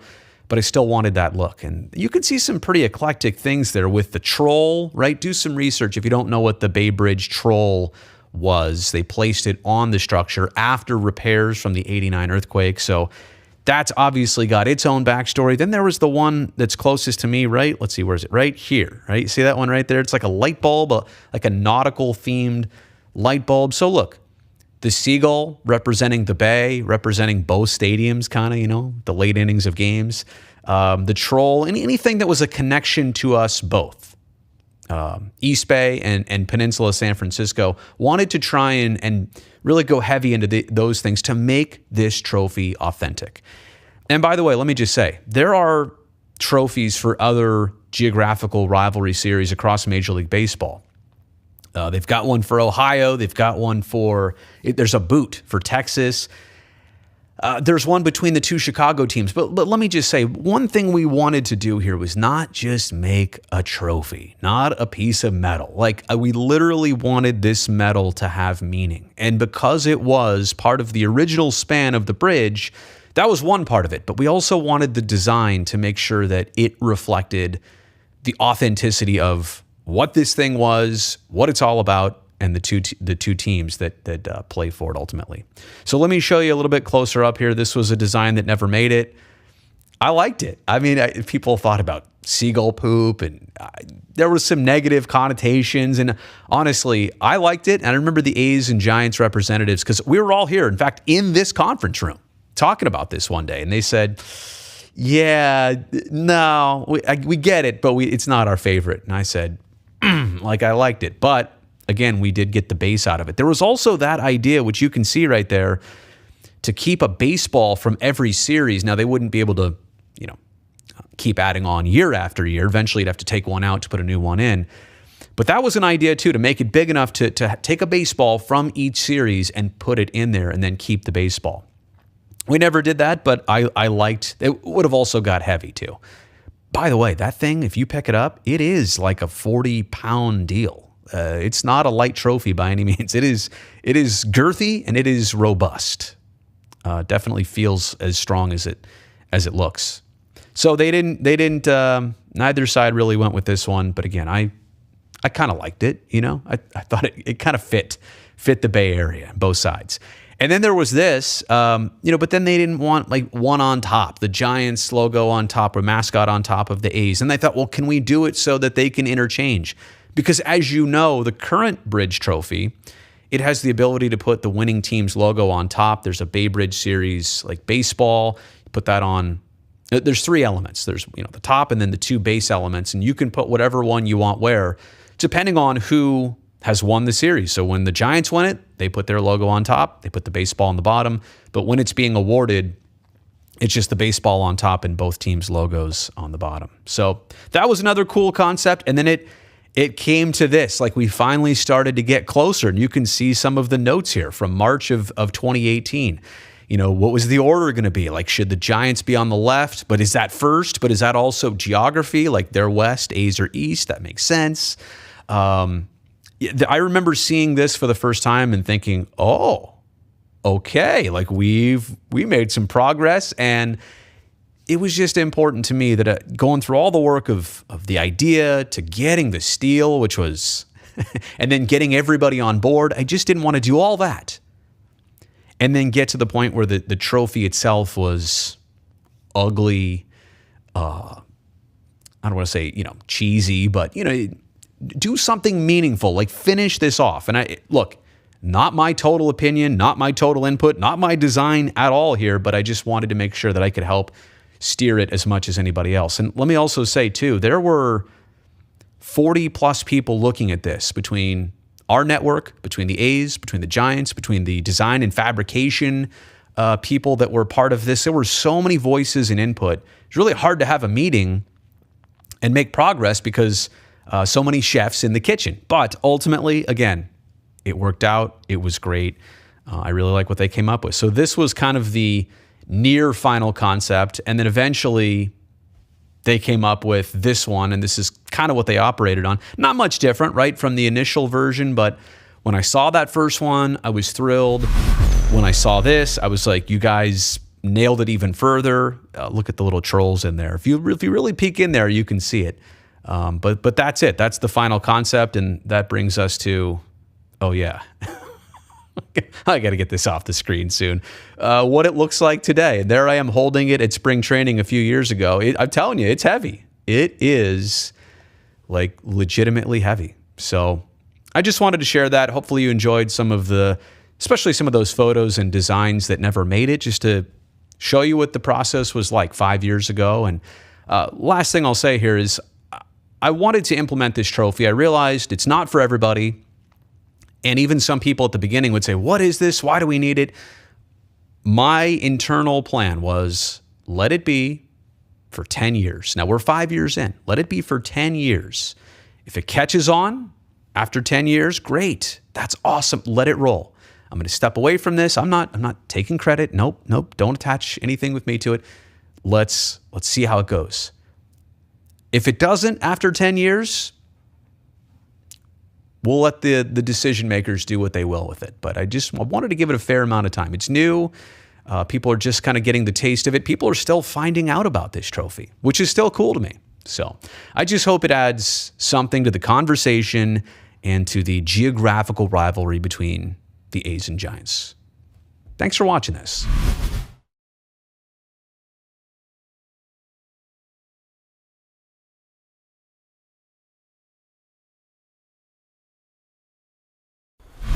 Here's Brodie Brazil.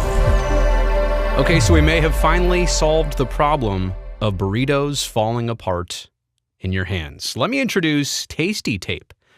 This is not a real thing yet. I mean, it's been designed and debuted. It just has not been sold widespread. But this is edible tape for burritos. 2 photos here. On the left is how it actually looks. The tape is clear. On the right, they've dyed it blue, so you can see it a little bit more easily. But Ptsd Tape is supposed to hold the burrito together and not have it fall apart in your hands. Now, I do have to say, as a frequent burrito connoisseur myself, usually my problem with the burrito is that it falls apart on one of the ends, not necessarily the wrap part. I guess I hold it together, or a lot of times it's wrapped in aluminum foil and you kind of peel that away as you eat it, so that holds it together. But I understand this problem and I'm interested by this solution. So let me give you a couple more facts on it. It was recently created and debuted by engineering students from Johns Hopkins University. That tape, it's only a 1/2 inch wide by 2 inches long. They're calling it Ptsd Tape, and they're also going to file for a patent. More on that in just a second. But they've been testing prototypes for several months. It just goes to show you can't instantly think about this on a Wednesday, design it on a Friday, and have it produced by a Monday. It really does take a lot of time, especially for food products, right? To get this right, to make it safe, and maybe to make it marketable.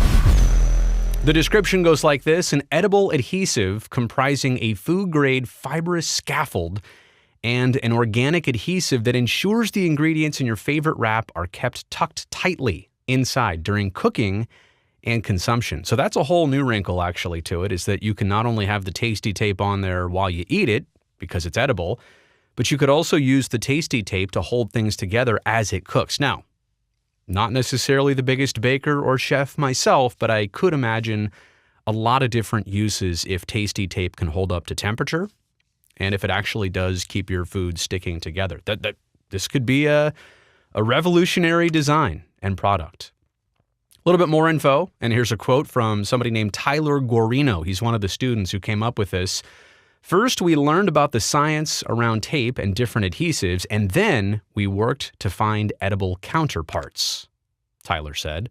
He goes on to say, what I can say is that all of its ingredients are safe to consume, are food grade, and are common food and dietary additives, Guarino said. So to use this, the description from Johns Hopkins goes like this. You simply remove a strip from a sheet. So the Ptsd Tape comes on a sheet. You remove a little strip. You wet it thoroughly to activate the adhesive part. You apply it to your lunch or dinner or your favorite snack. Lay it on there. Simple as that. And it works. Now there is one question here. What's this made of? How did you come up with this? What am I actually eating here that's an adhesive, but it's also edible? Well, from the press release, because they are applying for a patent, team members at Johns Hopkins University, the students, they are declining to disclose their secret formula. And good for them, right? This could become the next big thing. They could cash in on this, and that's fine. Great idea. They did the legwork. I want to see them do well, but it's interesting how they're going to keep that secret for now, proprietary, until it can get produced. So, edible tape for burritos or for any other type of food, let me know what you think about this. Is it a good idea? Is this going to solve your problem? Would you eat Ptsd Tape holding your burrito together? Let me know in the comments section below.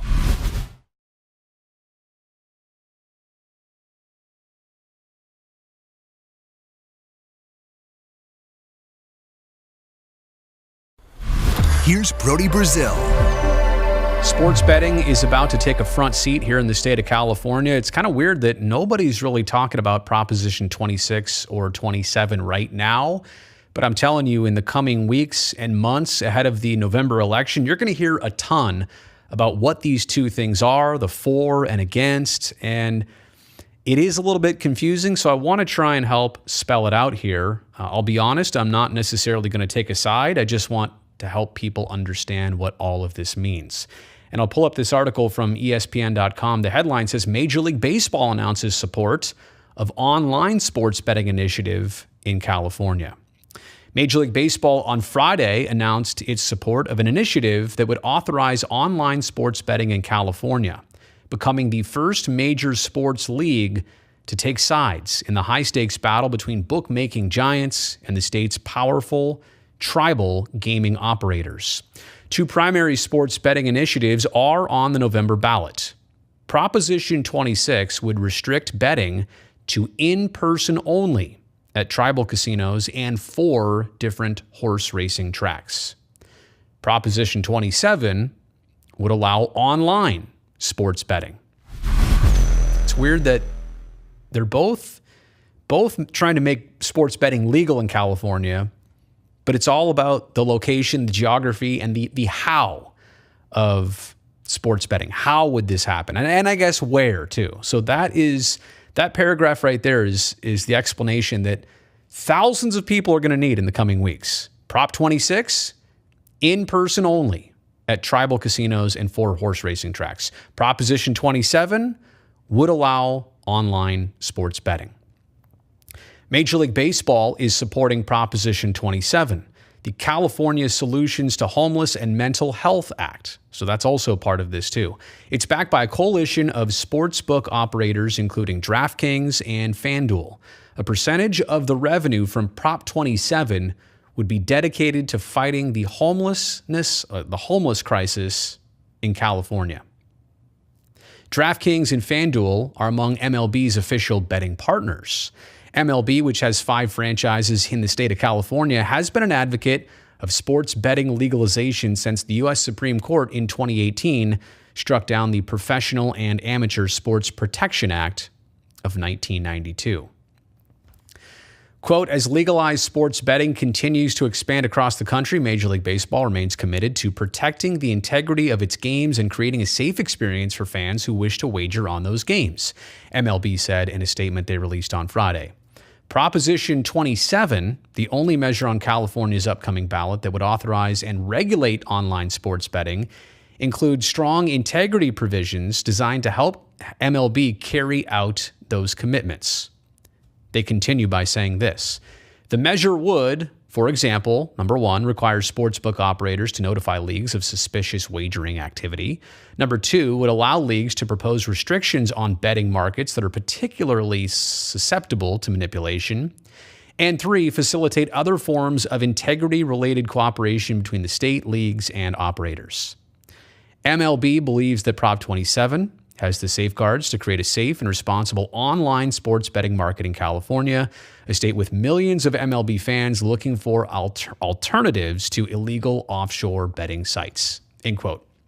And by the way, I don't think this is partial by me on either side to share with you. Sports betting has been happening in our state for many years. It will continue to happen even if neither one of these propositions are passed. You understand what I'm saying here? This is all a matter of, can California start to make it officially legal, but also figure out how to filter in the revenue that comes with it? That's exactly what all of this is about, right? It's going to happen. You probably already wager on sports. And I'm not just talking about fantasy stuff. I'm talking about actual win-loss wagers. So let's make that clear that this is not going to really stop anybody from probably doing what they're already doing. I don't even know that it's going to encourage new markets. And maybe some sort. Yeah, maybe. But I think a lot of people are already doing this. It now just makes it legal and provides the avenues to do it. Proposition 26, the California Sports Wagering Regulation and Unlawful Gaming Enforcement Act, that's a mouthful, is supported by a coalition of tribes led by Pechanga. Quote, a large and growing coalition of Indian tribes, social justice advocates, teachers, parents, homeless and mental health advocates, business, public safety, and labor leaders all strongly oppose Prop 27, says Kathy Fairbanks, spokesperson for Yes on 26 and No on 27 campaigns, told ESPN in a statement. She continues, quote, by saying, the measure would legalize a massive expansion of online gambling that will turn every cell phone, laptop, gaming console, and tablet into a gambling device. Worse, there's no foolproof way to ensure that kids aren't gambling online. The out-of-state gambling corporations funding Prop 27 wrote it, so they take 90% of the profits out of state, leaving little for California. We're confident voters will reject this deceptive, dangerous measure in November. Chris Gove, hope I'm pronouncing that right, an investor in the sports betting space and partner in consulting firm Eliers and Krejcik, hopefully I'm pronouncing that right too, Gaming, estimates that a mature online sports betting market in California could generate as much as $3 billion in annual revenue. In comparison, industry trade publication Vixio Gambling Compliance estimates retail-only sports betting would generate $356 million in annual gross revenue by the fifth year. Clearly, one of these two is going to pass, but what if they both pass? And that's what makes this interesting. It would probably go to the courts. It would probably get complicated. They could also be turned down. They could both be neglected and voted no on. I don't think that's going to happen, although I'm interested. But in that case, they could also be brought on the 2023 November election ballot. So this doesn't go away. This doesn't end. This is just an interesting scenario that a lot of sports bettors have probably heard a little bit about now, but you're definitely going to hear a lot more of it in the next month or so. And again, I'm really curious to see how all of this plays out and to see who wins out.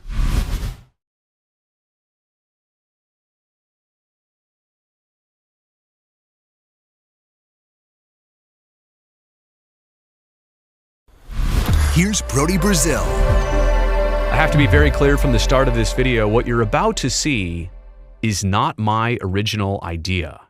However, I'm a huge proponent of it. I'd like to help make the push. What about this? Kelly green as a primary color of the Oakland Athletics. Now, Kelly green, you may or may not know, has come and gone for Oakland's baseball team over the years. This is not anything new, but as they begin to embark on new chapters, new beginnings, hopefully a new ballpark at Howard Terminal, why not bring something back old as new and help start that new chapter?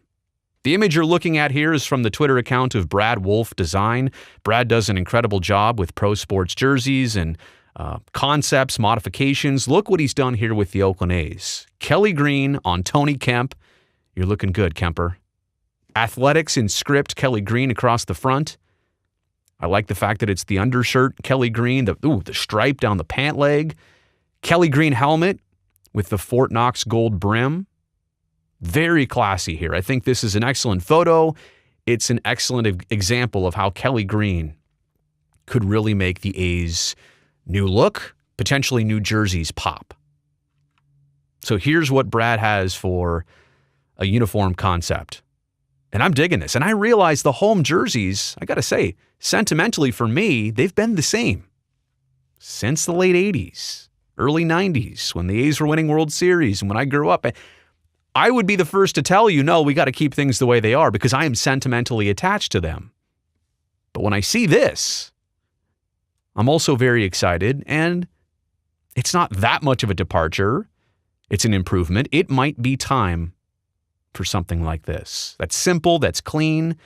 I really like the piping on the sleeve right there. Kelly green to go with gold.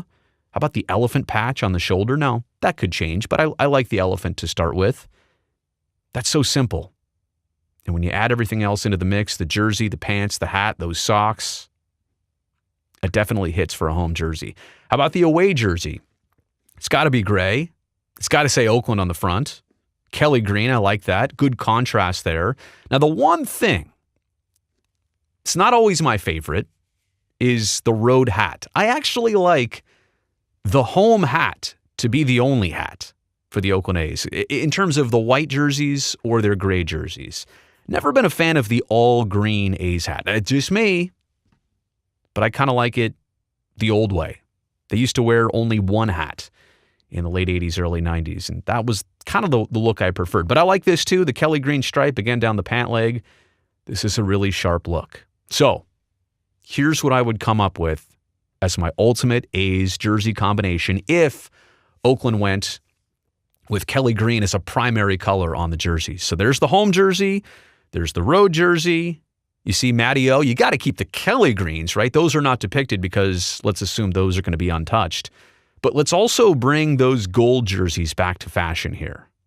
This right here, this is my look. Those 4 jerseys. If you're going to have 4, 2 mains, 2 alternates, wedding gown white, the grays, Kelly green, and Fort Knox gold.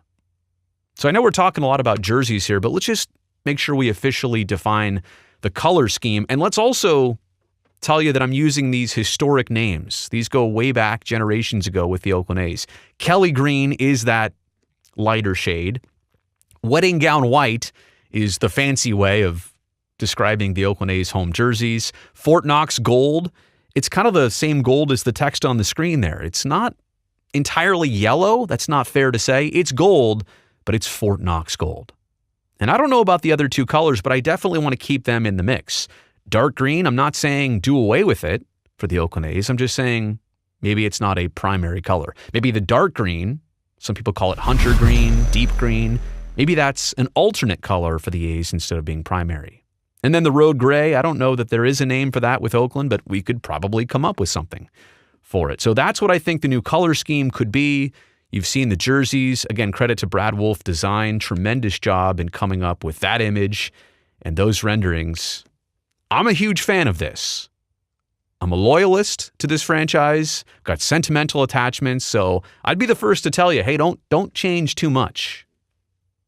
But man, that looks sharp.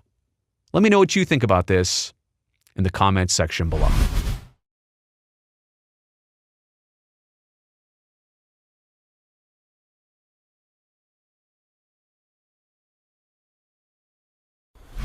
Here's Brodie Brazil.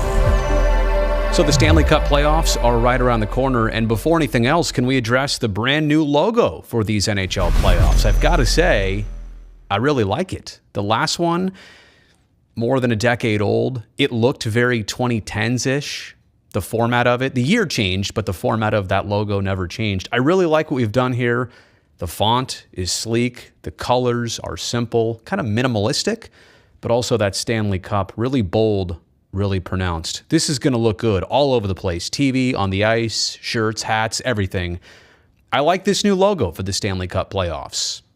But that brings me into the conversation of what my head wants, what my heart wants, and what my hopes are for these 2022 Stanley Cup playoffs. And obviously all of this coming from a Sharks person.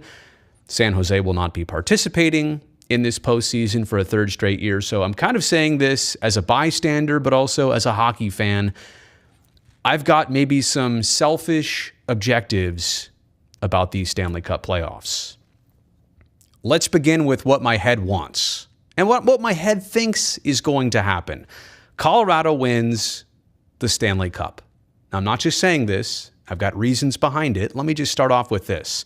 This franchise has been well built for years. In their current iteration, I feel like they've been highly competitive for the last 5 years, let's say, but they have never reached the 3rd round in any of their recent playoff series. It does feel like there's a barrier after the 2nd round. They always run into somebody, San Jose, Las Vegas, you name it, St. Louis. They've had issues getting to the conference final.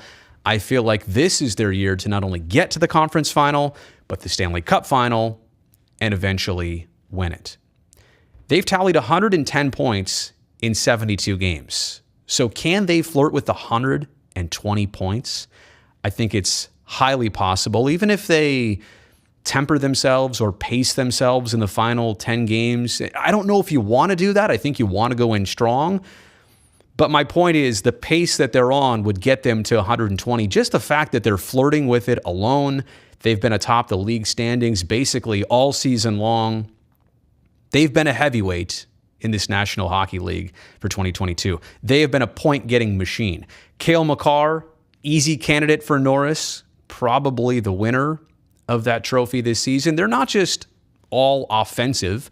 I know a lot of good teams, you point the finger at who scores, what their forwards look like, their offensive production, but they're a defensively sound team too. I know goaltending might have always been their missing piece. Maybe defensively in tandem with their goaltending, they're short up this year. But yes, going back to offense, they have 5 point-per-game players this season.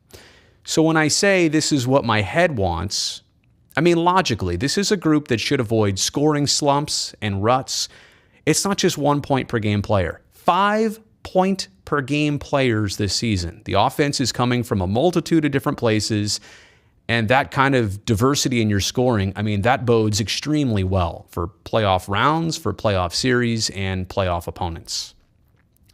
Landeskog had surgery. My understanding is that he should be obviously back, but ready to go, fully ready to go for the postseason. So that's only going to be a boost for this Avs club.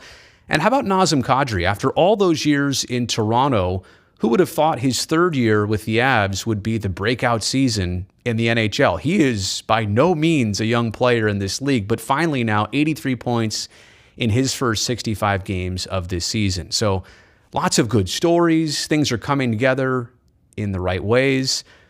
Andrew Cogliano, former Shark, if I could throw that in, happy that a veteran like himself got traded at the deadline to an opportunity like this. They are deep. They are stacked. And let me just make my final point here. The Avs, of all the likable versus unlikable teams in the league, at least from a San Jose perspective, I'm trying to come up with something that makes me doesn't like the Avs, that makes me not like this group, this team, this franchise, their fan base. I can't come up with anything. So logically, my head is saying, if you're going to pull for somebody, it's okay to pull for the Colorado Avalanche to win the Stanley Cup in 2022. Okay, what my heart wants for the Stanley Cup playoffs of 2022, my heart wants the Florida Panthers to win the Stanley Cup. And I've already talked about my head wanting the Avs. They're the logical team. They're the logical choice. I'm not saying that Florida doesn't make sense to win it. They're a very good group this season too, but maybe more of the emotional and sentimental connection. Why? Well, for obvious reasons. Joe Thornton's on that team. Jumbo has not played every game this season by far. In fact, he missed a long stretch of time here in early 2022. In fact, before he came back in that game against San Jose in March. You just have to think, based on the way things have gone this year, he's contributed to Florida. He's been important for them, but he has not played on a regular basis. I'm not going to sit here and tell you the odds of whether he plays again next season, but I am going to say, let's state the obvious. Let's look at what's obvious. I don't know how long he's got left. So I want this for Jumbo. He's on a team to do it. They're in a position to do it. I really, this is what the heart wants from a Sharks perspective. Florida to win it all for Joe Thornton. I would also say, just looking at the Florida situation, Tampa has won each of the last 2 Stanley Cups in rare and unusual situations and seasons and circumstances. You had one season cut short. You had last season, which was expedited. Everything's been difficult. Tampa earned it, right? But if you're going to stick with the Florida theme and you wonder how the Panthers are feeling watching their state rivals win 2 Stanley Cups in a row, yeah, this would kind of counteract Tampa. I don't dislike Tampa, but I think it would be fun if Florida followed that up with a Stanley Cup win. The Panthers this season, we talked about all the Avs success and flirting with 120 points. It was the Panthers who were the first team to clinch a berth into this postseason. So no question, they're a favorite. They're a front runner. But it's also a bunch of names on this team that are the excellent players who are not household names.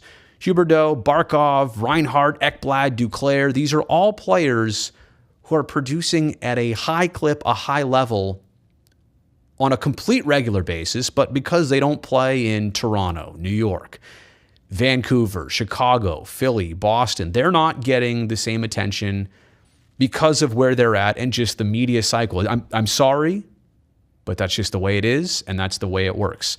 I would love for those names to get what they deserve in winning a Stanley Cup. And I think that would definitely elevate their status in the league. Players know, right? Every player knows that these are tough opponents to go up against, but I want it for the fan perspective, the notoriety perspective too.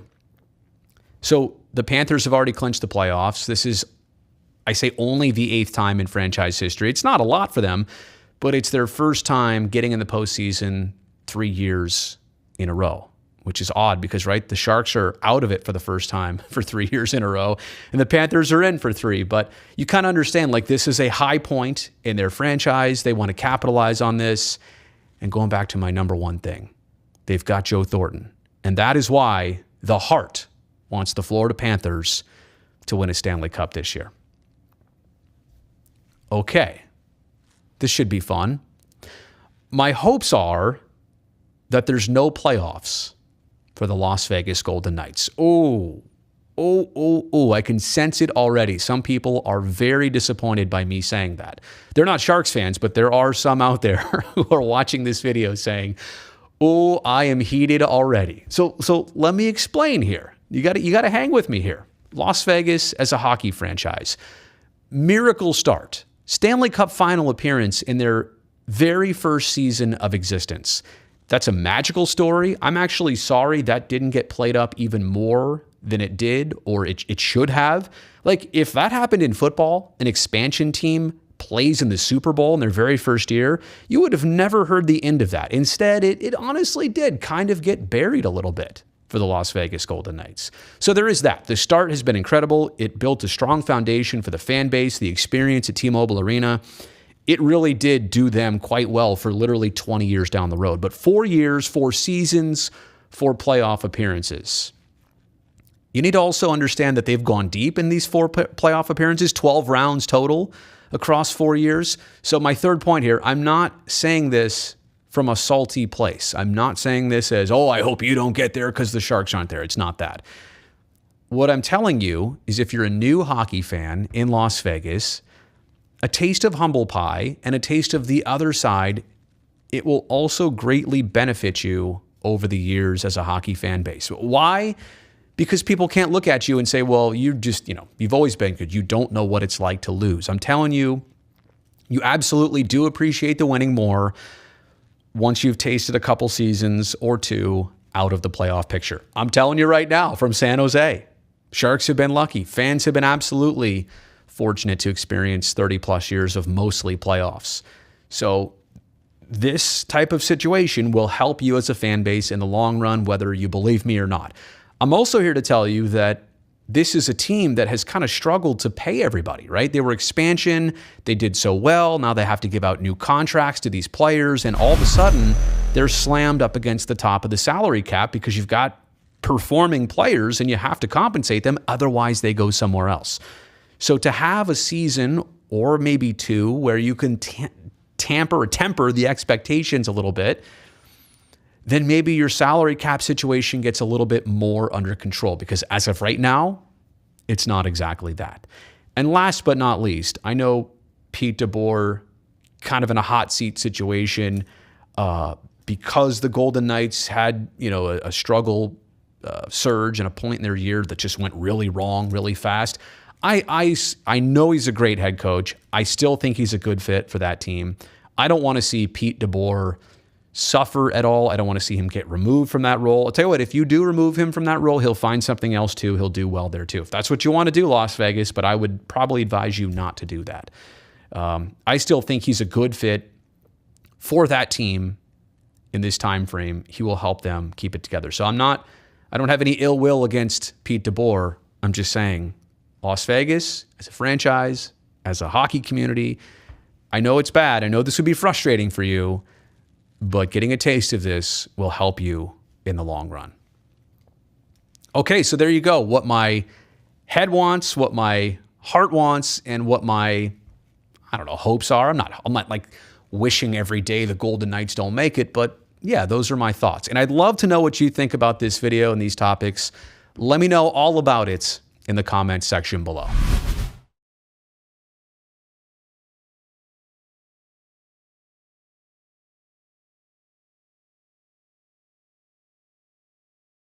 Let's get into this voicemail. By the way, you can always leave me a message at 510-343-3640. Hey, Brodie, this is Hunter Patton from Salt Lake City, Utah, and I just wanted to know your thoughts and opinions on dealing with depression and anxiety in your early career and how to navigate your career and how to, I don't know, find out what your purpose is and where you go in life with very little knowledge and experience and kind of feeling overwhelmed with everything. That's my question. I appreciate everything you do, Brodie. Go Sharks. Let's go. This is our season. We're going to win the cup at some point. Let's go. I certainly hope so, Hunter. And first things first, thanks for calling in from Salt Lake City. It always amazes me the power of social media, things like YouTube, how I can reach people way outside Northern California, which has not always been the case in broadcasting, but it is now. Also, the topic and the point of your message, the fact that you would reach out. I literally said, I want this voicemail line. I want all my social channels to be about, sports, but also real life too. The fact that you have gone there with me, I definitely appreciate that. And I welcome this opportunity to share some background, share some opinion, maybe share some advice that might help you. Before any of that, let me just say that I'll give you some thoughts here, but if you need to, seek actual help from a trained professional, and that's actually kind of my first point here, help is a good thing. There is some stigma, and especially among young males, that, getting therapy, getting help, getting some mental resources, that's a bad thing. It's crazy because if physically you weren't feeling well, you'd go see the doctor. Or physically, if you wanted your body to perform a certain way, you might go get the help of a trainer. They'll get you in shape really fast. They know what they're doing. They're professionals. But for some reason, when our bodies on the inside mentally aren't right, that you wouldn't, seek some advice and some professional assistance just because of what other people might think or because you've been trained not to do it. I just kind of sense there in maybe your tone that you're really dealing with some things. And if you are, let me just advise you and say that help is a good thing. I want to state that from the start. But in terms of career, getting into something, stress, anxiety that it produces, a couple things I've learned over the years. The grass is always greener on the other side. I don't know what you're doing right now in life, but maybe some of the things you're looking at that you'd like to be doing, that you'd like to see yourself in 2 to 4 years down the road or 6 to 10 months down the road, maybe those things seem awesome to you and your life would be so much better if that were the case. And I'm just here to say that a lot of times we all tend to do this. We look at ourselves, we judge where we're at, and we perceive what somebody else is doing as much better, much more rewarding, much more valuable to society. It may or may honestly may not be that way. And that's kind of my next point here as I say that as somebody who I have a job where a lot of people look at it and me and think, oh, that must be the best thing in the world. You cover sports, you broadcast.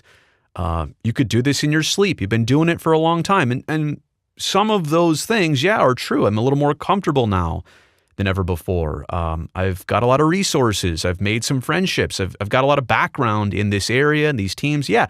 But things aren't always as they appear. Just because somebody makes a job or what they do or who they are look easy, it does not mean that it's easy for them. Trust me on that. So maybe I'm guessing here, but maybe you're younger in life, you're trying to figure out what career path you want to do, what other people are doing. It's not always necessarily what you thought it was going to be. You should try things out. Me in broadcasting, for example, I interned. I worked for free for a while right out of high school. Then I took, several low-paying jobs, low-paying roles to get into this industry. But I could have always just backed out and said, all right, this isn't for me. But I tried it. I liked it. And fortunately, I'm, a rare case where I stuck with it all these years and I never wanted to venture away. But I would highly recommend that if you got into something that you tried, you thought you might like, and you don't like it, just, hey, back out of it. No shame, no problem. maybe back out of it with a plan. Don't instantly quit on a Thursday. Figure out what's next while you're doing something else. That can always lower your pressure and stress to get on to whatever is next. And then lastly, let me just say this. Doing new things is hard. As you venture out and try new things, you talk about stress and anxiety early in your career, whether it's a new role, a new position, a new company, transitioning, all of those things are difficult. And let me give you a quick backstory here. I started my broadcasting career like in literally 1999, 2000. And by 2007, I got laid off as part of a, not a company-wide thing, but a group-wide thing. All of us, our show got canceled. It was done. And I spent the entire calendar year of 2008 out of television, out of broadcasting, and desperately was trying to get back into it with the right opportunity and situation. And I did. But when I got back into it in 2009, at the same job I have now, I put so much effort and stress and pressure into reestablishing because I saw how fast it went away the first time. I had a chip on my shoulder. I wanted to make up for lost time. I wanted to make sure that even though none of that was my fault, that it never happened again, that I really do this right and grab on tightly this next time around. My point in sharing all that is that I was overworked, overstressed. I mean, literally my job was my life 24/7, 365 for a couple good years until I finally felt like, all right, I'm back in this thing. I can actually take a breath and be healthy for myself and focus on other things that I like all over again.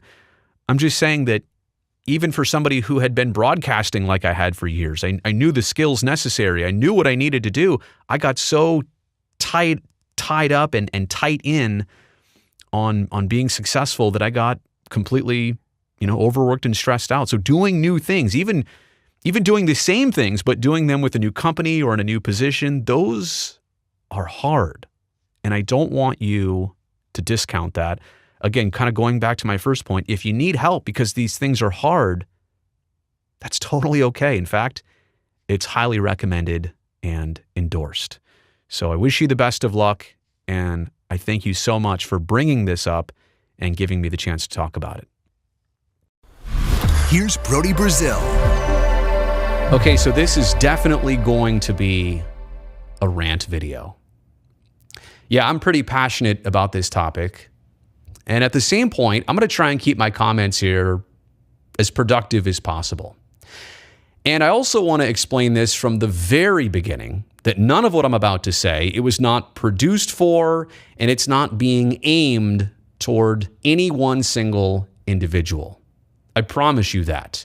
And I realize that some might expect differently because of what I'm about to say, or interpret this as that, like it's about somebody. It's not.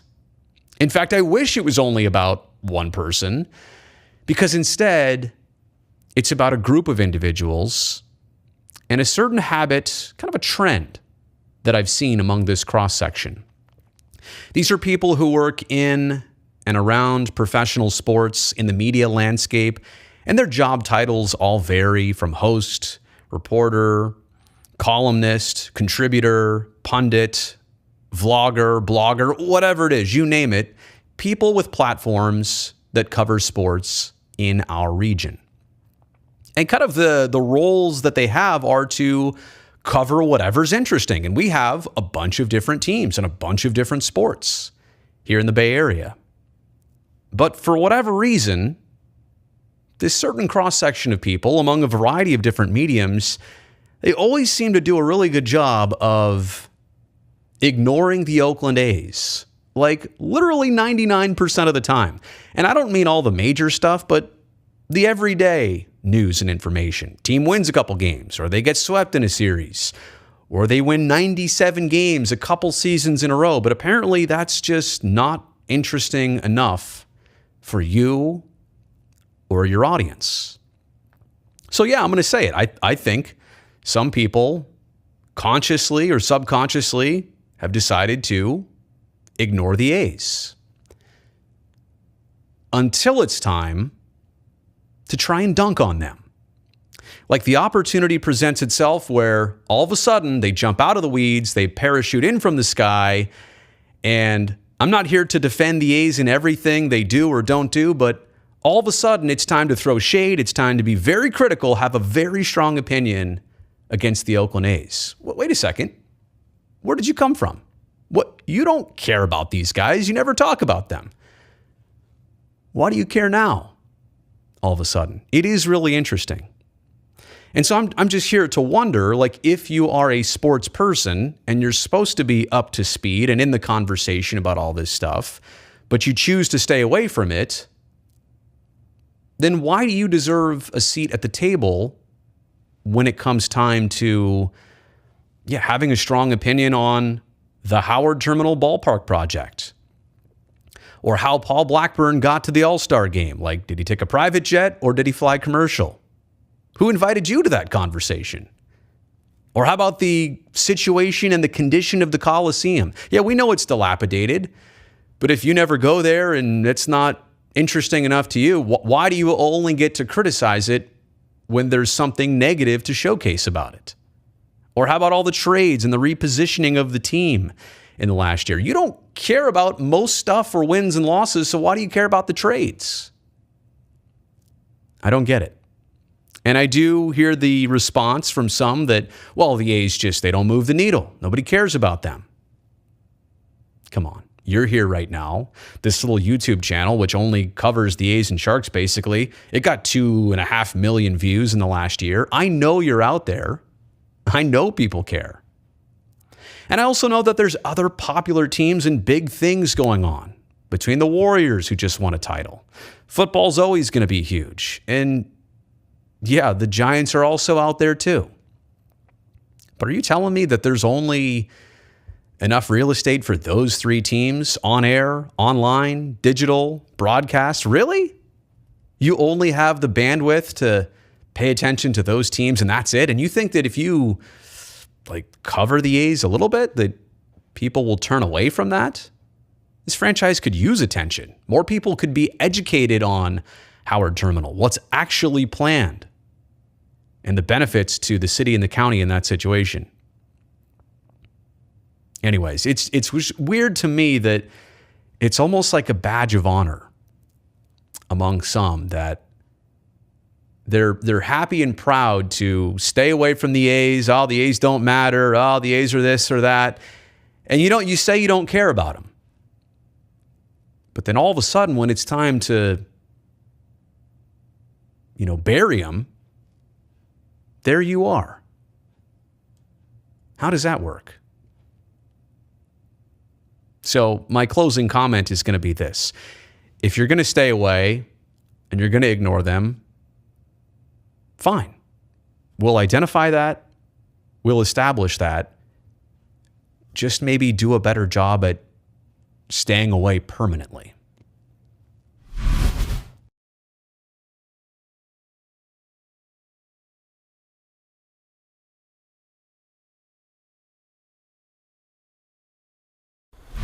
Here's Brodie Brazil.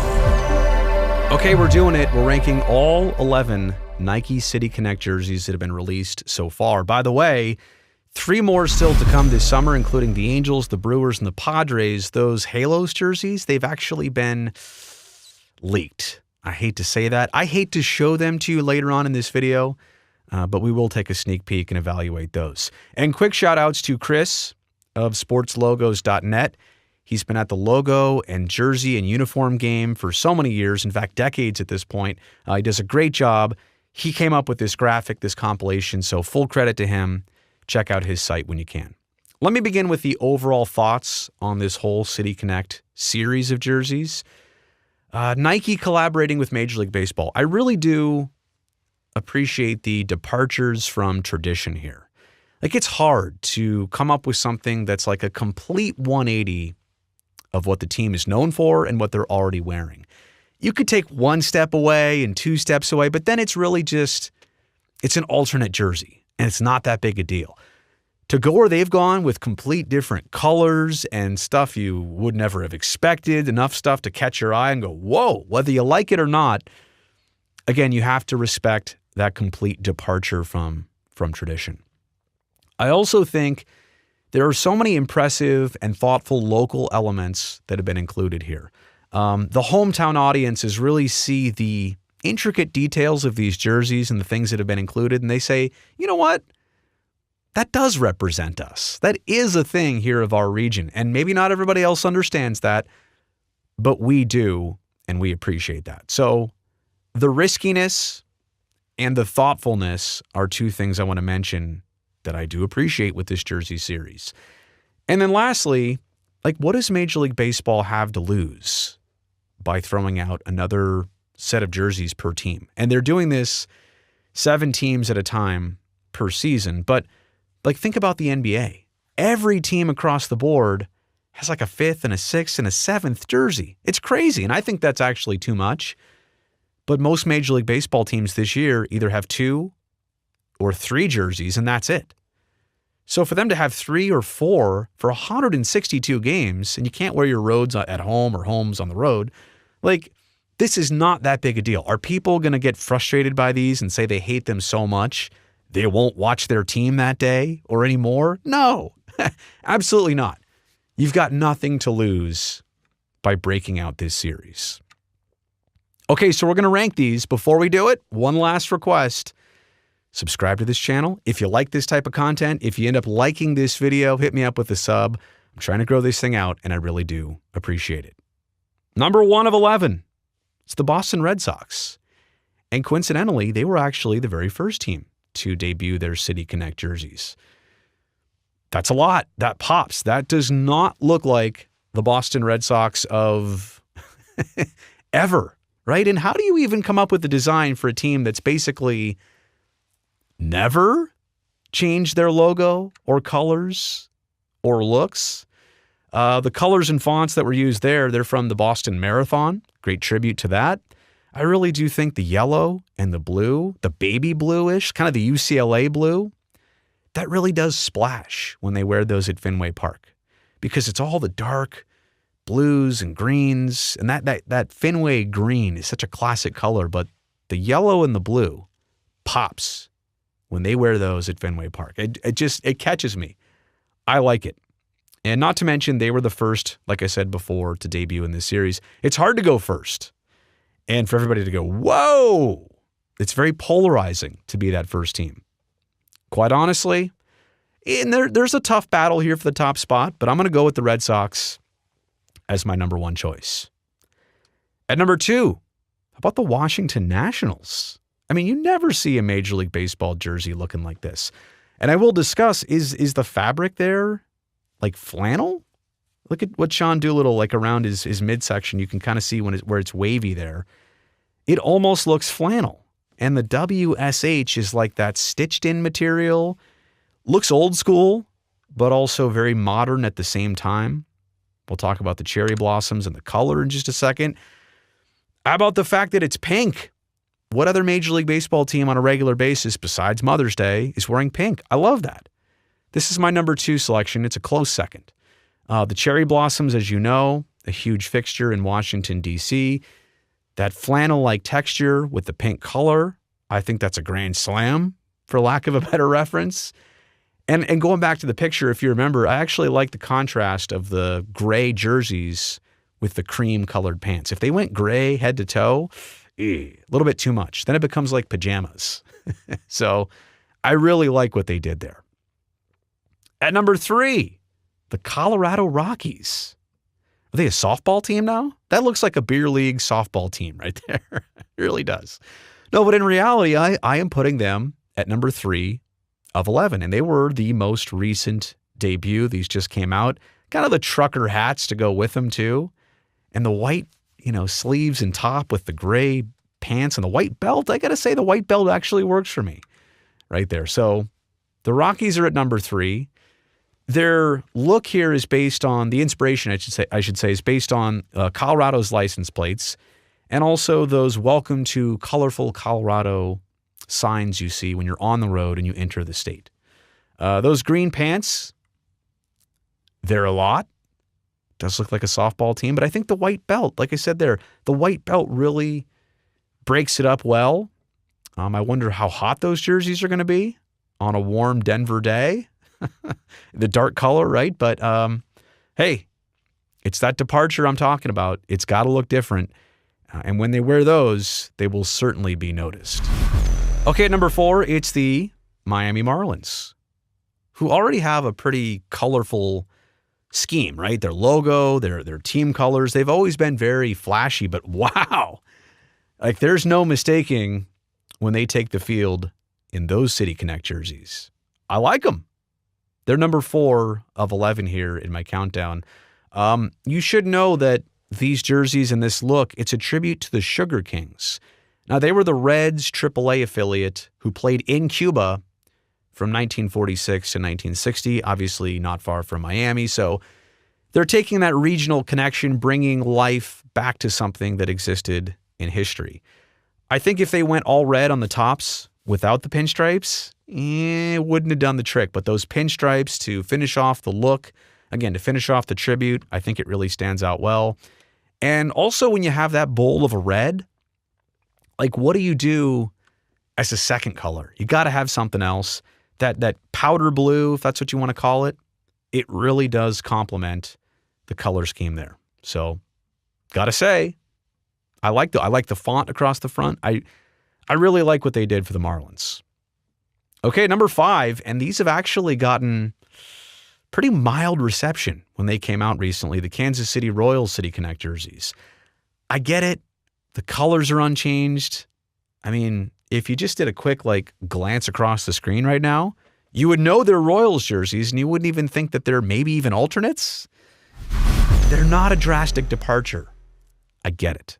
In fact, these might be some of the safest designs that Nike and MLB came up with. But the fountains and the Art Deco, those are the themes of Kansas City that are portrayed here on the jerseys. It's said that the Royals were actually also presented with ideas for barbecue and jazz, right? 2 other things that are popular in the Kansas City region. And the team said, nah, I don't think we can pull those ones off. So yeah, the fountains, yeah, Art Deco, probably a safer design, but I think that's slick. The logo's good. The typeface is good. Could they have gone with some different colors? Probably. Just switch it up. Do something like this is your chance, right? It's kind of like when you're young and that summer you're not in school, you want to dye your hair or you want to buzz your head. And you're just doing it to be different while you can, while you're young. Why not? Royals had that chance and they just kind of didn't go for it, but I still like what they did. So I'm not going to dock them on that. Wow. Number 6, the White Sox. That's flashy, right? That's a look. That is a very specific look right there. It's a good theme. It's not overly complicated. I think it fits the White Sox, in their current logo. And this one doesn't stray away from their team colors, which are already black and silver and white. So, again, the chance to color it up a little bit, and they double down on kind of their current logo and look. The design here was based on Chicago's Greystone style of architecture. That's what Nike says. The reverse pinstripes, when I say reverse, it's the white pinstripes on the black jersey instead of vice versa. Head to toe, that's pretty intense.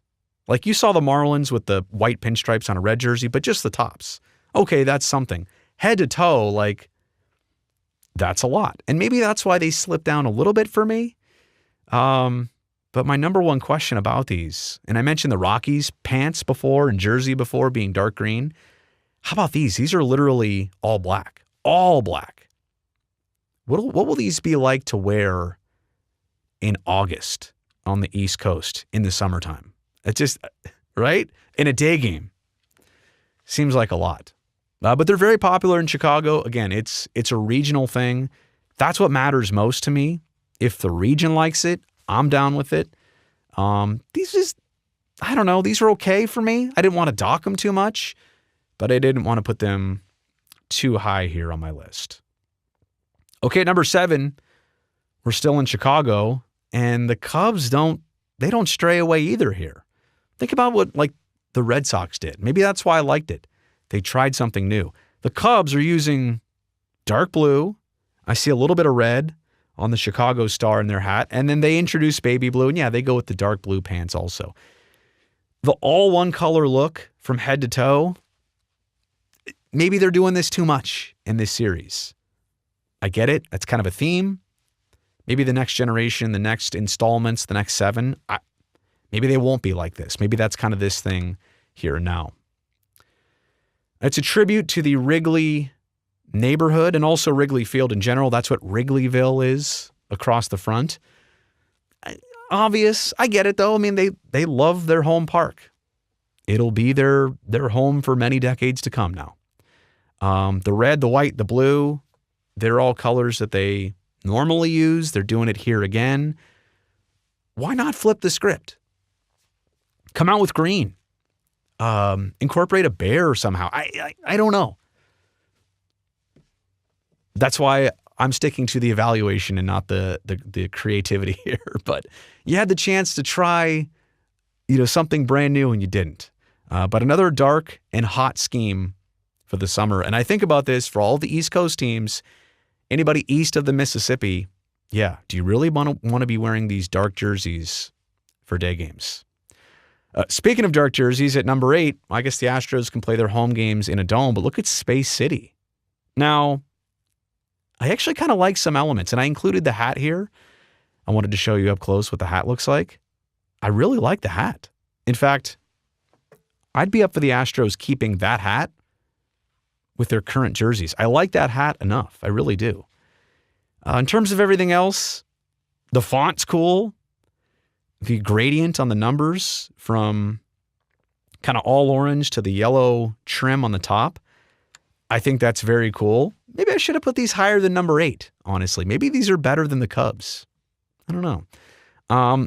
The scheme here, it's a nod to the old school Astros jerseys, those, what they call it, Tequila Sunrise one. It was all, remember the Astrodome and the ones they wore there? And also space travel in Houston. So they wanted to use their flashiest colors. That's a NASA font that they tried to replicate on the front. I really did like the textured shoulder pattern. I don't know if you saw that there, but it's kind of like the dark blue with the very faint orange squares. Kind of 80s-ish. So I do like that. And then I also don't know if you saw it there, but, the pinstripes all the way around the collar and the sleeves, but also the number of each player on their pants. That's unique, and that's definitely something that pops. Okay, let's get to number 9, down the final stretch here. Los Dodgers. Haven't I seen these before? That all blue look? Is this new or is this a throwback? What are we doing here? This one's simple to digest. Looks a lot like what the current Dodgers are now. It just says Los Dodgers, and it's dark blue, Dodger blue, head to toe. I get what they're doing. They're honoring the 40th anniversary of Fernando Mania. Obviously, Mr. Valenzuela was huge down there for so many years, but it kind of peaked and initially crested in 1981. They debuted these last year, so they were commemorating that, 40 years of it. But as much as I get the nod to tradition and history, that's cool. Was it a missed opportunity to take that history and then modernize it? Because I guess you could do a throwback jersey too, and then do this one. So is the theme of the Nike City Connect, is it to throw back? Or is it to think forward? Or is it to be abstract? I'm up for all the above. I don't mind all the above, but I'm just saying, how do you consider this? Is this a slam dunk? Well, no, that's a basketball term. Is this a grand slam? Is this a home run? Is this a base knock? What is this? And the hat with Los Dodgers in the same script as the logo. You could have done something better. Or you could have done something Los Dodgers, but it didn't have to be exactly what the jersey said. I don't know. I like this. I would have kept the idea, but let's just go back to the idea and start from there instead of copying the whole thing from 1981. So there you go. Sorry, Dodgers, you're at number 9, which brings us to their biggest rivals at number 10. I'm not knocking the Giants or putting them down low because I'm the A's guy. In fact, I want to say one of my favorite things of the entire City Connect series, of all 11 teams, is actually the color, this tangerine that they came up with for the Giants. That hat, they ought to consider incorporating that hat and that tangerine color into an alternate jersey that they routinely wear. I think they have an orange top one Orange Fridays, maybe. But it should be that color. That tangerine, I got to say, in the same way I love A's Kelly Green, I do like that tangerine orange, if that's what we're calling it, for the Giants. But the rest of their jersey, that all-white look, you're obviously tributing the Golden Gate Bridge. Could you come up with something more boring? I mean, that's... I get it. That's San Francisco, but there's so much more to the city and the region that you could have connected with. And fog? How do you depict fog? You kind of like fade it in, fade the white into everything? I don't know. It doesn't. I do know the Giants have something like a 15-2 record when they wear these as of right now. So I understand why the fans might love these. They're partial because they work. But in terms of stylistically, that giant G on the chest, I don't know. Anyway, I'll focus on the positives here. And you know what? As more jerseys come out, this is actually one that if I did this again in the future, this one might have a chance to move up a little bit, only based on color alone. But the hat and the tangerine, to me, I liked them initially. They've grown on me. Everything else about it, not my favorite. Okay, and then number 11 out of the 11 teams out right now. So technically, the Diamondbacks are in dead last here. The Serpientes. So Spanish for snakes. Diamondbacks. I get it. Color of the jersey, okay. They didn't even bother changing the hat or coming up with a certain pair of pants that really go with it. I mean, it's just white with a pinstripe down the side. I don't know. It's just not enough. It looks like an incomplete project. I get it, Serpientes. That's actually a thumbs up for me. It's cool. Makes people think. It's for a lot of people a new Spanish word. Great. You're adding to your vocabulary. Cool font across the front. Color theme. Okay. But the pants? What? You didn't finish. And the hat logo. There could have been more to this, right? I think missed opportunities is a theme here for all these teams the criticisms I have, usually it's just because I saw room for more and it wasn't there. Uh-oh. The 12th team coming out soon. I'm not even going to rank these. I will tell you though, if that's what these actually are, they're probably in my top 6, top 7 or 8 for sure. I don't know what that looks like. I don't know what that theme is. Is it like a 1960s drive-in? Is that like what they should have worn when Angel Stadium was opened? And I also got to tell you, you see my emoji on there. I hate showing this to you. I hate sharing this, but it's all the way out there. You know, somebody took a picture of this on their photo shoot when they were meant to promote this. How that leaks, it frustrates me. It frustrates me that it's here. I would rather have it splash the right way, come out and debut when the team gets to tease it, promote it. Now everybody knows what it looks like. So I hate to even include this, but it's already out there. And yeah, I would, this one's up there for me. The cream, the red, they didn't have to change. The hat, yeah, all right. Different. It makes you think. It's a departure. So definitely not the worst. It's not a stretch. It's not risky, but it's pretty well done. So there you have it. My rankings of all 11 and the current leak of the 12th City Connect jersey. Let me know what you think, what you agree with, what you disagree with, all of that in the comments section below.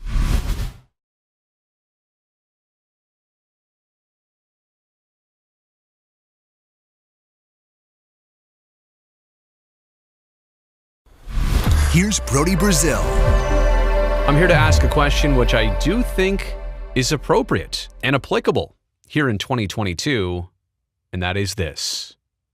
Is it finally time to start grading Major League Baseball umpires? Well, he doesn't think so. Hey, hang on. What are you saying? All right, let me actually start with some disclaimers here because I do want to mention these things before anything else in the video. Number one, I believe firmly umpires do a thankless job. Imagine only getting attention when you screw up or when it's noticeable, or when somebody has a complaint. All the other good days when you do your job just fine, nobody says anything. Well, what? You get no credit there. You only get the criticism. And speaking of criticism all around, sometimes it's one team, sometimes it's the other team, sometimes it's both teams. If it's a controversial decision or call, you're obviously going to make somebody happy and somebody disappointed. So it's never the case of a win-win situation. How about split-second calls? They're only human. I realize it's what they do for a job. This is their craft. They're supposed to be really good at this. They've got years of training and development and skills and experience, all that stuff, but they are still human in the moment to have to read a situation and react to it, whether it's a ball or a strike or a tag play or a force play, whatever. It's not easy. I will give them that. And I would also add that, yeah, they have technology, but we also have technology. And I don't think technology is necessarily the best friend of an umpire. We can see things now with zoom lenses and super slow motion and 4K. Trust me, I work in television. I know all the resources we have. It's almost unfair to show you an umpire's initial call and then be able to evaluate it from 6 different angles at super slow speeds from perspectives that there's no way they had with the naked eye. And then lastly here, once you earn or deserve a reputation as an umpire of the bad variety, it's hard to shake that, right? Your name is associated with a blown call or this or that or a changing strike zone. It's hard to shake that reputation. So all that said, I want to defend umpires on all of that. And maybe there's more, but these are the first things I could think of. But now that that's been said, consider everybody on a Major League Baseball field who gets evaluated by their performance. Obviously, all the players. If you're slumping, you may not play. If you've been slumping for a long time, or you're relatively new at the league, you may get sent back down to AAA. Managers, coaches, they're all evaluated on performance. How the team does, if you're a pitching coach, how your staff does, if you're a hitting coach, what your team's batting average is, all that stuff. The front office, they never actually step foot on the field during a game, but it's their trades, their signings, their acquisitions, all of that gets evaluated with performance. Even trainers, I'm trying to take this as far as possible. Even trainers, physical trainers, get evaluated on how healthy a team can stay or how quick a player can recover or not. So there are metrics for everything, and that's kind of a specialty of baseball, right? Like there's a stat for everything. There's 5 stats for some things. All the basics, which batting average, earned run average, win percentage. We could dive one layer deeper than that. OPS, WHIP, WAR, etc. No, that's ETC is not a stat. At least I don't think so. That's etc. You catch my drift here. Sabermetrics takes it super deep into the stats of stuff you never even knew existed. So literally there is a stat for everything. Which brings us to this. As the public sees it, why are umpires immune to performance evaluation? And usually this conversation comes after a blown call that decided a game, and everybody says, well, how come this person can make that call and there's no penalty, there's no criticism? I don't actually know what happens. I don't think a lot of people know. Maybe there are conversations between Major League Baseball, the Umpires Association, the actual umpires themselves. Maybe there are internal reviews and evaluations and criticisms and memos and judgments. They never really make that public. So only as the public sees it, there's never any repercussions for making a bad call, having a really bad game or series, or deciding something of a terrible fashion, right? There's no follow-up to it as the public sees it. So it kind of gets me thinking, would it be fair for umpires, just like everybody else, to have stats? And I've been following this on social media, specifically on Twitter. You can find them at the handle Ump Scorecards, also umpscorecards.com. They put out one of these for most every Major League Baseball game, and it obviously centers around the home plate umpire. I think base umpires are also interesting too, but they have less of an impact on the game. Usually, obviously, first base umpire has a bigger hand in bang-bang plays, but, second, third base umpire, obviously, they are critical too.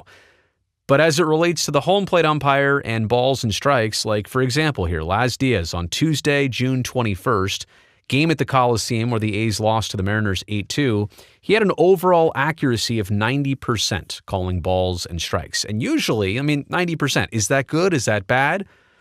That's up to you to decide. Obviously, the game was one-sided, so if it was a 3-2 game, maybe a 90% accuracy is not good because it's actually 4% below his average. Overall consistency, 92% as opposed to a 94% average. Overall favor, plus 0.72 runs for Seattle, based on which team he was more accurate for versus against. That's also interesting. It shows you all the missed calls there. Of 131 taken pitches, he called 118 correctly. Impactful missed calls, it lists the number 1, 2, and 3, the biggest changes in run expectancy. And then on the bottom there, called ball accuracy versus called strike accuracy. So this is deep. This is detailed. I, by the way, highly encourage you to follow this account. Also visit their website to learn a little bit more. But it goes back to my question. This is a perfect example of, should Major League Baseball be part of this? Should umpires have stats that are known about, that fans can critique them on, that they can have the awareness of, okay, what team is playing what team and who's the home plate umpire today? And also, like I mentioned, this is just for the home plate umps. What if they ever expanded this to all the umpires as base umpires as well, too? Maybe if instead of just this, what if it was a group evaluation of the day? I think it's interesting to consider. If you go onto Ump Scorecard's website, they tell you more about what they do. And one of the FAQs here says, what data do you use and where does it come from? Well, MLB releases detailed data for every pitch of every game. Each morning, my program grabs all this pitch-by-pitch data from the previous day's contests. Within the data, each pitch is assigned 89 attributes.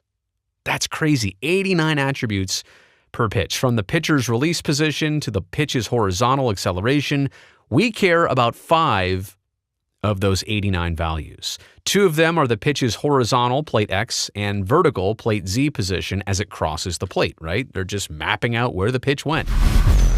2 are measures of the top and bottom of the strike zone bottom and strike zone top, values that reflect the size of the zone once adjusted for batter height and stance. Finally, we use the resulting call of the pitch. In conjunction, these 5 values can tell us whether a pitch was a strike or a ball and whether or not it was called correctly.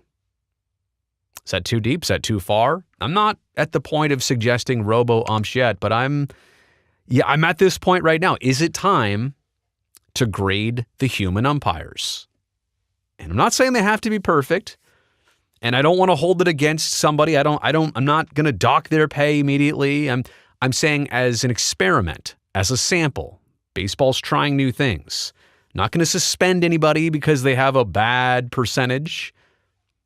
But is this something we should be tracking publicly? Obviously, it's being done. Should baseball recognize this? Should baseball use this? Is it something that needs to go a little bit more mainstream? Let me know what you think about all this in the comments section below.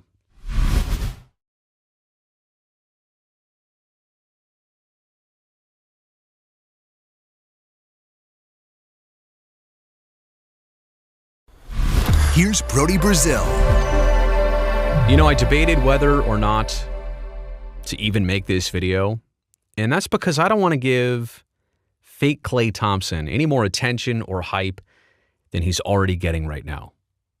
I'm not going to mention him by name. I'm not going to tell you about his YouTube channel. None of that. By the way, the more I look at that image, what fools people about this? What makes people think that's actually Klay Thompson? Clearly it's a fake. I think he looks like a bad rendering. That's my impression here. But is it the goatee? Is it the facial bone structure? Is it the eyes? It's definitely not the hair. Is it the body language? because not many of us have the physique of an NBA player, like the actual body. So what is it that makes people think this is real Klay Thompson, even though he's obviously set on his role as fake Klay Thompson? Anyway, in case you haven't heard, this individual breached security ahead of Game 5 of the NBA Finals at Chase Center a couple days ago. And he was in there for so long that he walked right to the court, picked up a basketball, shot hoops, shot three-pointers for about 10 minutes with nobody stopping him.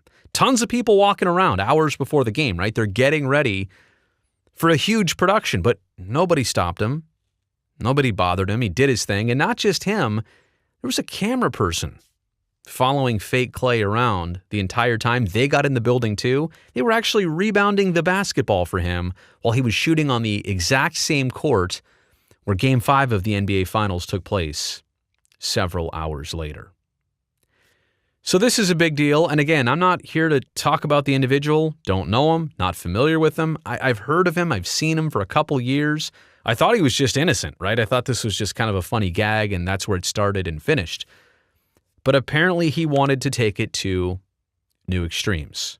And that's where I'll begin with my thoughts, more so on this situation rather than the individual. But number one, I really don't like the intent here. What was fake Klay's end game? I guess I understand the motive, to probably seek attention, to probably try and bring comedy or entertainment at his benefit. But how did he think this was going to go? I mean, sneaking into a pro sports venue at any time of the year, seems like a bad idea, but especially during the NBA Finals. Think of what he could have interrupted, right? Had there been, a pause to the game or freak out of who is this person? And you never know how it could play out. Like, what dominoes could he have set off to make things worse for basketball fans, the Warriors, and the Celtics themselves? Who knows? And also, we're very fortunate that his intent here was to only make a YouTube video. Here in 2022, we know there are individuals with terrible motives out there. This could have been much worse. I'm glad it was only this. And we'll get into the breach in just a second, but to put yourself in this situation and what? For the sake of gaining some YouTube subscribers, getting some views on YouTube? You really want that ad revenue that much? Are you really seeking this type of attention? Did you really need this platform? And yeah, I regret even talking about this because I feel like it's amplifying what he did, but I also think we need to look at the situation and figure out how this can be avoided moving forward in the future. So I'm going to go back and even if I